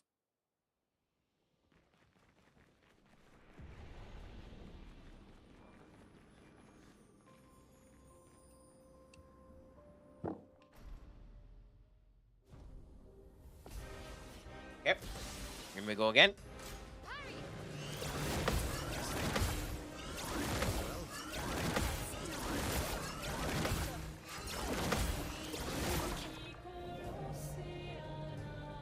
Beautiful.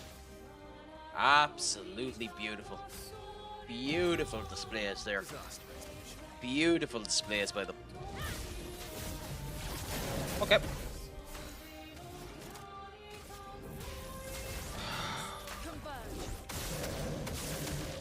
Yeah. Lune, careful.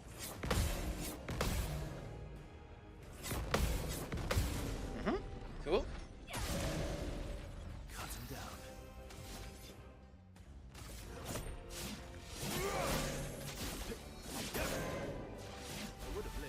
8k damage and a bit of a heal.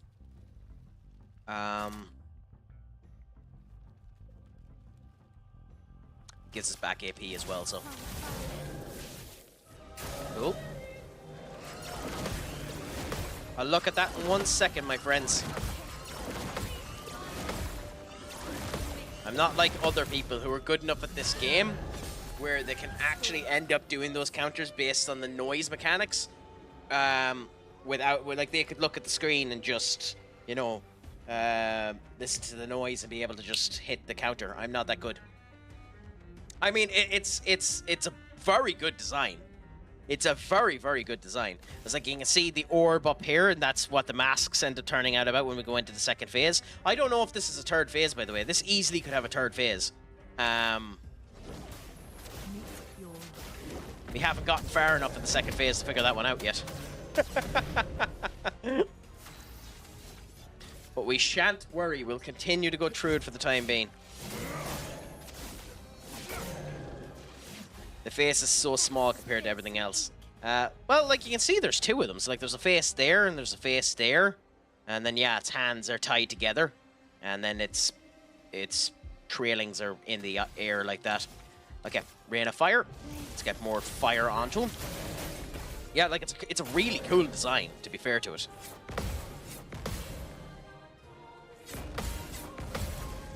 Okay, will that do 1,000? 99, nice. That's what we wanted.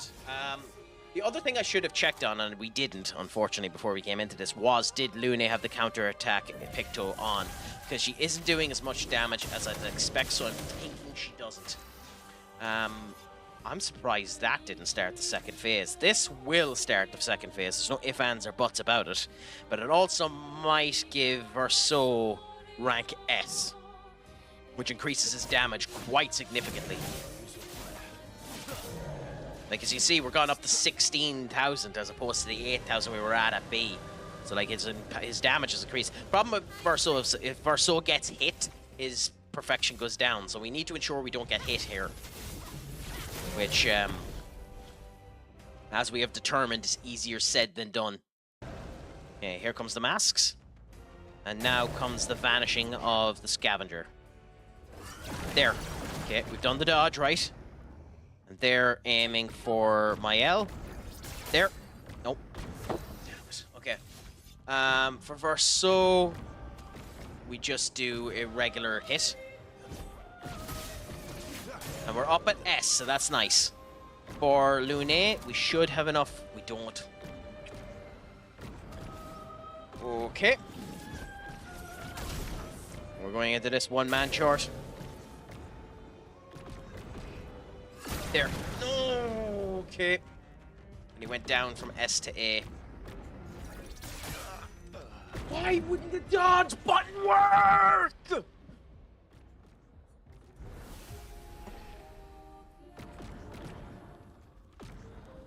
I swear the dodge button stopped working. God damn it. I have to get by that first stage. I haven't even gone by that yet. Well, I have, but not in a while. It might be time for me to reflect. Oh, I was meant to check the victims. Actually, it might be faster to just check the victims.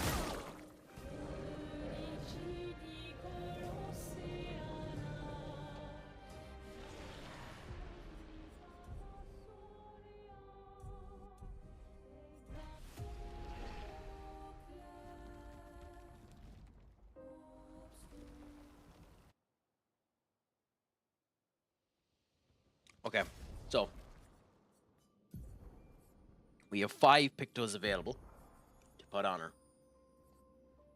We do have the augmented counterattack on her, so that's fine.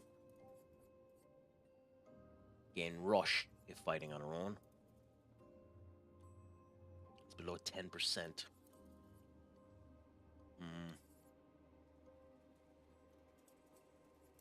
Interesting. So combo, well, we don't have enough for it anyway, but combo attack would give the basic attack with an extra hit if you use it. On her, it's not that important. It's very important on Verso. So we need to put that back on Verso if Verso doesn't have it. On death, 4 AP to everyone else. Not necessary for her. Definitely not that. Healing an ally also applies shell for 1 turn. We haven't been doing the healing, but she is our healer.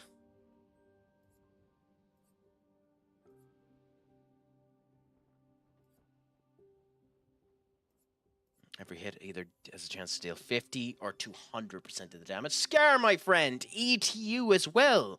What's a crack-a-lackin'? How are things with you? It's all going good, it's all going grand. +1 on parry, but damage received is double. She's already dying if she gets hit by any of the parries that come true on this. She's already dying. Which means for her, funnily enough, for her,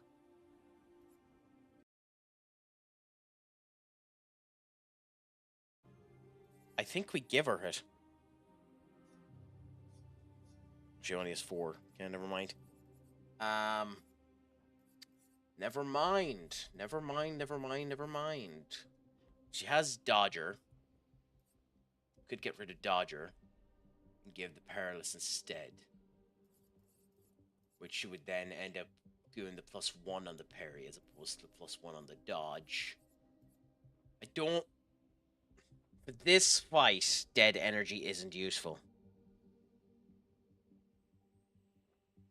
All good, just relax and might sleep soon. Well, you're more than likely to stay in here as long as you want to, my friend, or go to sleep. All is recommended. I'm loving this game. I'm diabolical at it, but I'm loving this game, and I highly recommend it to anyone that can get a chance to go at it. Genuinely, I think it's well worth it. I genuinely think it's well worth it. So, if you haven't yet played this game or downloaded this game, please do. It's definitely worth it.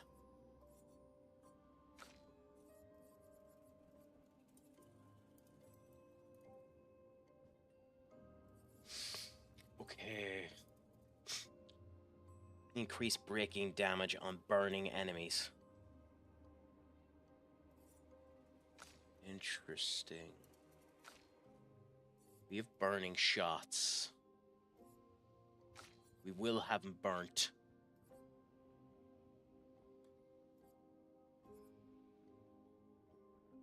Yes.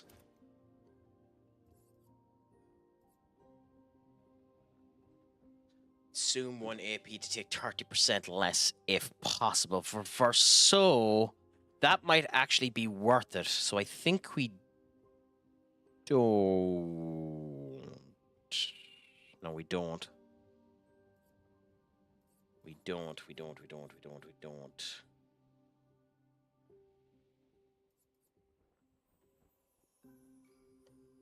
Yes. Not too bad. I'm taking my time and going through it and just enjoying what I'm at while I'm at it. But congratulations on getting to Act 3. I have already had it spoiled for me. And for anyone that is in the chat that doesn't want to end up hearing about this, I will ask Scar to tell me what ending they have picked and then immediately delete the message afterwards. Scar, do you mind if I ask you, what ending did you go for? And I will delete your message the minute after you send it, but I'm just curious for myself. Which ending did you go for? You just say the name because no one will know what they're on about if they don't know what they're on about.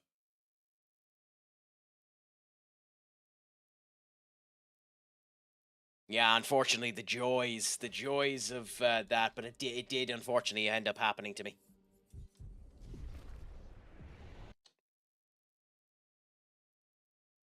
Okay. Perfect. By the way, just so you know, if you had said the other answer, I was going to time you out. Have you tried the other ending? But that's the correct answer, by the way. That's the only ending you end up picking. The other ending is oh no, you picked that one. Oh no, that's the wrong ending. I'm only after looking back at what the message was. You picked that one. I don't agree with that ending at all. I know both of the endings now. Do you know the other ending?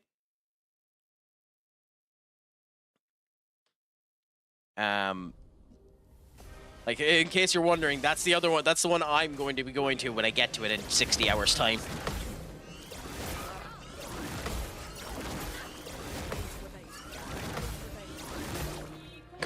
God damn it. I literally am faster just killing myself. I'd recommend looking at both of them.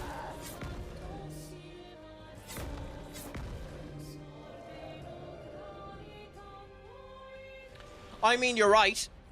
You're right. You're definitely right on that. It is a lose-lose, but in terms of the overall, like, point of the story and the whole lot, you do eventually have to get over the problems that ail you. And that's about as much as I'll end up saying without spoiling any of it. So, I think it's one of those situations of you're sinking into grief if you go with that particular ending.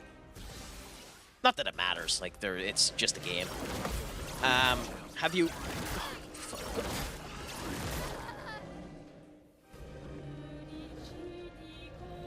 It's gonna be one of those days. Have you gone for, have you... Have you gone back and tried, Senior Simon yet? That's probably the fight I'm looking forward to the most, mainly because of how absolute horse manure it seems. I know you can bust it by the point you get to Act 3. I know you can break this game in 2 by the time you get to Act 3. But still. I don't really know how to defeat... God damn it. What did... Yeah, I killed myself there because what the hell happened? I actually ended up... Oh, can you get to his lair before you finish the game? I thought it wasn't accessible. I thought you had to finish the game before it became accessible. That's interesting. Yeah. It's funny that he has the health pool of a... he has the health pool of a MMO boss. But that's interesting, yeah.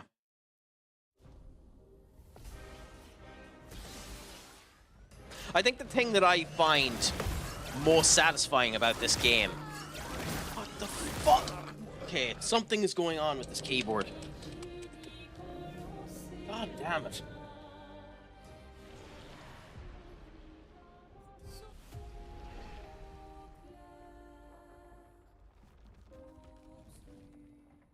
Yeah, at the moment, I'm so far behind in Act 2 that SK only has the ability to go into coral reefs.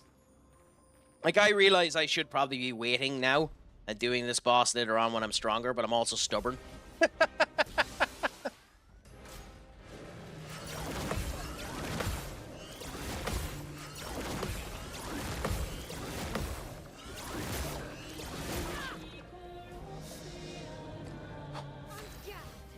Yeah, it's an optional boss, to be fair. You don't actually have to face this boss at all, ever.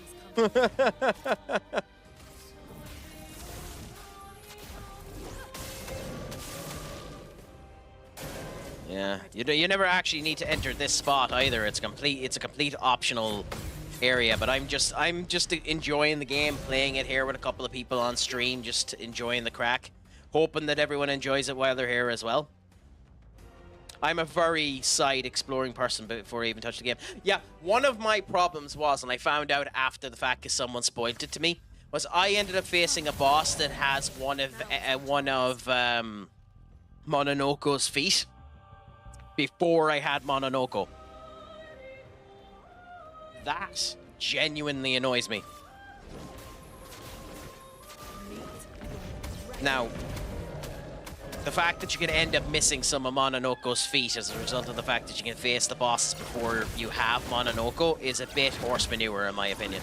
A bit of fecal exchange. I mean, I'm probably not going to go out of my way. Is there? Okay. I was going to say, I'm probably not going to go out of my way to get all of Mononoko's feet. I'll get what I can. But I don't like the idea, genuinely, that Mononoko has to be in the team to get the feat. Now, I wouldn't mind it as much if, and I'm surprised it doesn't have this, if you had a party swap mechanic. I'm surprised you can't swap with one of the reserve party members. Like, obviously, if someone's dead here, you wouldn't be able to do it, but I'm kind of surprised they don't have the ability that Verso can end up swapping with one of the people in the back. You know? I'm genuinely kind of surprised that isn't a thing.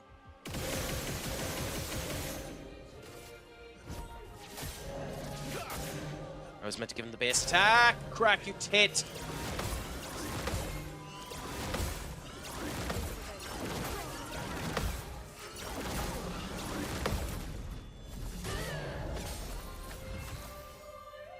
Like, to me, and there are people in my chat that have gone at this game and think it's overrated, and to be fair, it probably is slightly overrated compared to where some people are putting it. There are a few little nitpicks that bother me. Like, I have this in window mode at the moment. I click out of the window, this happens.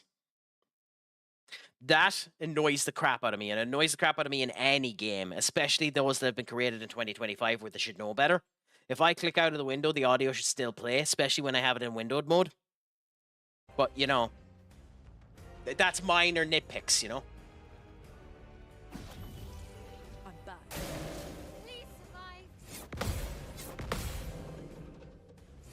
How did you play it yourself? Were you a PC player? Were you a console player? And when you played it, did you play it with controller if you were a PC player, or did you play it with mouse and keyboard, like I am? I'm gonna break my my E and my Q key, by the way.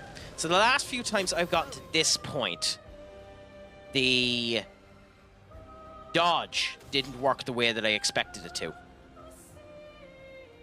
So let's see how things go this time. Oh, tell me as much as you want to, lad. I'm open to every conversation about it.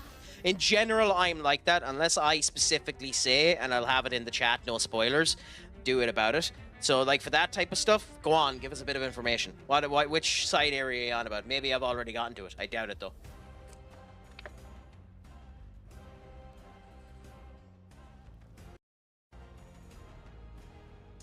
Okay, Mayel. Crap. Okay. Let's cover path.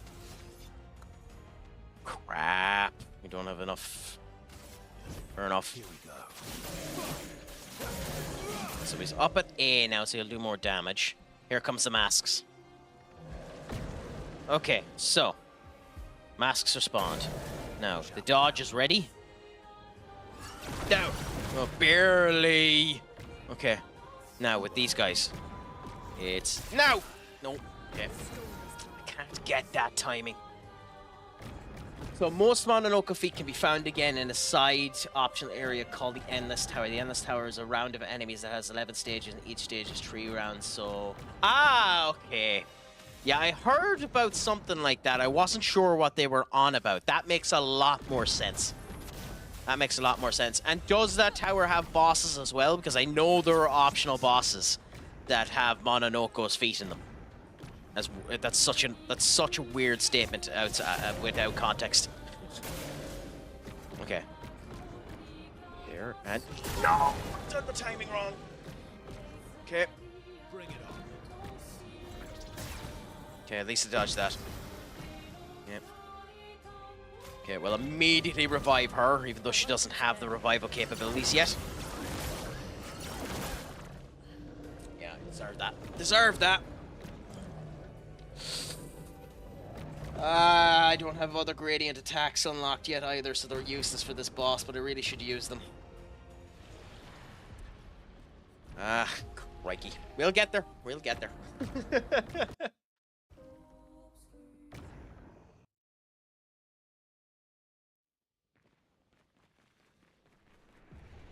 Yeah, interesting. Interesting. I'm happy out some.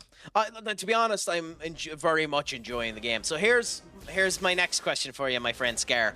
Out of the characters,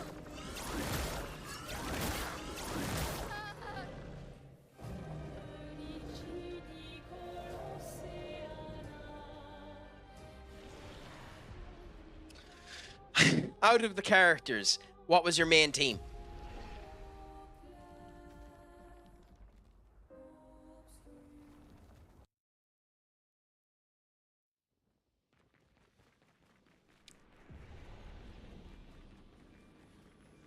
But so one of the bosses that I did end up not spotting 3 or 4 times was the big one that ends up from the first ocean spot that ends up gobbling you up. I can't remember its name off the top of my head.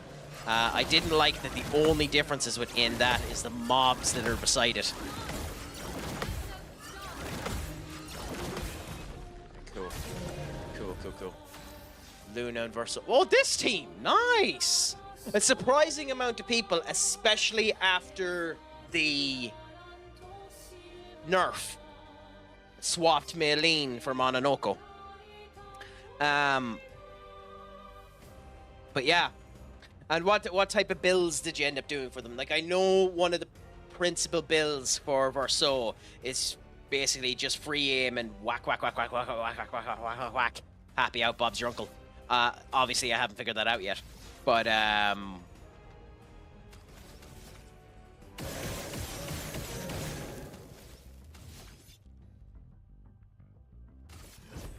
use your fire. Cool. Okay, so that's done some damage there. I'm trying something different with my team right now, putting CL for Verso. CL is interesting, complicated if you don't understand the mechanics fairly well. For CL, I have the weapon that ends up, once you do a light attack, giving him immediate 10 Fortell, and then the Fortell can stack up to 20, because I just find that handier and the most damage output currently. Yeah, I'm doing a late one tonight, Benny. I'm in the mood for it. I want to beat this boss for the moment. Are you streaming yourself tonight, Benny? Speaking of which, by the way, another absolutely fantastic streamer. In around the Football Manager community, and does Action Taimanen, does Hearts of Iron 4, and a plethora of other elements as well. I highly recommend you end up giving Benikage a follow if you can. Of course, as everyone knows, Benikage is the biggest fan of one MLS, the one and only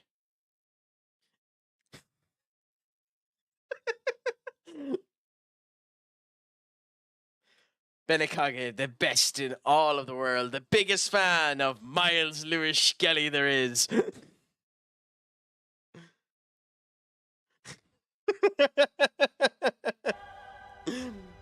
But yes, and I have Mononoke in the team just for free. Yeah, like Mononoke is interesting to me, Scar, because it seems that he's more or less a support. You can end up transferring over AP to him. He seems to be the best instigator of powerless and defenseless and all that. His skills that end up doing that seem to be the best at the moment to me. But that's the way for me. Yeah, I just don't have it the right size yet, Benny, for it to be a emote. Don't worry, that'll be added at some point in time. I got some really good feet for him now. He's doing great damage. I'll show you mine after this, if we get after this or after I die. Oh, I know damn well. Maybe I'll just end up putting it up every now and again like this. But yes, I know damn well. But I thought it looked interesting. They are boss feet in the game. Oh, interesting. Yeah, I still don't know much about mine, the way that they're set up, because yeah, we'll go with that.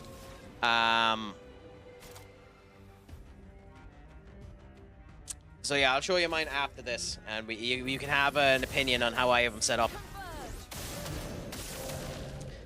Whether or not this is the best build for Lune either, I can't tell. I just basically end up doing element. God damn it!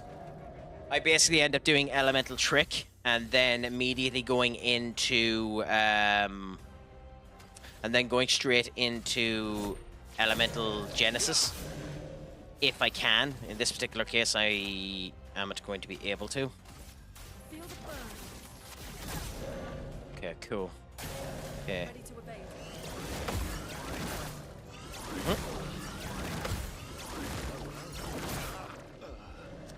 But you're going to get to see it faster than I thought I'd be able to show it, because that went atrociously, my friend. Oh, God damn it. Is heavily into Maylene to the point where I'm like, I guess everyone can die as long as Maylene. Well, yeah, well, I mean, there is literally the Picto that allows people to die, so yeah. So my Mononoke is this. Guilt Fury, so you can deal the physical damage and apply the mark. I have the Rambunctious Bonk, literally there for the break. Chevalier Piercing, because there's a surprising amount of enemies that have shield, and it does a fierce amount of damage to them with that shield. Hexa Crush, just to apply the defenseless. Protein Heal to give the regen, and Proteer Energy just to share it around. That's what I have at the moment. I haven't figured out if any of the rest of these are better yet.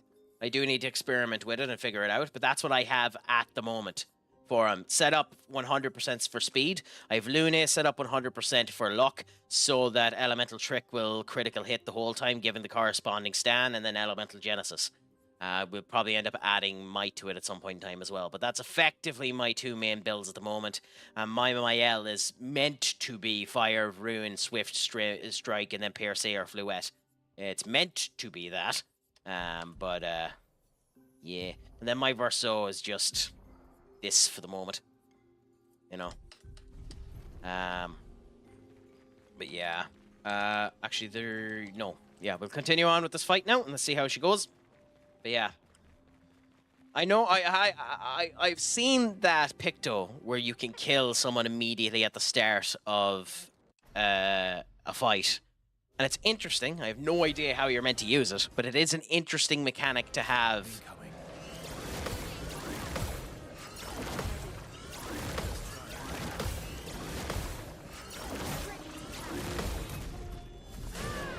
Ah, Looney.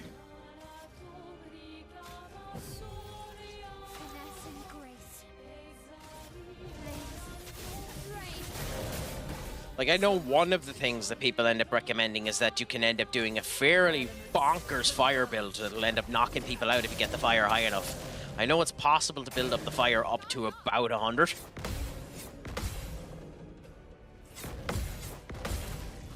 Cool.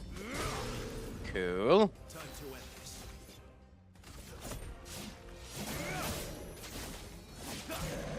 Got 9k. That's a nice yeah, auto death, yeah. I don't know how you use it, but yeah. Benny, I would say you're never really that word. You're just a fun wielder of the rules. You never ended up stating if you were. Yeah, I'll look at that in a second. Just dodge now. What's the bloody point?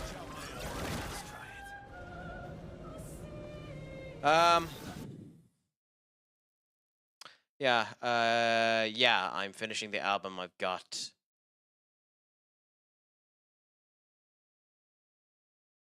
Good feat for him. Oh, no. Yeah, and then I'll be live. I'll get Benny's going live tonight. Not too bad. Yeah. There are pictos that give team members... TikTok, you were a pain in the arse. It's literally moving. Anyway, there are pictos that give team members buffs and advantages when you die. So that'll be the main... Interesting! That'll be interesting to see when that ends up happening. I don't think there's any point in using this, but I'm going to try it anyway, see what damage I get. That done a fair amount of break damage now. I'm not sure if that was enough, but we'll revive Luna immediately. I won't waste this. Okay, and we can go with the Elemental Genesis. It should do about 20k.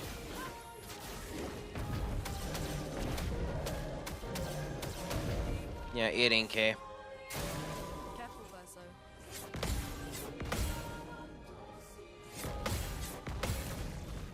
Where are you in the story? So I have just beaten, literally, just last stream, beaten Renoir in the old Le Musier. So I'm very early into the game. I'm a little bit in. I don't think I'm even halfway into Act 2. I also cheesed the F out of that fight with Elemental Trick and Elemental Genesis. Yeah, so I've just been going around the area where you can with the coral reef that Eskia is able to end up giving you. I figured, why not? Go around and investigate a bit. I am, unfortunately, one of those people who, if...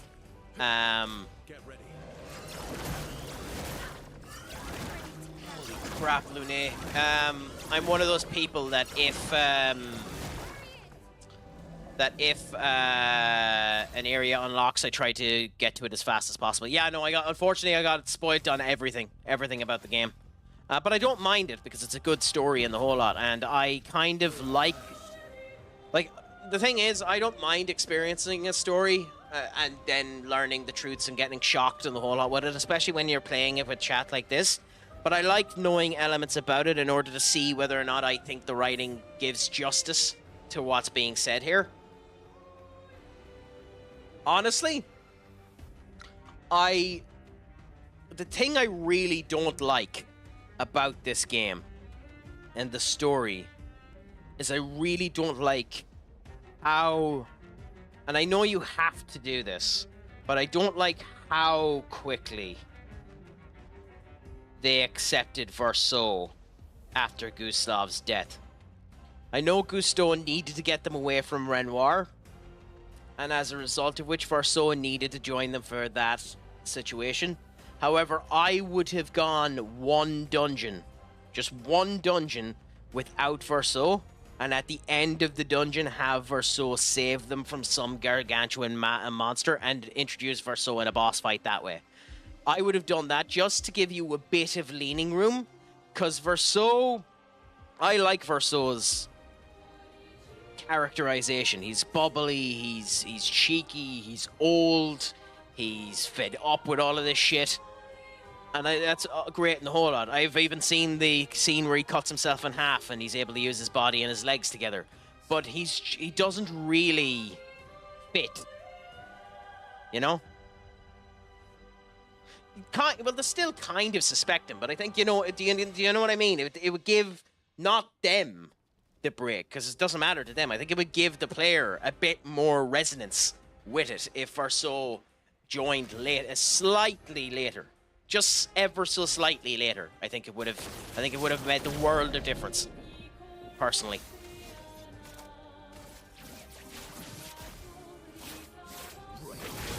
Ooh, nice kiss. So that broke him. I don't know if that's a good thing that I broke him.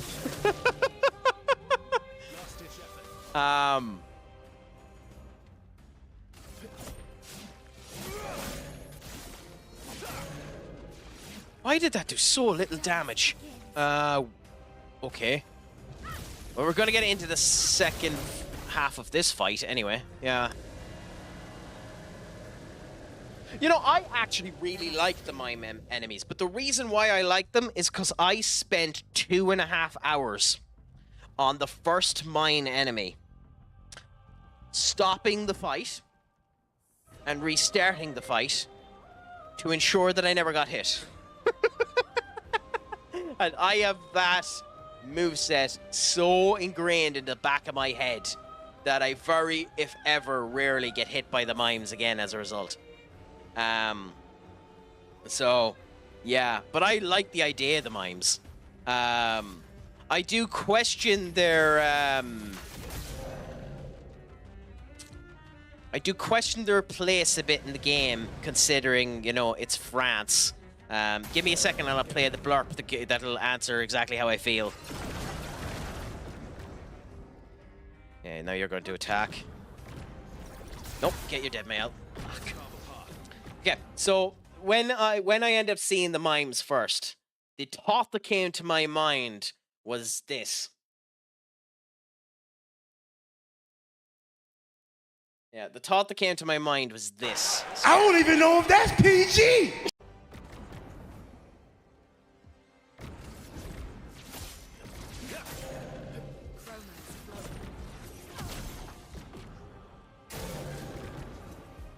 Okay, so. Okay. That's annoying. We've never missed that dodge. But yeah, when I seen the mimes, that was the first thing that came to my mind. My Mael is a tank, so I can handle hits, but the defense they have at the start is insane. Yeah. Yeah.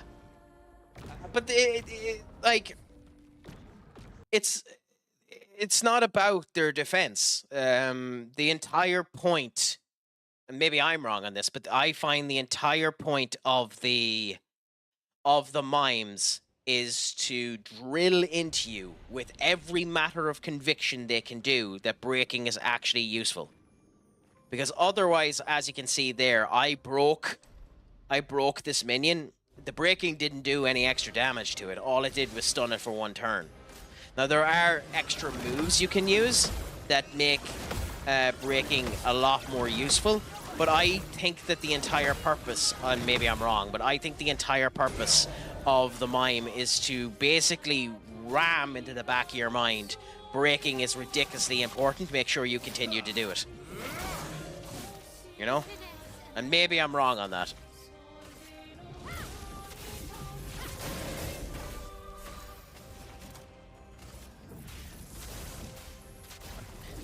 But I like them. I like the music. I think the music is the best thing about them. I do think, legitimately, the baguette outfits are a bit insane.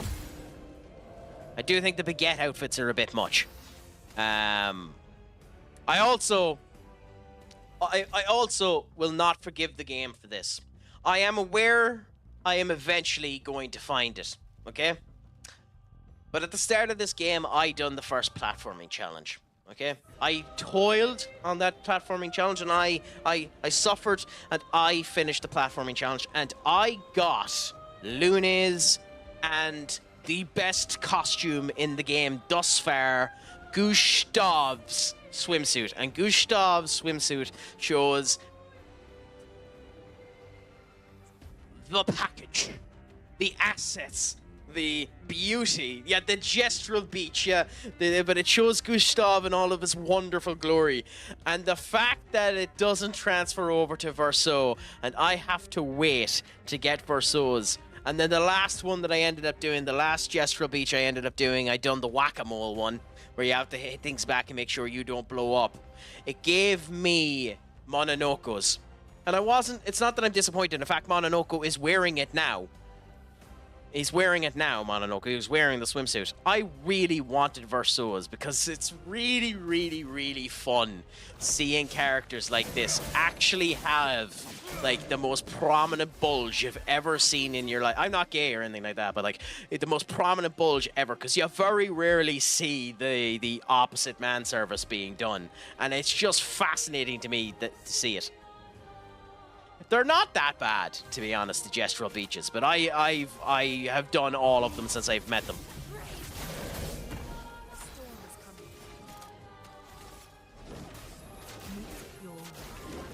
Okay. 20? 18, okay.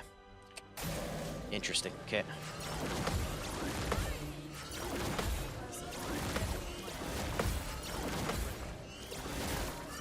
How did that hit? How did that hit? Okay.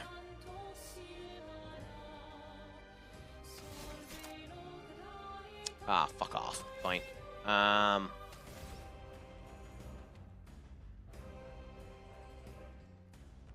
We'll make my L do it.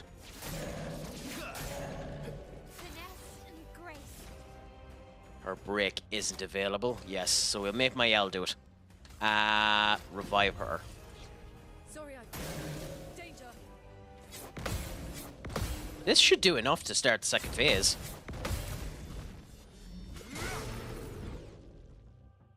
Yeah. I bloody knew it would too. Ooh, yeah. I think I've beaten Tree because I have both of the women's swimsuits.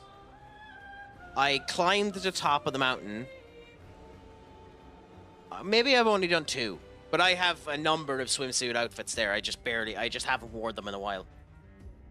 They're nice. They're nice bits of fan service, that, but they wouldn't exactly be my cup of tea now. Typically. Anyways. We can break you now before you piss off. So let's break you before you piss off and see what happens. Okay, and that puts you into S. It still summoned the masks. What a crock of horse manure. Game, you screwed me.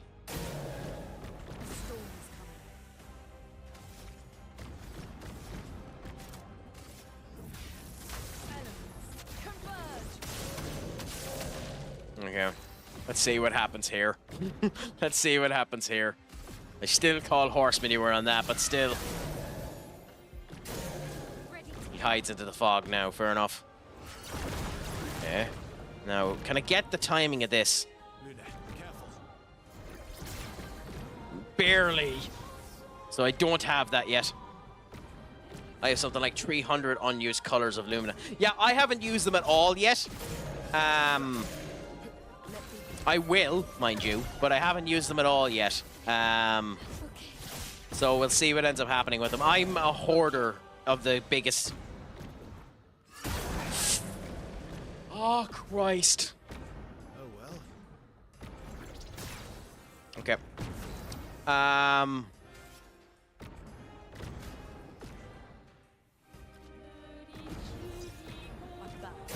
Okay.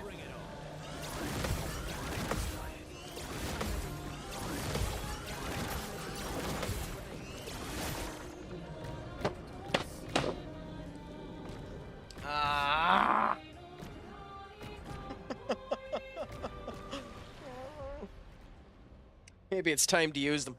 I'll be back in 1 minute. I'm just going to quickly use the loo, so bear with me, my friends.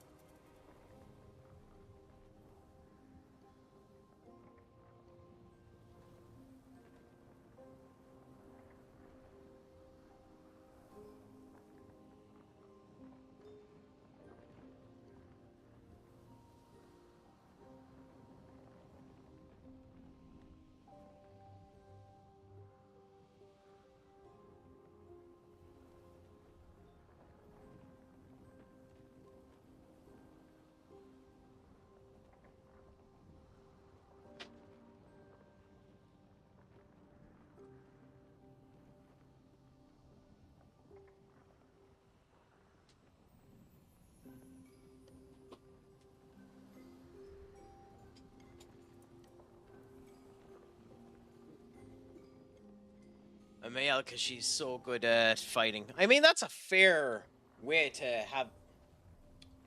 That's a fair way to have the game, that it's literally just her fighting. I mean, she's a really good designed character. The fact that she's 15 is...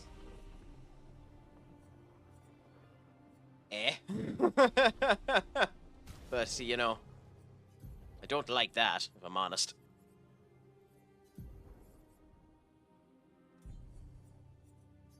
Okay, so we go. Yeah, base attack has an extra hit.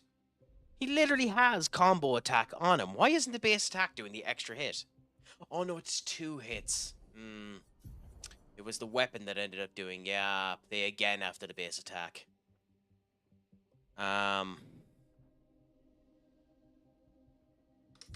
Okay, in we go again.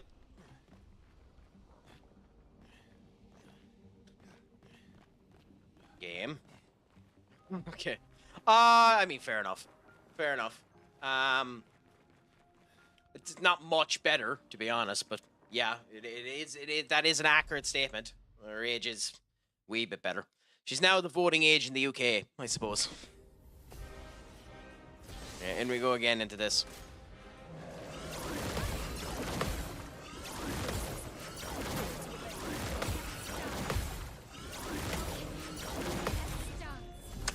Okay.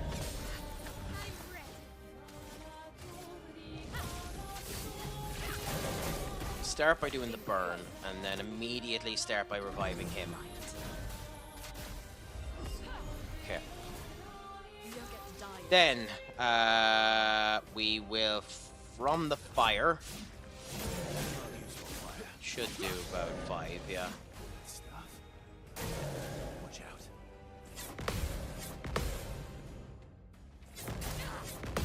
I kind of would have preferred if that went to Lune, funnily enough. Oh man, I just got a message that my vehicle has an unpaid traffic. I need to pay it, otherwise my non-existent driver's license will be deactivated. The joys. The joys. Amanda, as I said before, you can ask anything you want to, my friend. You'll be ridiculed mercilessly if it isn't proper, but you can ask anything you want to.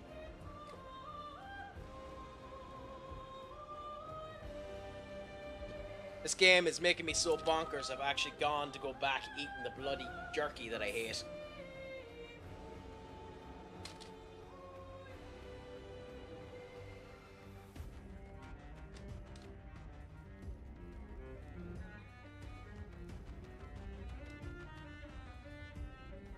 Oh, I knew what you meant.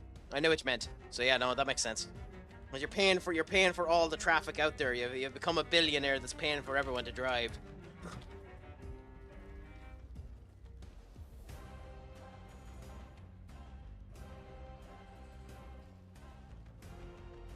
Oh, yeah. Amanda, the story of this game is exceptional. And it would be unfair of me to spoil it on you not to give it a go and enjoy it yourself. What's really funny about this is I haven't even gotten to the point where the story starts properly. Everything that's happening so far is world building before the actual story starts, in terms of what I'm at. Now, what I'm at here, this fight, is 100% just cool fight. This is an optional fight. You don't need to do this. But yes, this has a fantastic story. In fact, it's probably one of the best stories written in the past. It's probably the best story written since Interstellar or Inception, to be honest. That's one of them. How do you find the first Berserker? It's interesting, but it's clunky too. Okami. I love Okami, but I am so bad at the dot minigame where they show the image of plonk the dots here. I'm always off on it. Always. I can never do that accurately. But I love Konami. I love Okami with a passion. what's really funny about Okami is there's an awful lot of people that don't know there's a sequel. There's an awful lot of people that don't know about Okami Den. And if you don't have a DS with the game, I would highly recommend anyone. Yeah, the weak points, yes. And if you don't have a DS or the game, I'd highly recommend anyone go and watch. And I know this might be troublesome to say, but screw it, I'll say it anyway. Go and watch Chugga Conroy's video playthrough of Okami Den. It's a very interesting watch. Okami Den is not near as good as Okami. It's not. It's nowhere near as good as Okami. But it's an interesting sequel because it's about Matarasu's daughter. But yes, the wall guys, I've always been atrocious at the wall guys, much to my incredible chagrin. Okay, nice. Nice, nice, nice. A storm is coming. I'm okay, but not great. This should start the second wave. Second phase. Yep.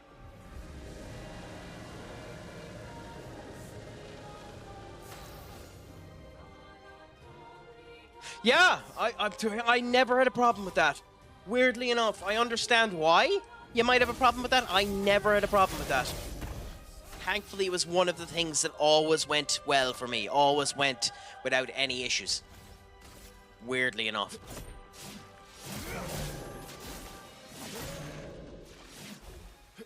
Why only 4,000? Okay, now. Let's see if we can survive this. I doubt it, but we'll see.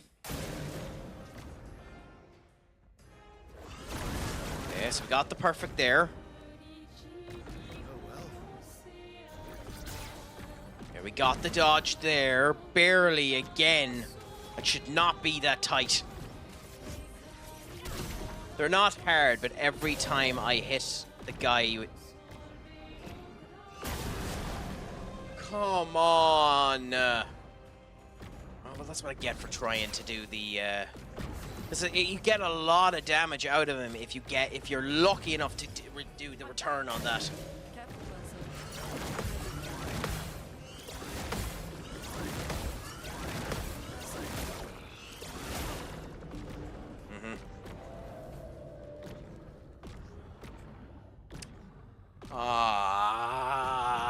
The second phase.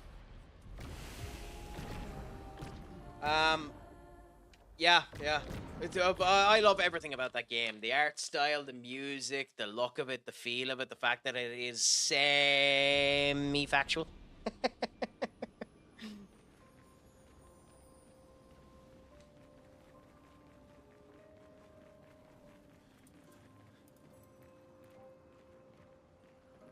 I have to be close to 2 hours doing this. There is an Okami 2 coming out soon. Which is why I was saying, it's why an awful lot of people don't know that there is already a sequel for the game.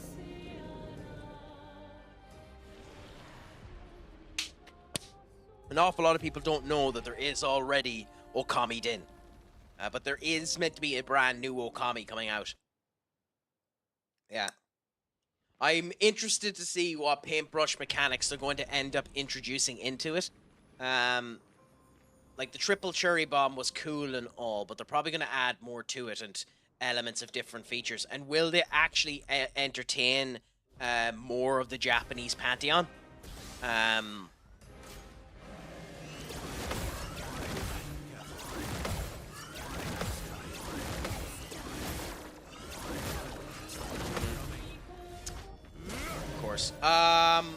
I'll be intrigued. Personally, I think they should. I think I came in and around that. It's almost 4 AM, so maybe closer to... Yeah. So much potential. If I continue to fail maliciously bad on this, I might leave it and come back later on. But the sad thing is, I know I can do this boss. It's sheer stubbornness at this point, because I know I can do it. I'm countering all of these bits. Why do I talk? Why do I talk?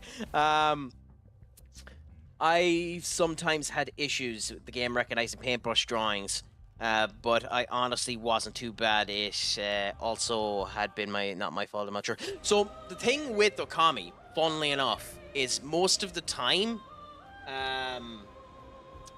you needed to do your paint strokes at a slightly diagonal angle. If you went 100% straight, it wouldn't end up recognizing what you were at. So you kind of needed to go slightly diagonal on it. If you can believe that. I would bring up MS Paint, but I actually would have to fit it into the border and the whole lot. So in the future, I'll add MS Paint to this layout so that it's easier to showcase stuff like that when I'm talking about it. But yeah, there's no point in me doing it now. I think you understand what I mean. Oh, Amanda, not discouraging at all. I'm the dumb twit sat here doing it. So don't worry about it at all. By the way, Scar, thank you so much for the follow. I genuinely appreciate it. You might help me remake the... Yeah, there we go. We remade the 240. I genuinely appreciate anyone that follows. You insane fools, for whatever reason, to follow me.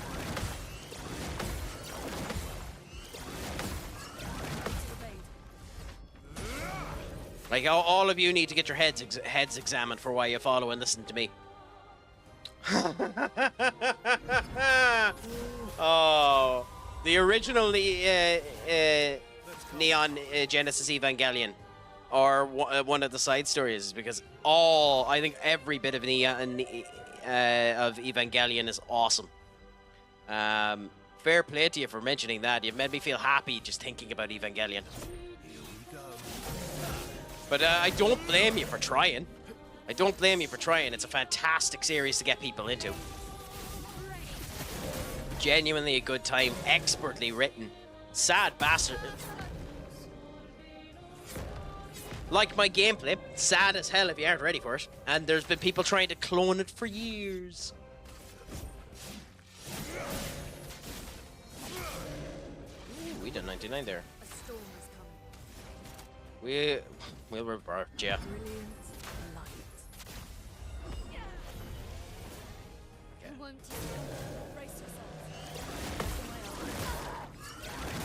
God! You know what, I'll just do the dodges.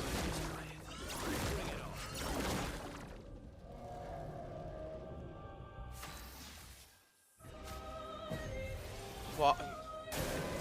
Thank you, game. So we're gonna have to waste a revival tint that we shouldn't have had to use there because it clicked the wrong one. And he's starting the second wave. Nice.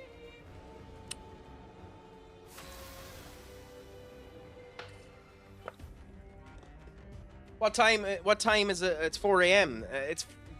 Is it better to wait, Amanda? I know you'd be hungry, but you're probably better waiting until the morning now.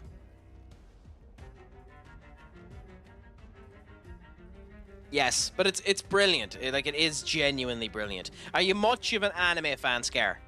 I'm massively into it.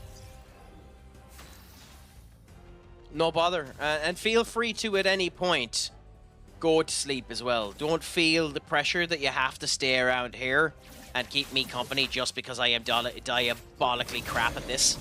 If you feel so inclined, please feel free to do so. I appreciate everyone that stays. I appreciate everyone that ends up interacting. I love the interactions with you, genuinely. Okay, so the last thing that made me sad. Really? You got sad at, I'm guessing, the ending of Persona 3, because I don't really understand what else in Persona 3 would make you die. I very much doubt it was Kenji.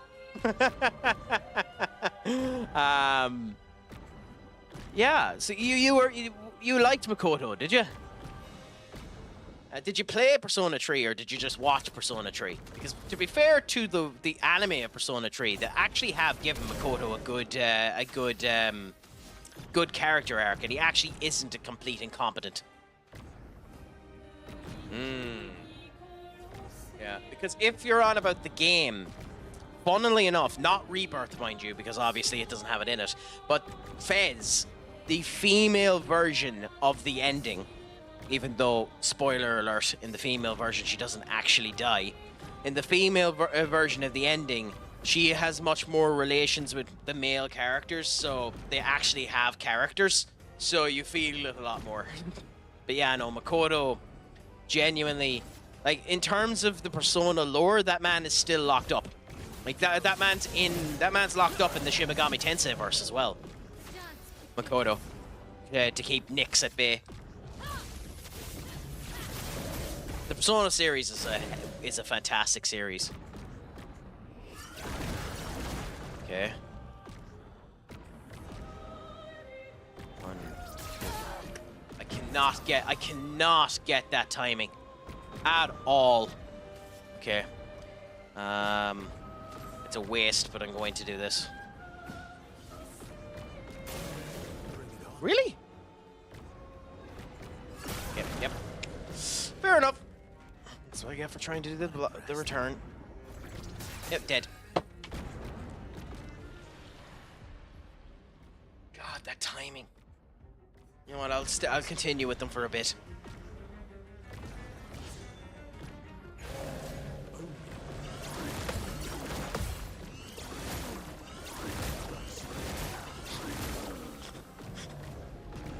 Sure, I'll continue on for a bit. He says.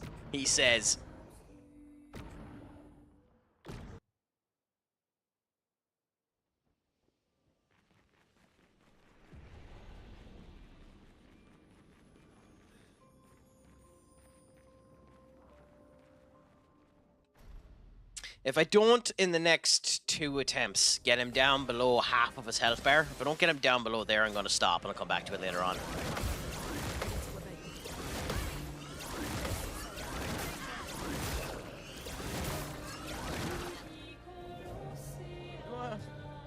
I'm not even sure why I kept her alive.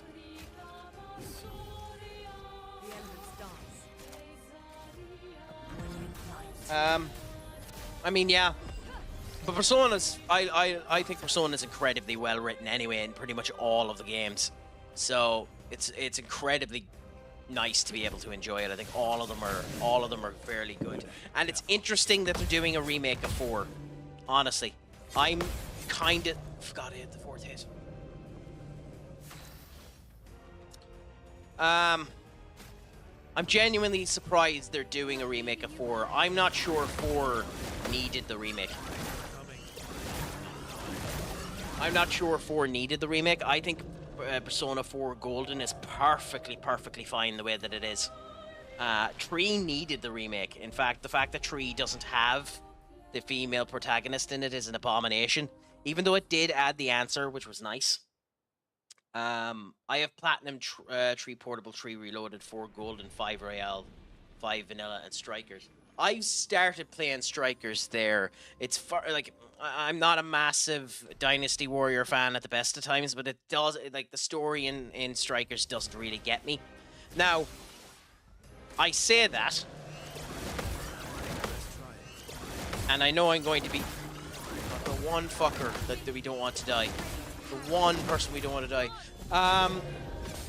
I say that, and I'm going to spoil something here, and you're probably going to judge me maliciously for it. I like and have been playing Persona 5 The Phantom X.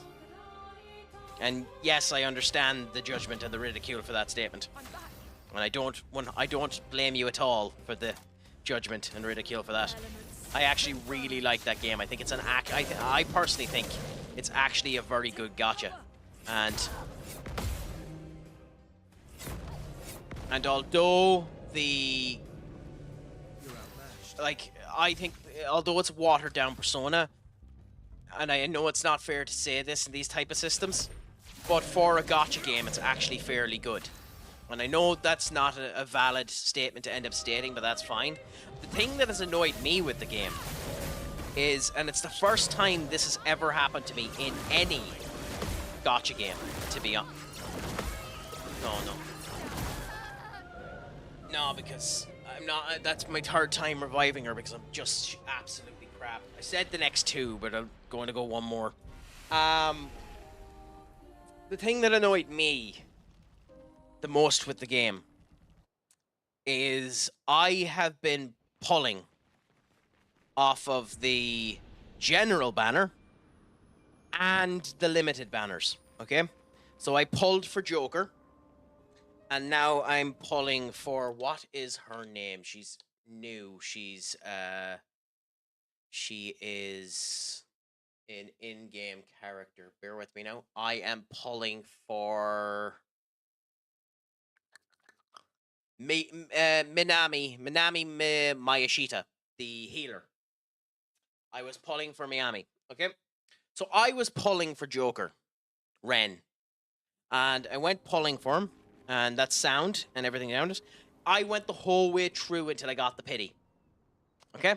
So the first time I'm doing it, I end up going 80 summons in until I end up getting to the pity. End up getting to the pity, and it gives me a standard 5-star. Annoying, but fine, that's understandable. Surely, I'll get a 5-star of some description, even if it's not Ren, a 5-star... Go on. No. A 5-star of some description before I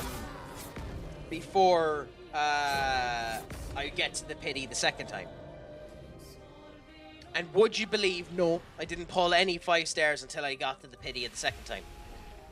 I got to the pity the second time, and finally I got Joker. Happy out, Bob's your uncle. So that means I ended up going 160 pulls to get Joker. That's fine, that's understandable and gotchas. But then I went on to the next banner. And this is where it really got me. I'm gone to pity again on the next banner. And I pulled the pity today. And I got a regular 5-star. I haven't gotten any other 5-stars. I've only gotten 3, all from pity. Okay? And in the general banner, I have gotten one 5-star. And it was from the pity. I've pulled it 200 times and got the pity. It's astonishing. Right.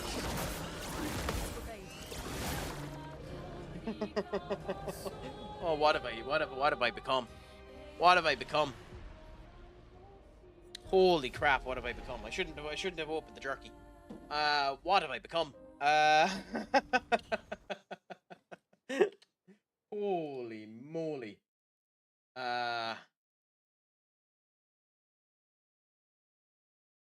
That's wow. Anyways. We have to get one proper go. We have to at least get to the second phase before we end up quitting for not getting it halfway to health. Crikey crack. Crack! What the hell?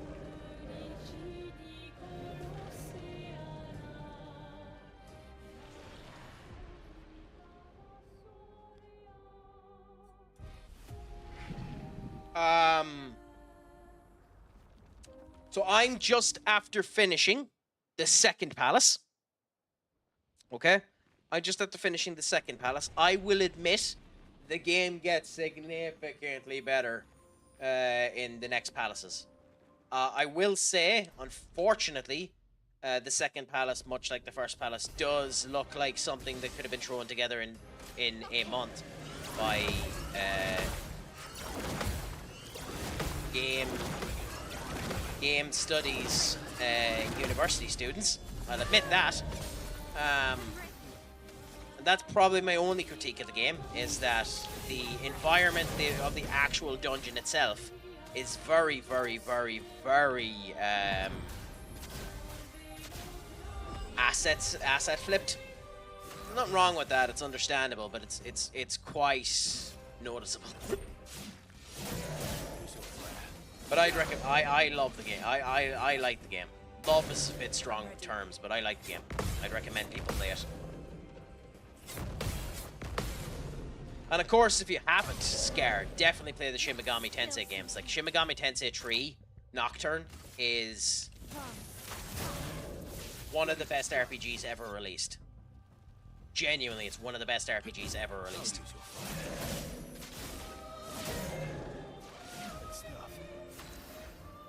It is unfortunate that Shin Megami Tensei 3 Nocturne, because of the true demon ending, forces you, if you want to experience the game properly, because like there's a...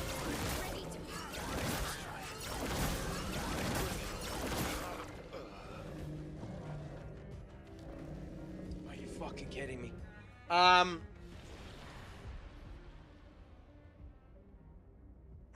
Because of the true demon ending, it basically forces you down one route, where some of the other routes are fairly interesting, so, yeah. Does it keep the whole team going on with, like, the 7 deadly sins just being the first one and so on? Because all of the PS5 games start with the same order of sins, and I don't see how the Subway Slammer dude could fit into Lust. So...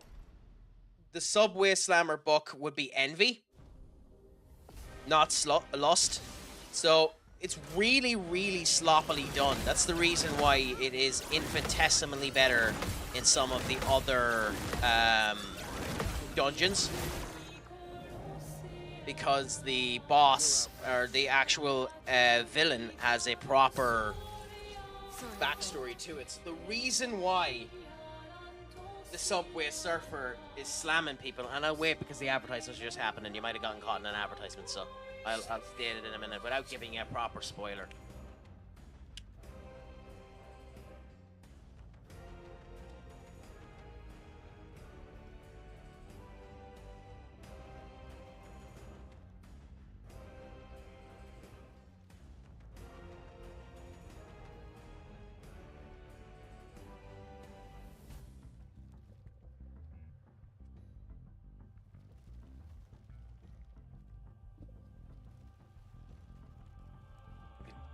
No ads, but I know his backstory is the baseball card. Yes, so basically what ended up happening with him is he was a prodigy baseball player.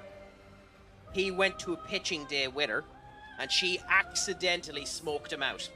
So he wasn't able to hit her ball.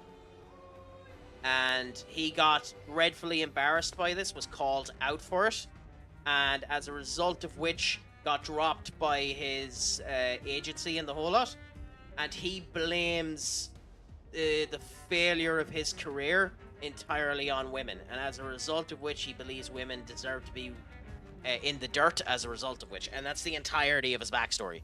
So the reason why he's slamming people down is because he believes that women deserve to be into the dirt, that they don't deserve to be walking around high and proud because of what the baseball girl did to him. So, it's lust in a way, but it's far more pride than lust. You know? Because she ruined his career, he's envious of the fact that his career has been ruined. The fact that his career was ruined, and she accidentally did it, she feels guilty. So the reason she quit baseball is because he feels guilty. And, He doesn't hate her or anything, he just hates all women as a result of it. And she gets really annoyed about it because she thought she had hurt him when he was just a deplorable arsehole to begin with. So you'll figure all that out, but it's not a great story.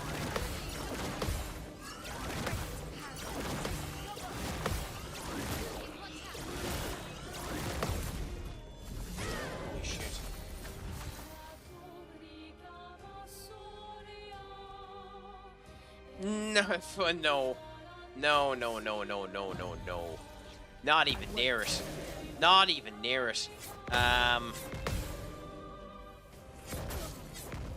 Oh, God. Just kill me. Just kill me.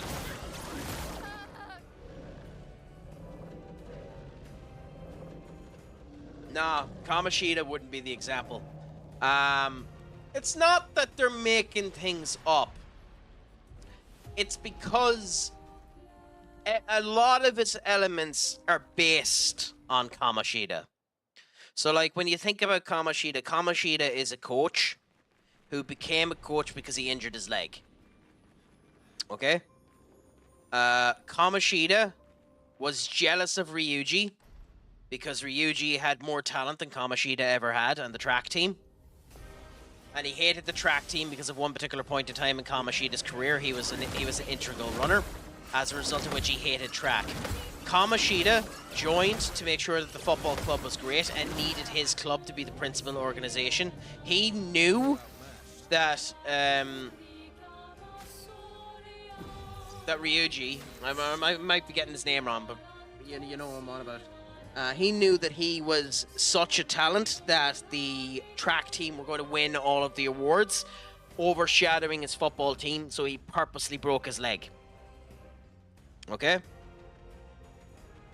What this book does, whose name escapes me completely because I don't even know the name of the character, but what this book ends up doing is he's getting rid of people because his career has been ruined, as a result of which the jealousy point of view and the setup is doing it. He's doing it to young girls. Kamoshida is doing it to young boys. So there are parallels to Kamoshida. Both is happening within a school environment. Both are the manipulation of people. You know, it does have stuff to do with the school. It does have stuff to do with who he's targeting. The other thing about this, and this is spoilers for the China version of the game, is everything that's happening in the game is a parallel universe. And as a result of which, there's a god behind the scenes subtly changing things and changing the manipulations of things. So like, this bad guy was going to crash out, not for this reason. So the reason he's crashing out now and doing what he's at now is because of that god, like every Persona game, you know? It's because of the influence of the god that's there that they've ended up doing anything. Like, Kamoshida would never have been as bad as he was if it wasn't for the fact that Demiurge was released on the world and decided that he wanted to end up making everyone feel as chaotic as possible in the original PS5 or Persona 5, you know? So it's that by the way, for anyone that hasn't played Persona 5, my apologies for spoiling the fact that the main villain is Demiurge.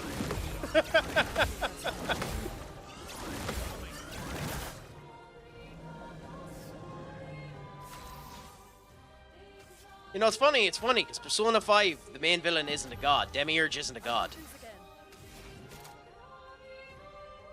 Which is really, really funny to me. Let's finish this.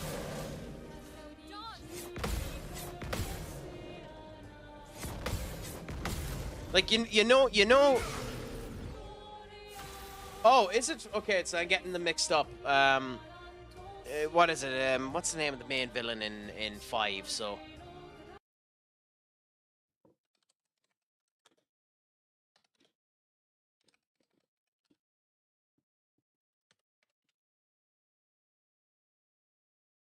Yeah. The Shido. The no, that's yeah. No, it's not him that I'm thinking of. Yeah, Yaldabaoth. That's it. Because it's the same name as a character in Overlord. I knew it was the same thing. What's funny about it is Yaldabaoth is Demiurge.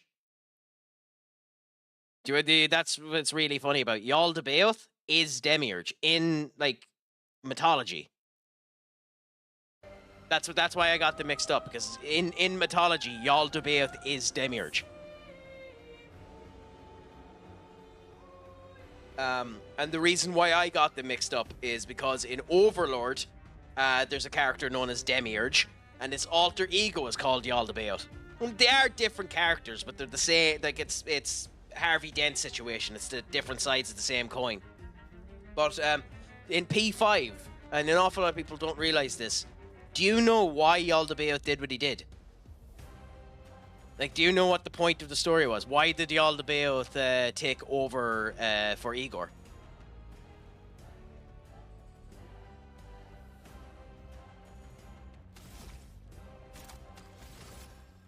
Because it's actually fascinating why it ended up happening.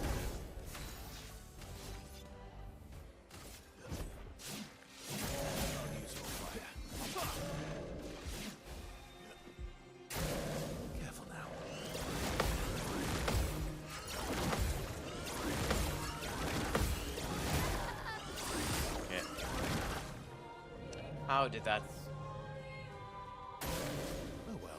Partially. Partially. You're half right. So, the reason why Yaldabaoth ended up doing what he did I won't waste this. in Persona 5 is because Igor had a bet with him that humans will always make the right decision if given the opportunity to do so. And the two of them put a wager that the wild card would end up making the right decision and saving the world. Problem with this is Yaldabaoth knows how this ends up working and decided to change the name of the game by kidnapping Igor, replacing him, and trying to stack the cards in his favor. If Yaldabaoth won, Igor gave up his position, and he had the entirety of the power of the Cathedral of Shadows. If Igor won, Yaldabaoth shut the fuck up. That's all Igor wanted. Igor just wanted Yaldabaoth to shut up. That's all Igor wanted. He risked the world because he wanted him to shut up. Igor's an asshole. I love Igor, but Igor's an asshole. Brilliant light. The expedition's coming.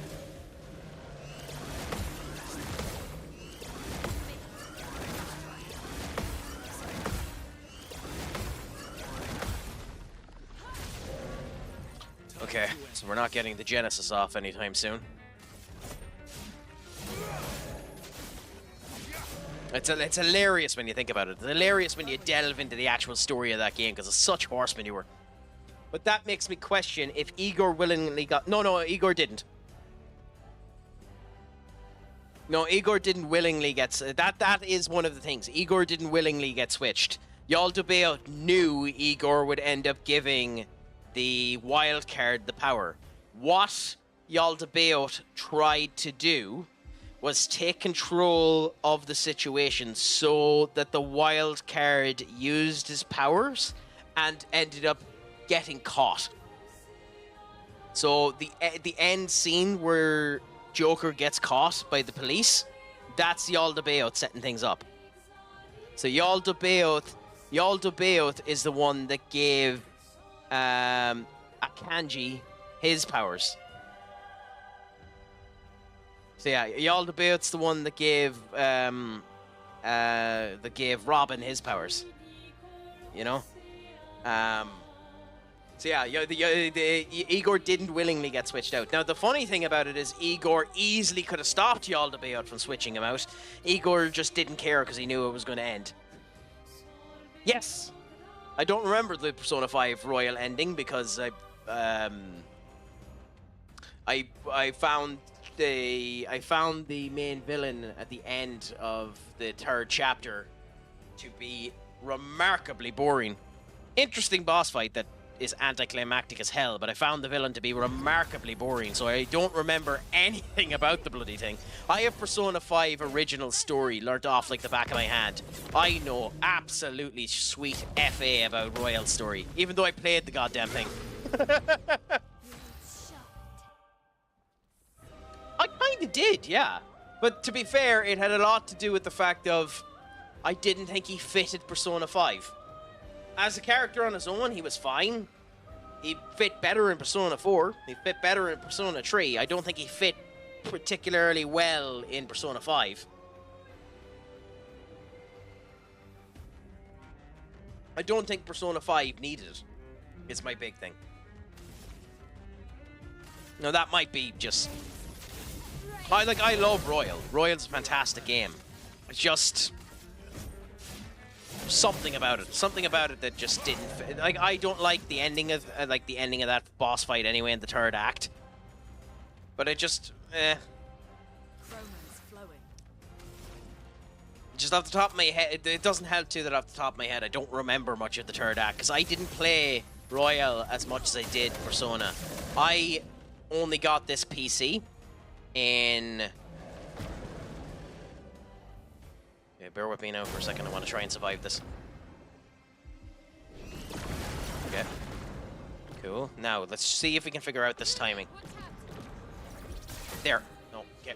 And of course it's Lune. So, I played Persona 5 a crap ton when I was living with someone in college. So I've done 3 or 4 or 5 versions of Persona 5. I own Royale, but I haven't... I've only done 1 playthrough of Royale. I've watched playthroughs of Persona 5 Royale, and I own it here and will do a playthrough of it at some point in time. But as a result of which, the eccentricities of Persona 5 Royale escape me a bit more. It's probably the game of the Persona franchises I know the least between 3 and 4. I'd love to done a remake of 1 and 2, and then Innocent Sin. Although we're never seeing Innocent Sin. Ever. Ever.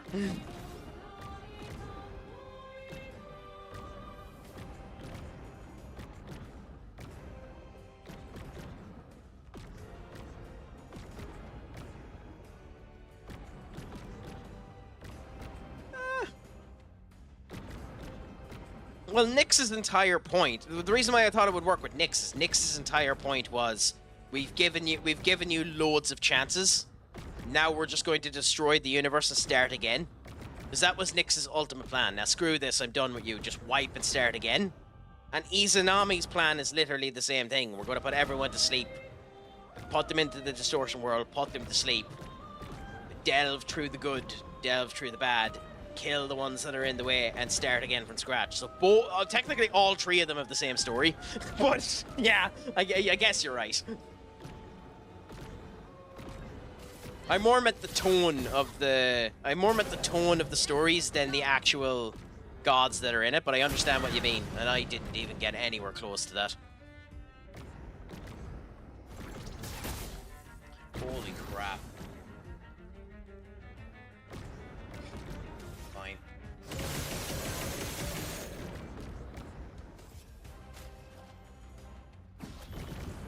You can do better.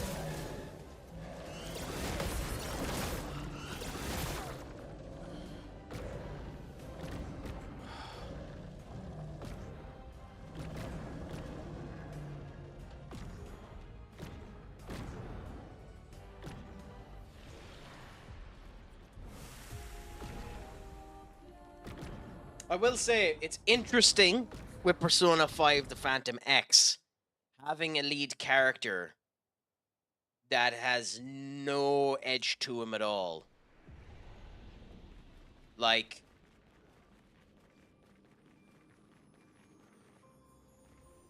the closest is the Persona 4 character.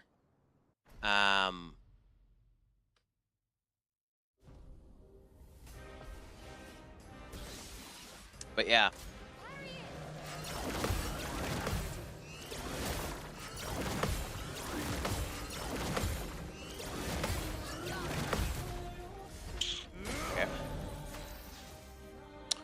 Okay.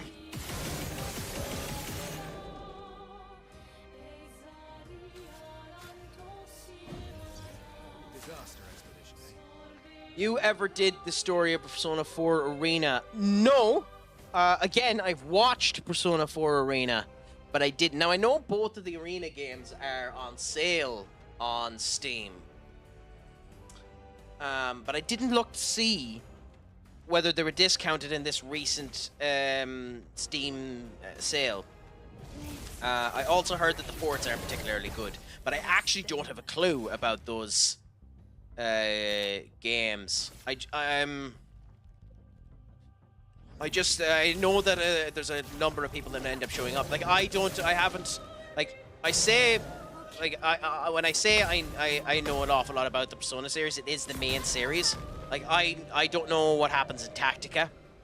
I don't know what happens in, what's the name of the other one? There's Tactica, and then there's the fighting games for 5 as well. I don't know what happens in them. And there is another one other than Tactica for Persona 5, but I can't remember what the name of it is. Persona 5 is just too many goddamn spin-offs. That's good.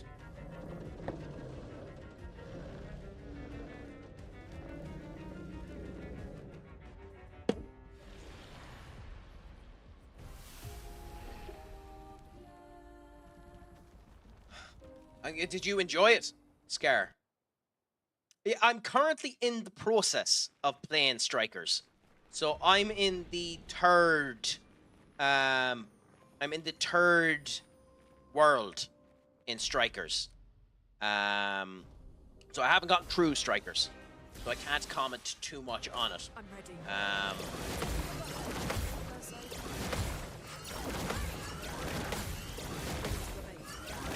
And by the way, as I said earlier on, I was talking about it. So even though I didn't know the main bad guy in Strikers was Demiurge, I'm actually happy to know about it now. Because Demiurge in Shin Megami Tensei is interesting as hell. He's also the Demiurge in terms of the normal mobs. In case you didn't know this, in terms of Persona and the Shin Megami Tensei universe, Demiurge is the second strongest mob that's not a god. The only one stronger than him as a mob is Metatron.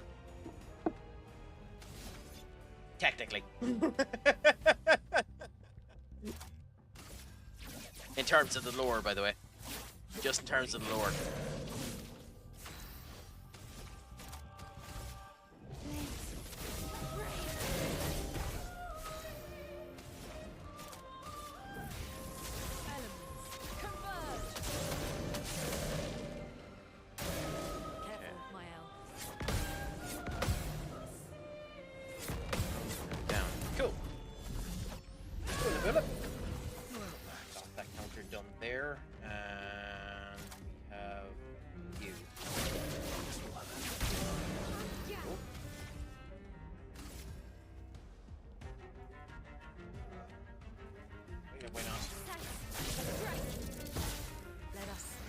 Is there any lore about the Reaper dude, or does he just follow Persona users wherever they go? So kinda. It depends on the game. So the idea of the Reaper in Persona is that he specifically follows the wild card, and the idea of him is he kind of follows the wild card for when he isn't connecting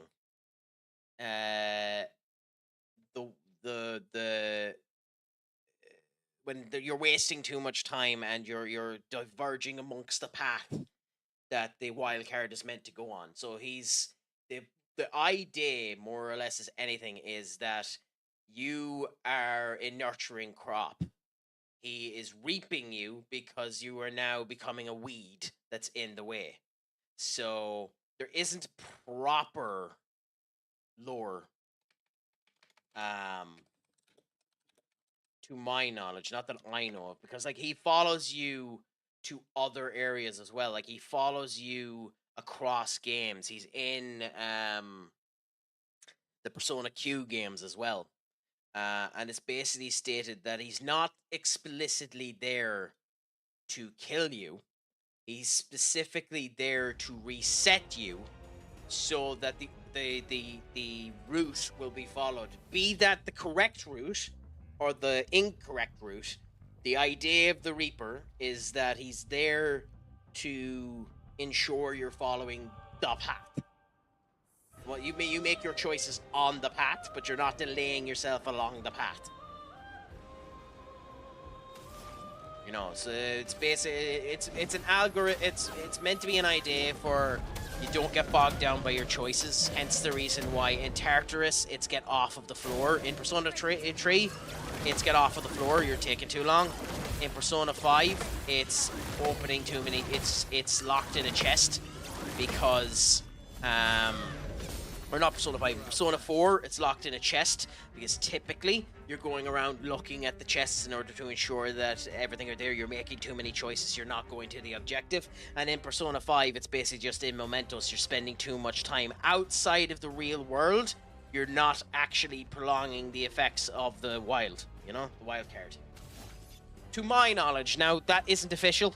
That's not written properly in any of the games. And the Reaper doesn't appear in Shin Megami Tensei. The Reaper is 100% a Persona thing. This will hurt. It's an epic design too, to be fair, the Reaper. By the way, if you're able to, I highly recommend you go and you try Persona Q and Persona Q2.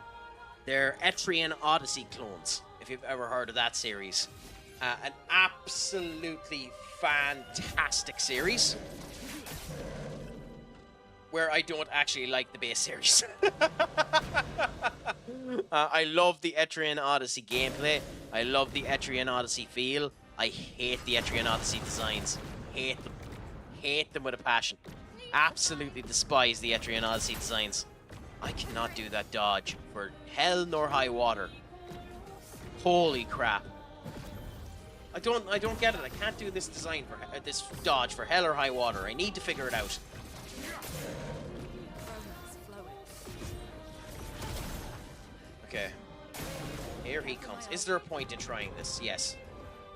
Now, cool. Got this. Cool. Now, can we get this dodge? I'll do Was that worth it? No. Now, cool. We got it now. Good. That's something. Now the dark.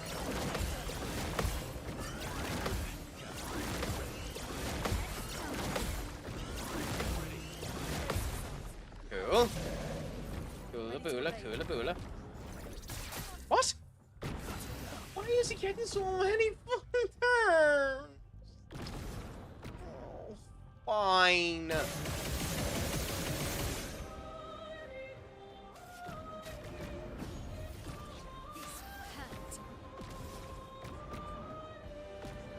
Okay, so we need 5.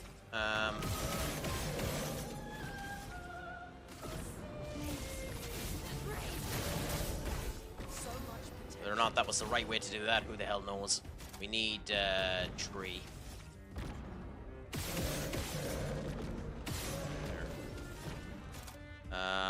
Yeah.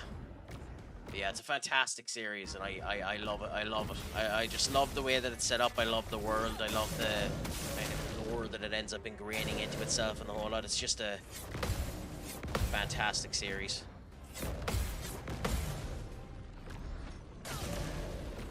I'll do it. I'm gonna blame that death on you, Scar. I'm gonna blame that one on you.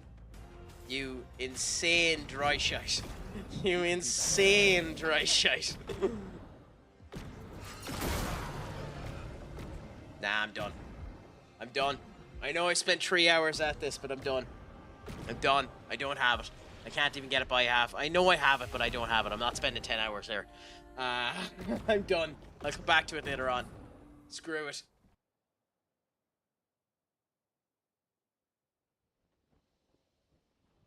Nope, I'm done. I'm done. I'll come back to it later on. Screw it, I'm done. I'm done. Remember the falling leaves, crack. I'm done. I don't have it.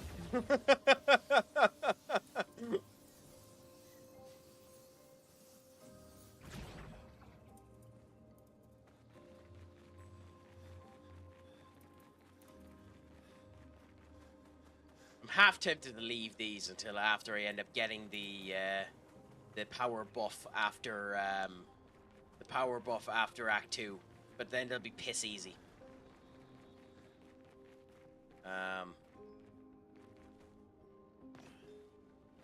But for now, I'll leave it for a bit, and we'll gain a wee bit more power.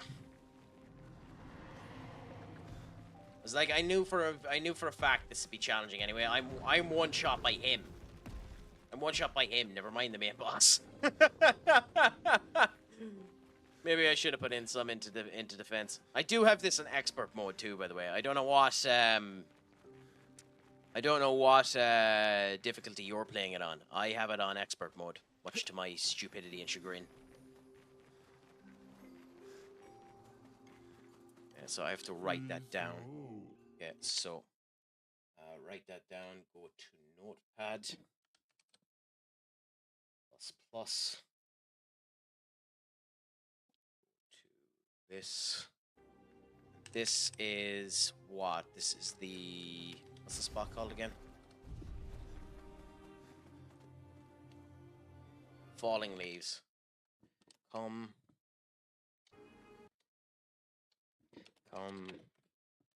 right.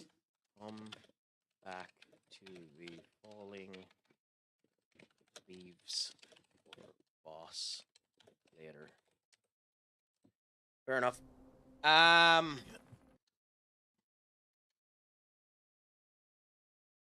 Joys. The hunger got to me, so I'm currently me.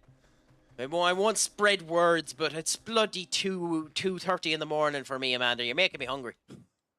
Nah, I'm on normal. I don't want to go insane trying to beat the hardest difficulty when I don't have to. I don't blame you, but legitimately, I know it seems like I'm going bonkers here, but I literally enjoyed every single moment of that.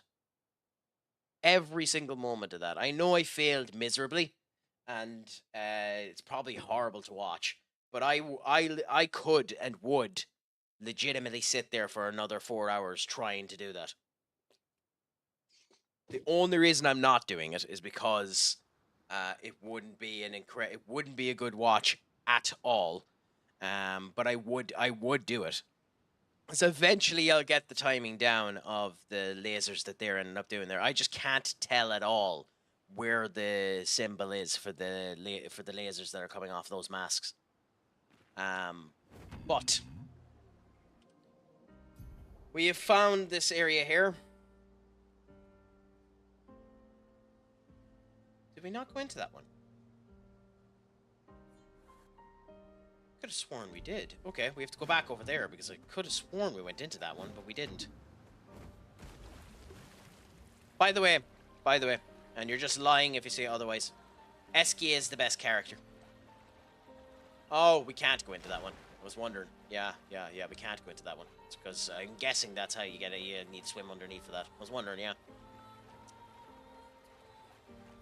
I will say it is a bit unusual seeing his ass crack. But yeah. Yeah. So, go back down this way. Go. Salmon to me, the greatest food humans ever discovered to eat. I won't comment because I'm not a massive salmon eater. But, by the way, there's not a chance in hell I'm able to beat him. But do we try it? What do you think, Scare? There's not a chance in hell I'm able to beat him, but do we try it?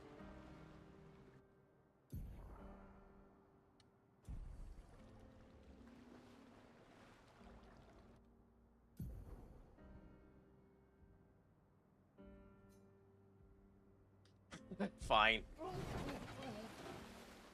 There isn't a single solitary chance in hell I've beaten this, by the way.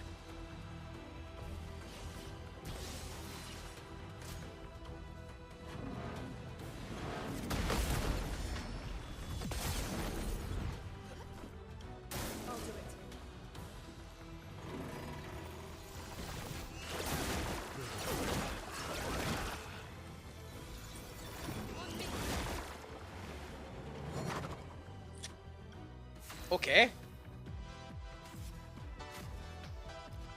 That's interesting. Sorry, I failed. Brilliant light. Here we go again. Okay.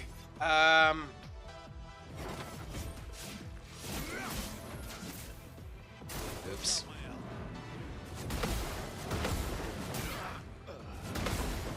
Holy crap.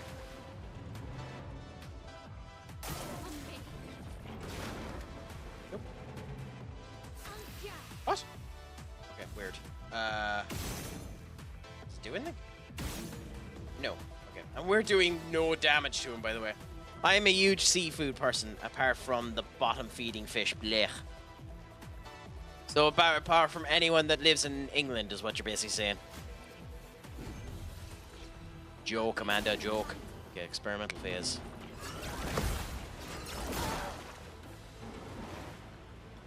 Okay, so we are leaving Sprung alone for a bit. I mean, we gave it a go. Gave it a go. I went further than I did the last time. I'd like to at least have damage on him.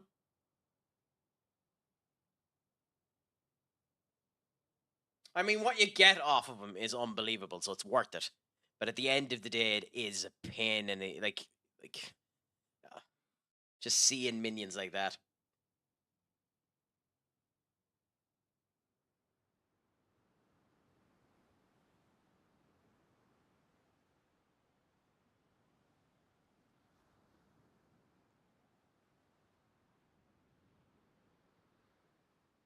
Okay, so with that being the case, where the hell do we go? We can go down there. We've visited all of these. There's no need to go down there, so we can check in and around there. So go down and immediately go over. Fair enough. Bouncy, escape, bouncy! Oh, it's so cute!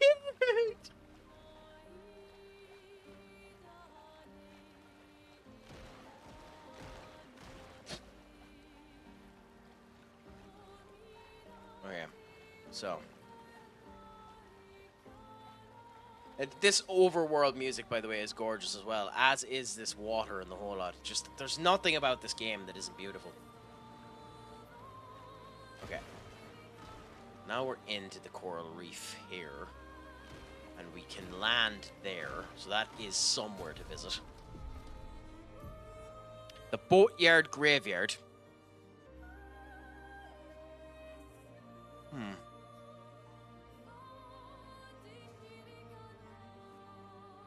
I'm guessing, based on that statement, that's something we can do later on. I'm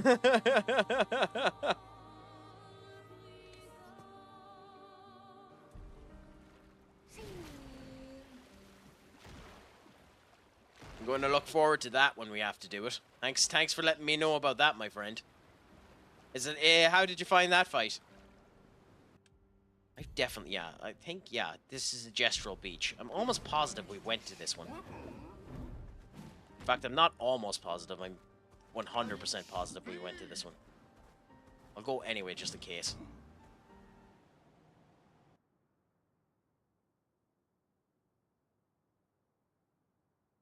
Haven't beaten that dragon guy yet. Huh. You'll have to go back now and give it a go. See if you can.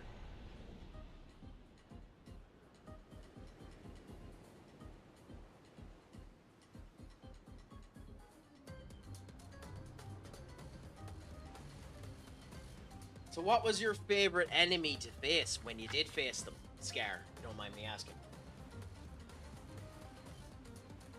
Okay. Have I not been here? Maybe I haven't. Because I don't recognize this one.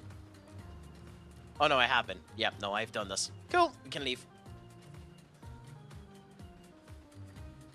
I mean, it's probably going to take me another 20 hours to get to the dragon. Like, can I fight the dragon now, or do I need to be flying with SKA before I can fight it? Because, like, if I can get to the dragon now, I'll go and I'll try it. Just for the gish, you know, just for the crack. Yeah. Then in that case, go on. Why not? You can tell me if you want.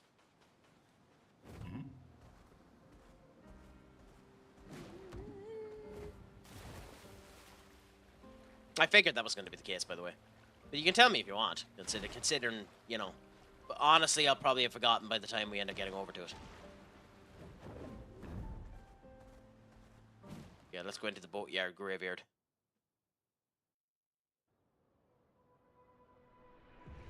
Yeah, I've already been in here. Interesting. Interesting.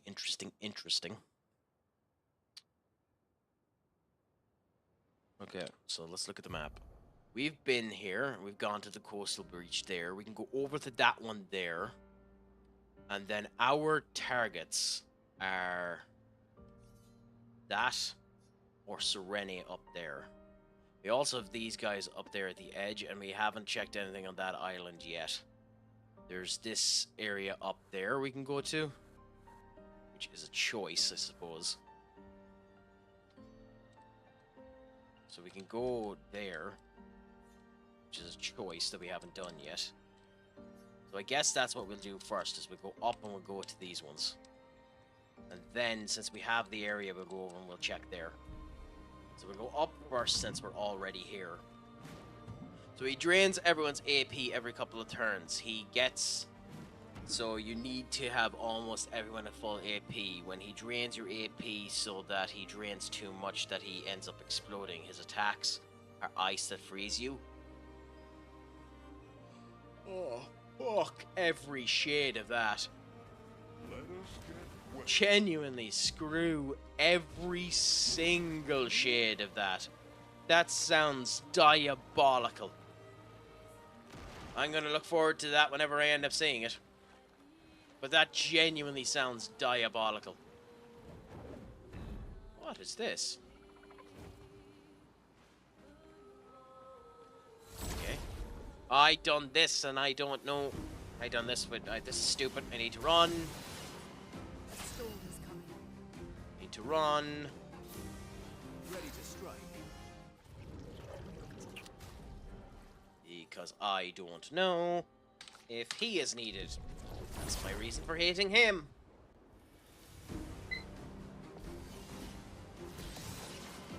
Storm is coming. Okay. He's not needed on that one. So no is the answer to the question. He isn't needed, but still. Good on you. I done it on the flyer that you can't end up hitting. Isn't that so intelligent, Crack?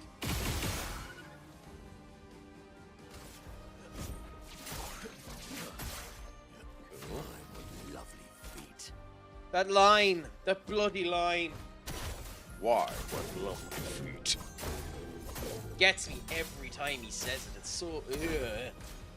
There's no reason to get me either.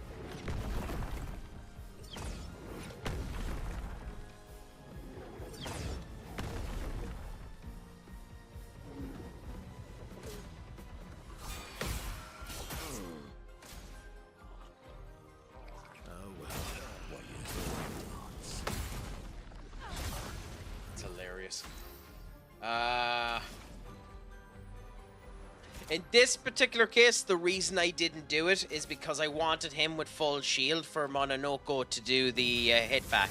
Because Mononoko was doing enough damage to kill him next turn if he stayed alive.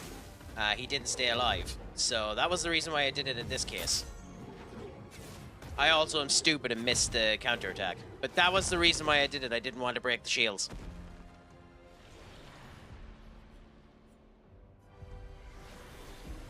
That was the reason why I done that. To be 100% honest with you, it's not a good excuse to not do it, but it is why I did that. Okay.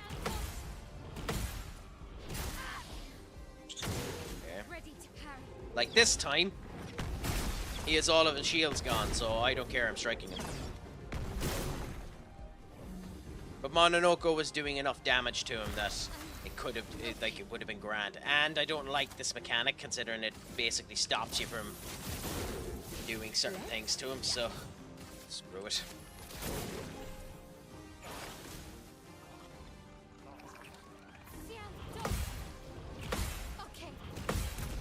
That should kill him. Yeah, and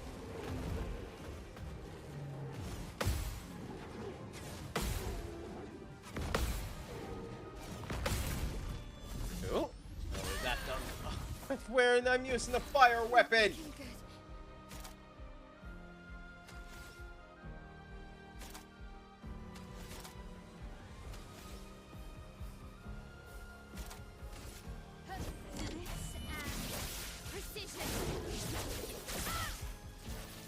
It's kind of weird. Okay. Doing more damage on it now. Medalium on my L. I don't know if I have that. I'll look after this fight and see if I have that, because I'm not even 100% sure what that is, to be 100% honest with you. So I'll look after this fight and I'll tell you then.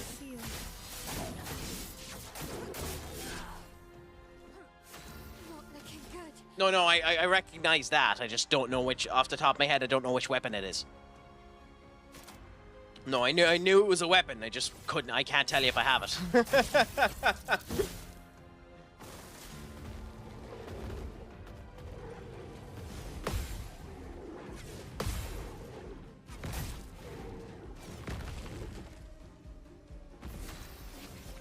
Okay. Careful now. God, I need him to change back to ice. Time to strike. You know what, screw it. Yeah, I can do this.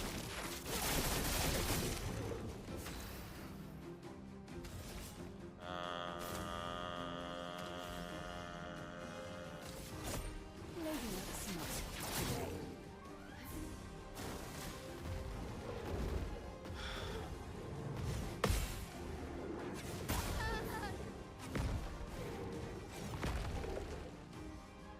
Fine.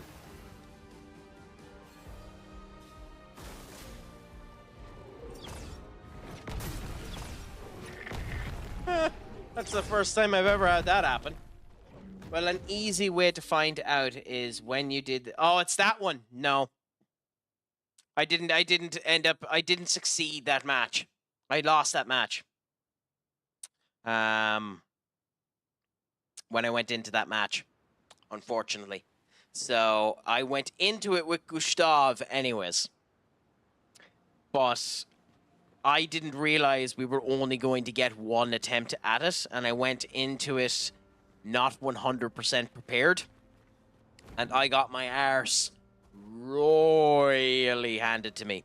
I am aware that's her best weapon. But I have to go back and beat Big Mama in order to get it now, and I ain't nowhere near ready to do that either. So, what do I get for beating these these schmucks?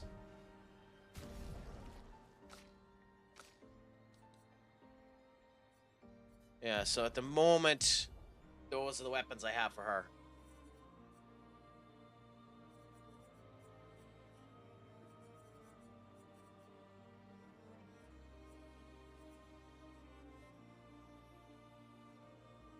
Yeah. So I have to beat her at some point in order to get it. So I know that dramatically decreases her power. She's still fairly strong at the moment. But, yeah. Unfortunately, yeah.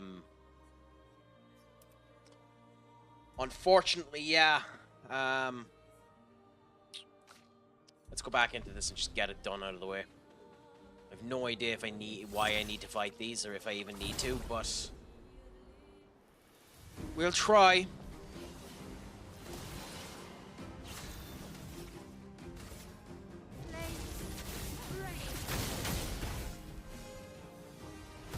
Of course you did. Of course you did.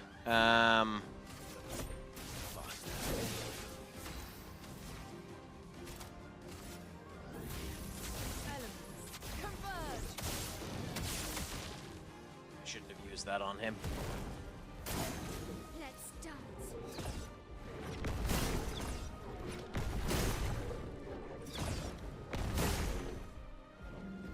Interesting. Switch back to fire.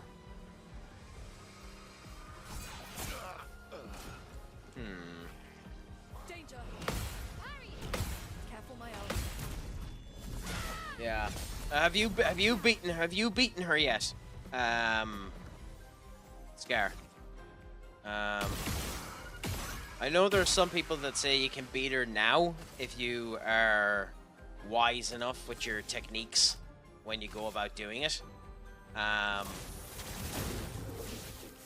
then you can beat, technically you can beat any boss in the game if you're wise enough about your techniques. Converge.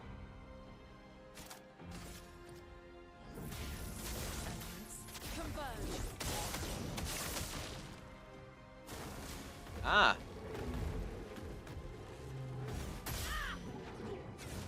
For fuck's sake.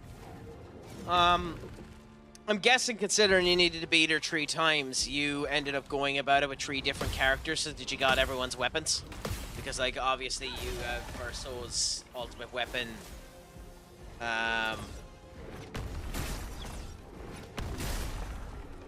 Mael's ultimate weapon, and I believe you get Luna's ultimate weapon there as well.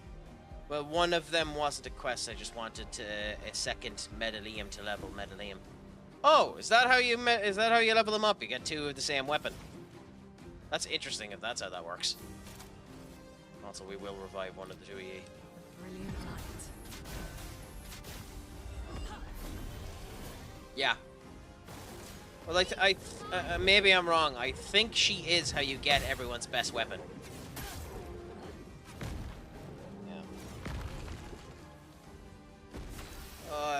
Christ. Dying to this crock of horse manure. Brilliant light. Let's finish this. Yeah. And what is it? Is it faster to battle her? It wouldn't actually shock me if it was. Okay, cool. Just do a gradient attack, I suppose. You can't escape.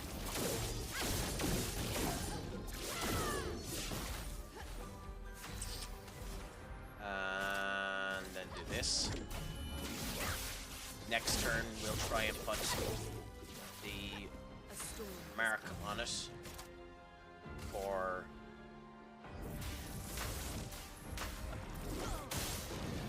fair enough.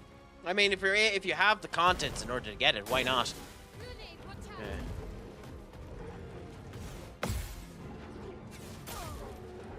out. I had the timing on that before. Why am I sucking so much at it now? To end this.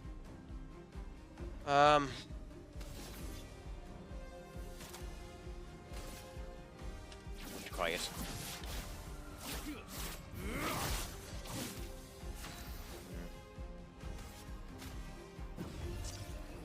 I won't lose there. Okay.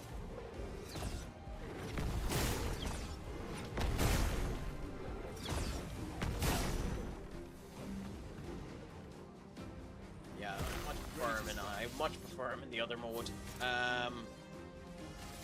the Defiant Strike now. Even though we could do that, we actually would break him, I think, at this point. Okay, we need to dodge all of these.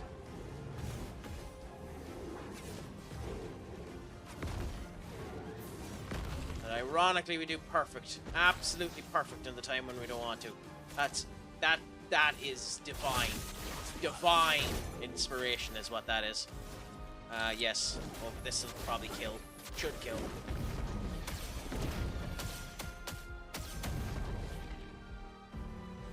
We missed by 1. We missed by 1. That's bonkers.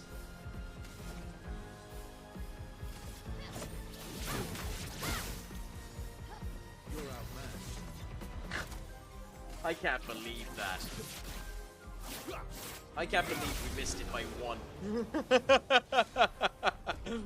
Ooh, that's a new weapon. The Balatro and the Stallium. This was well worth it. So what did Mononoko get?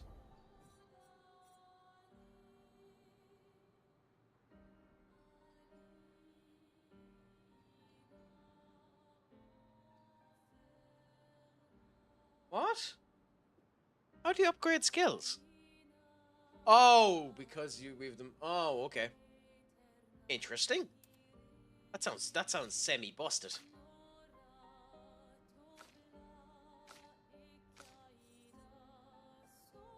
What did we level up? We leveled up something else. You know what, TikTok? I'm actually tempted not to bother to do the inactivity challenge, you dopey bastard.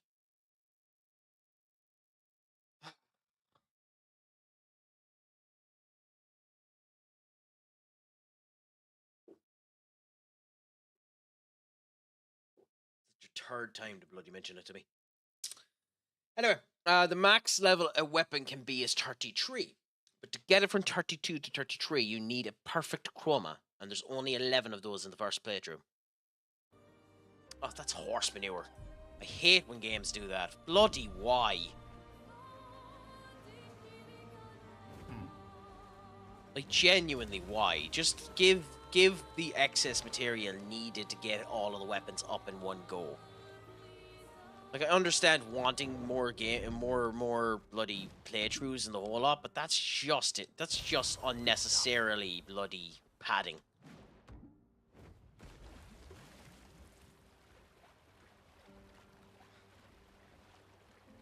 I hope when we get the diving ability, these come onto the map, by the way, so that I don't have to go looking around for the goddamn things. Although with that being said, it's blatantly obvious in this particular case that that leads to some layer underneath.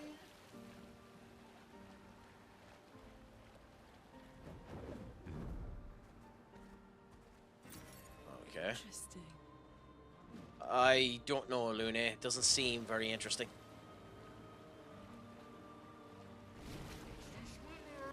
Okay. So that's there. We can continue to go around here again and go up to where we're actually meant to go.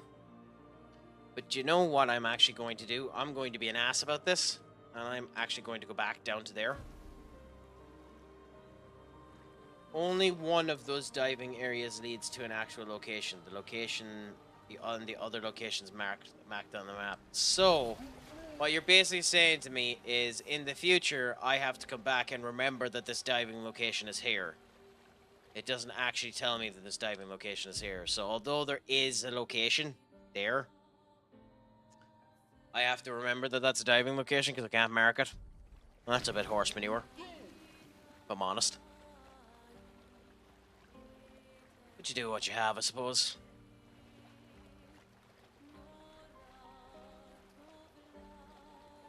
Okay, so now we can check this side. This is me literally being side quest McSideyson. There's no reason for me to be doing this, but still.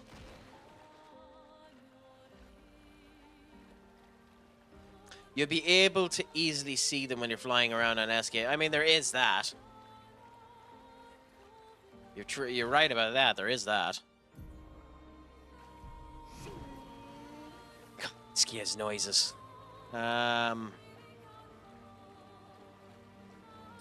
Okay, so this is red, which means if I enter it, I'm probably going to die.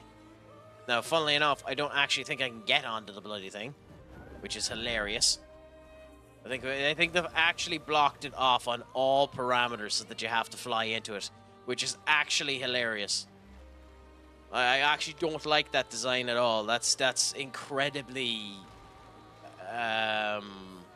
arbitrary to me, to be honest. I don't care about it, it's fine, but it's just in the middle of the goddamn ocean.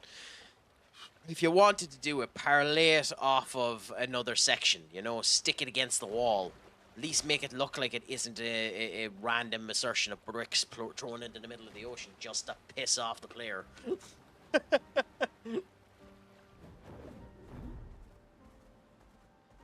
Well, that's a boss if I've ever seen one.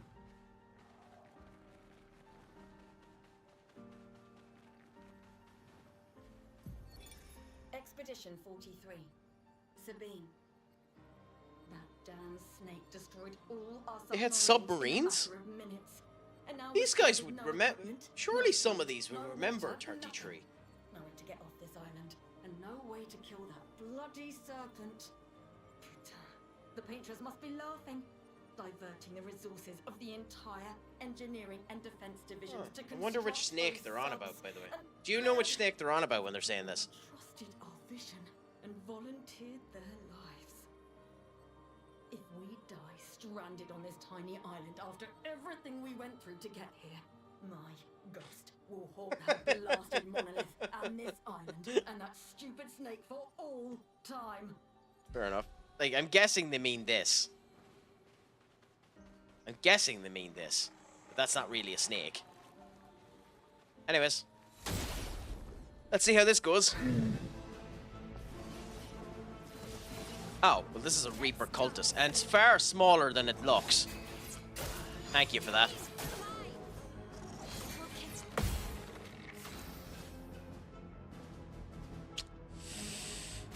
Ay, ay, ay, ay, ay.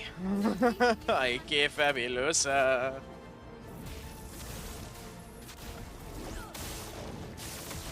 Oh, it's a flying minion. Oh, no.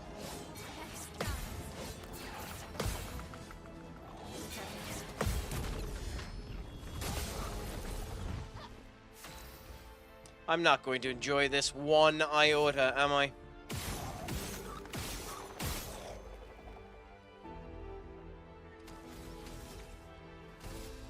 We'll find out in a minute if I am.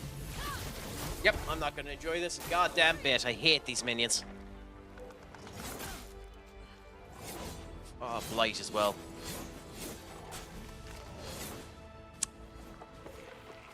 Fun. Fun, fun, fun, fun, fun for all the family.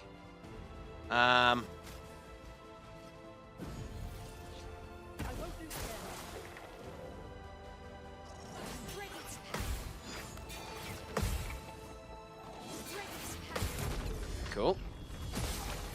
That's cool, but we're doing basically no damage to them, so...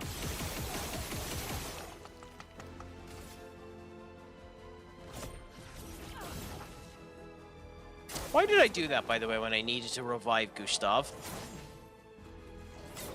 Yep. You dense tit, Crack. Oh, and I revived the wrong one. Oh, crikey.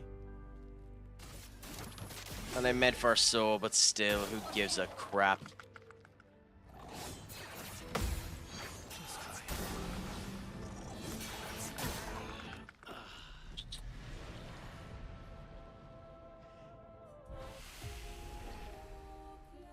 Person in the middle is at a distinct disadvantage because it just pops in you, so you need to be keeping an eye on the actual timing of it for the middle.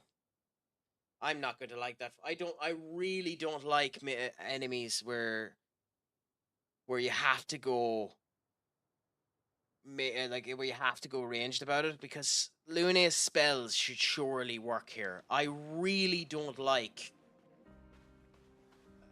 when your main skills don't work because they're perceived to be manual. I just don't like that. I can understand most of Verso's moves.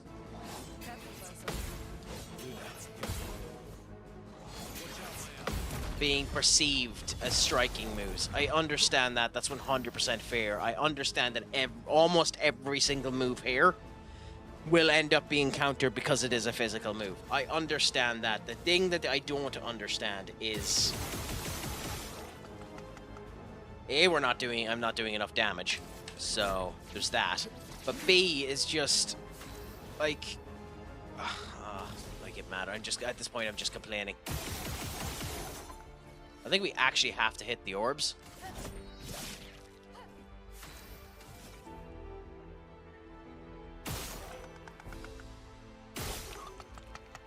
Oh, well, all the orbs are dead. Will we actually be able to hit her now?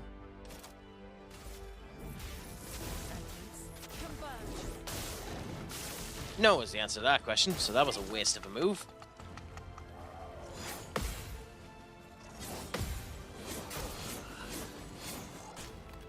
Interesting.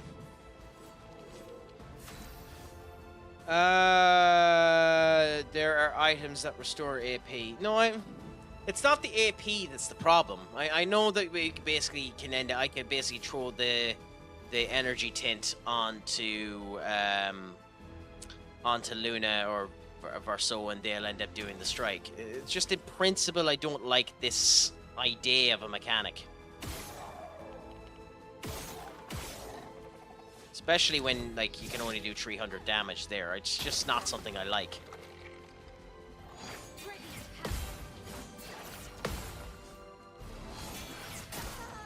Yeah. Like, I know the idea of this is to counterattack him and send stuff back. And definitely, if you're able to search up and create Verso's proper build, it would help as well, which I don't know how to do yet. But genuinely, these type of bosses are just frustrating because it's a situation of you have to delay. Yep. You're just wrong if you don't delay. So like now.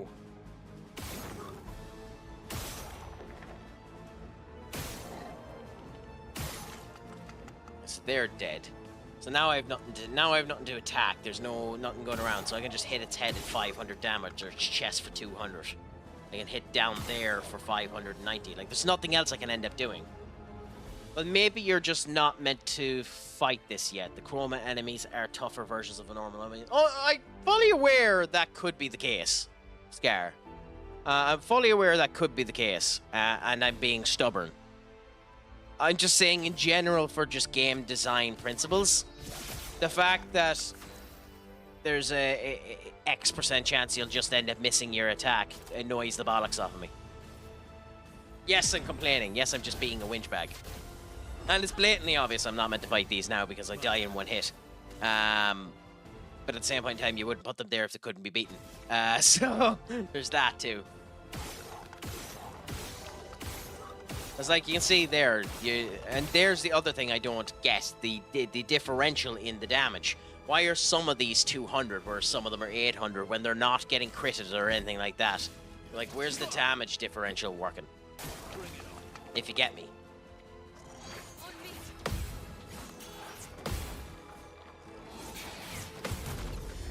Like, I send this back now, does 9,000 damage, that's enough, happy out.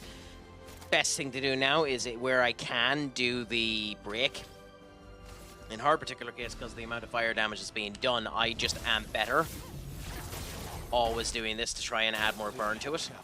Now, in this case, Yep, that was bad timing. That was very bad timing, I don't know what I was at there. You do have a break. Could be. Could be a roulette. Cool. So now that's busted, so Gustav should be in a better place to actually do damage. Okay.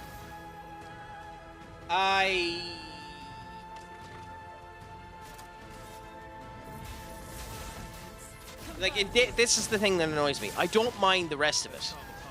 It bothers me for Lune. Like, I don't, as I'm saying, I don't mind Gustav's physical moves hitting something that has range changes about it. Lune is where it bothers me because she's literally using range spells. If you get me, like, yes, I know it's whinging, it's pampered whinging, but I think you know what I mean.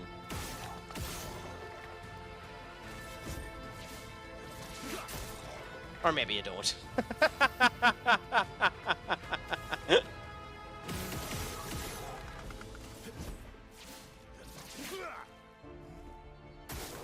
Yeah, he's doing the attack again, so dodge, wait, dodge. Yeah, the timing needs to be delayed a bit in between them, that's nice to know. We don't have the 5, so we just go. And we have done some fire damage to him. We should win this fight, by the way. I don't understand how the hell could possibly miss twice, even if it's a flying enemy. Yeah. Yeah, like, I don't know.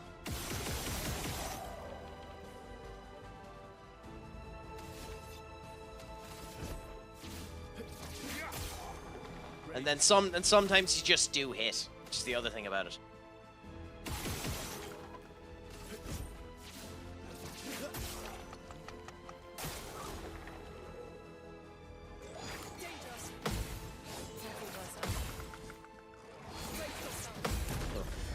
No, I said hell. Hell is a fire attack that Lune has. Oh! Okay, I wasn't aware that that was a fire attack that she has. I don't currently have it. But like even like the elemental trick, all of them should end up hitting. Or if I was to do Thunderbolt now, that should end up working. I could have sworn Thunderfall done break damage. Anyway.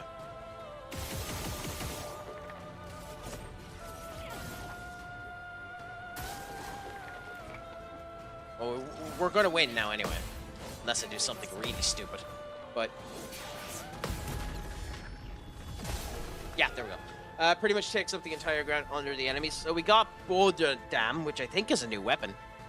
Like, that's the thing about it. Like, all of these, you can end up taking enough time to do it and win it. Especially when it's as easy as that one. But yeah. New weapon for first. So, okay.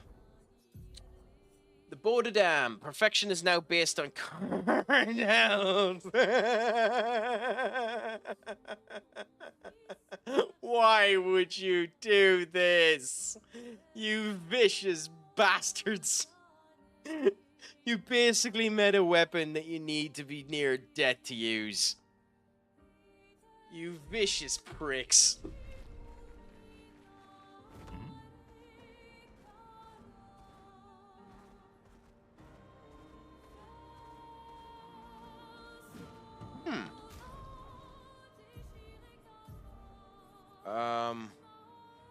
Have wildfire. I look at her skills after this and see where it is. So we're done here. Cool. This was not worth the detour.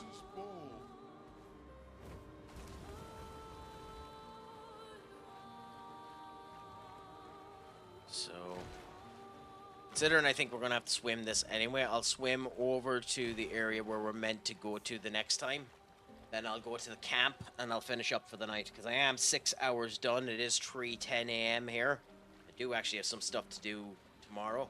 And then we'll go from there. I will be playing this again next week. Probably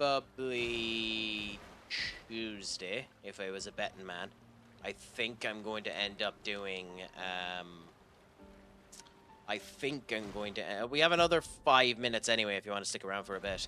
But I think I'm probably going to end up doing Football Manager on Monday. And I might end up contacting Doom and see if he's available one of the evenings to do Space Marines or Vermintide. And I have downloaded... I don't really want to start that until I finish this. I have downloaded Baldur's Gate 3. And I have never played Baldur's Gate 3. And I know the minute I start that game, I'm going into that game.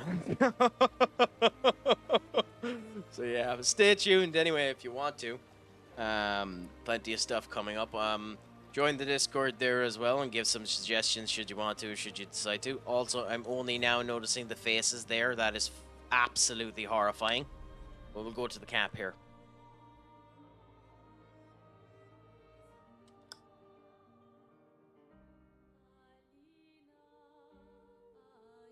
So while I have you here, Scar, and we look at the skill sets, tell me what you think.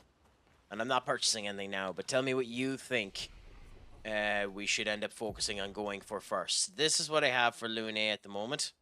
I'm guessing this is the Hell skill you're on about. Deals fire damage that applies 5 burn per hit to all enemies, 2 hits.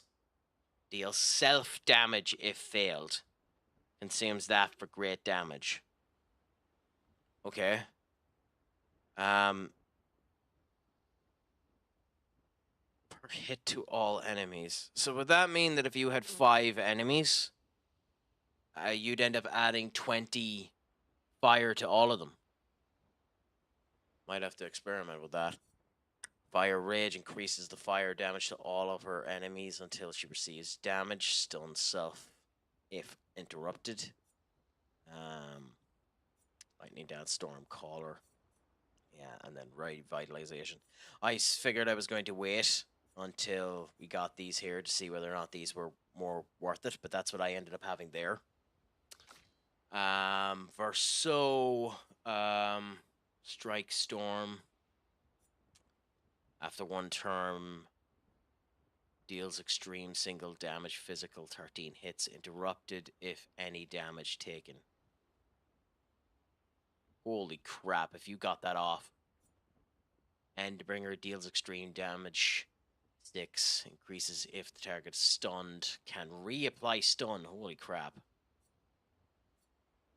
Can break, increase damage, speed burst, leadership.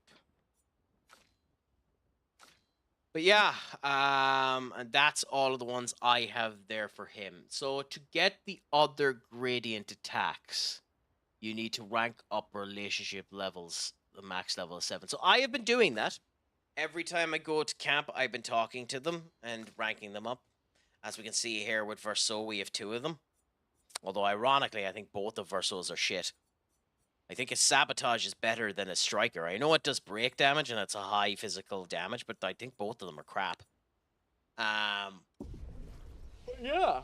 I suppose next time I'll talk to all of these in case there's anything new because they're, well, let's see. All these years and you've They're kind of tough.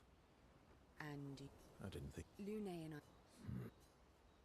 Okay, yeah. So next time I'll end up going through that because I don't want to sit here for 30 minutes looking through all of these because I actually do want to end up going. So if you want to end up coming in, that's what you have to look forward to. Us going through that. So I'm going to rest there. Thank you everyone who's ended up coming in today. I genuinely appreciate it. It was an absolute pleasure to have you. For if there's anybody left from either of the raids that came in, I genuinely appreciate you staying. Scar, it was an absolute pleasure to have you, my friend. Might not even be awake.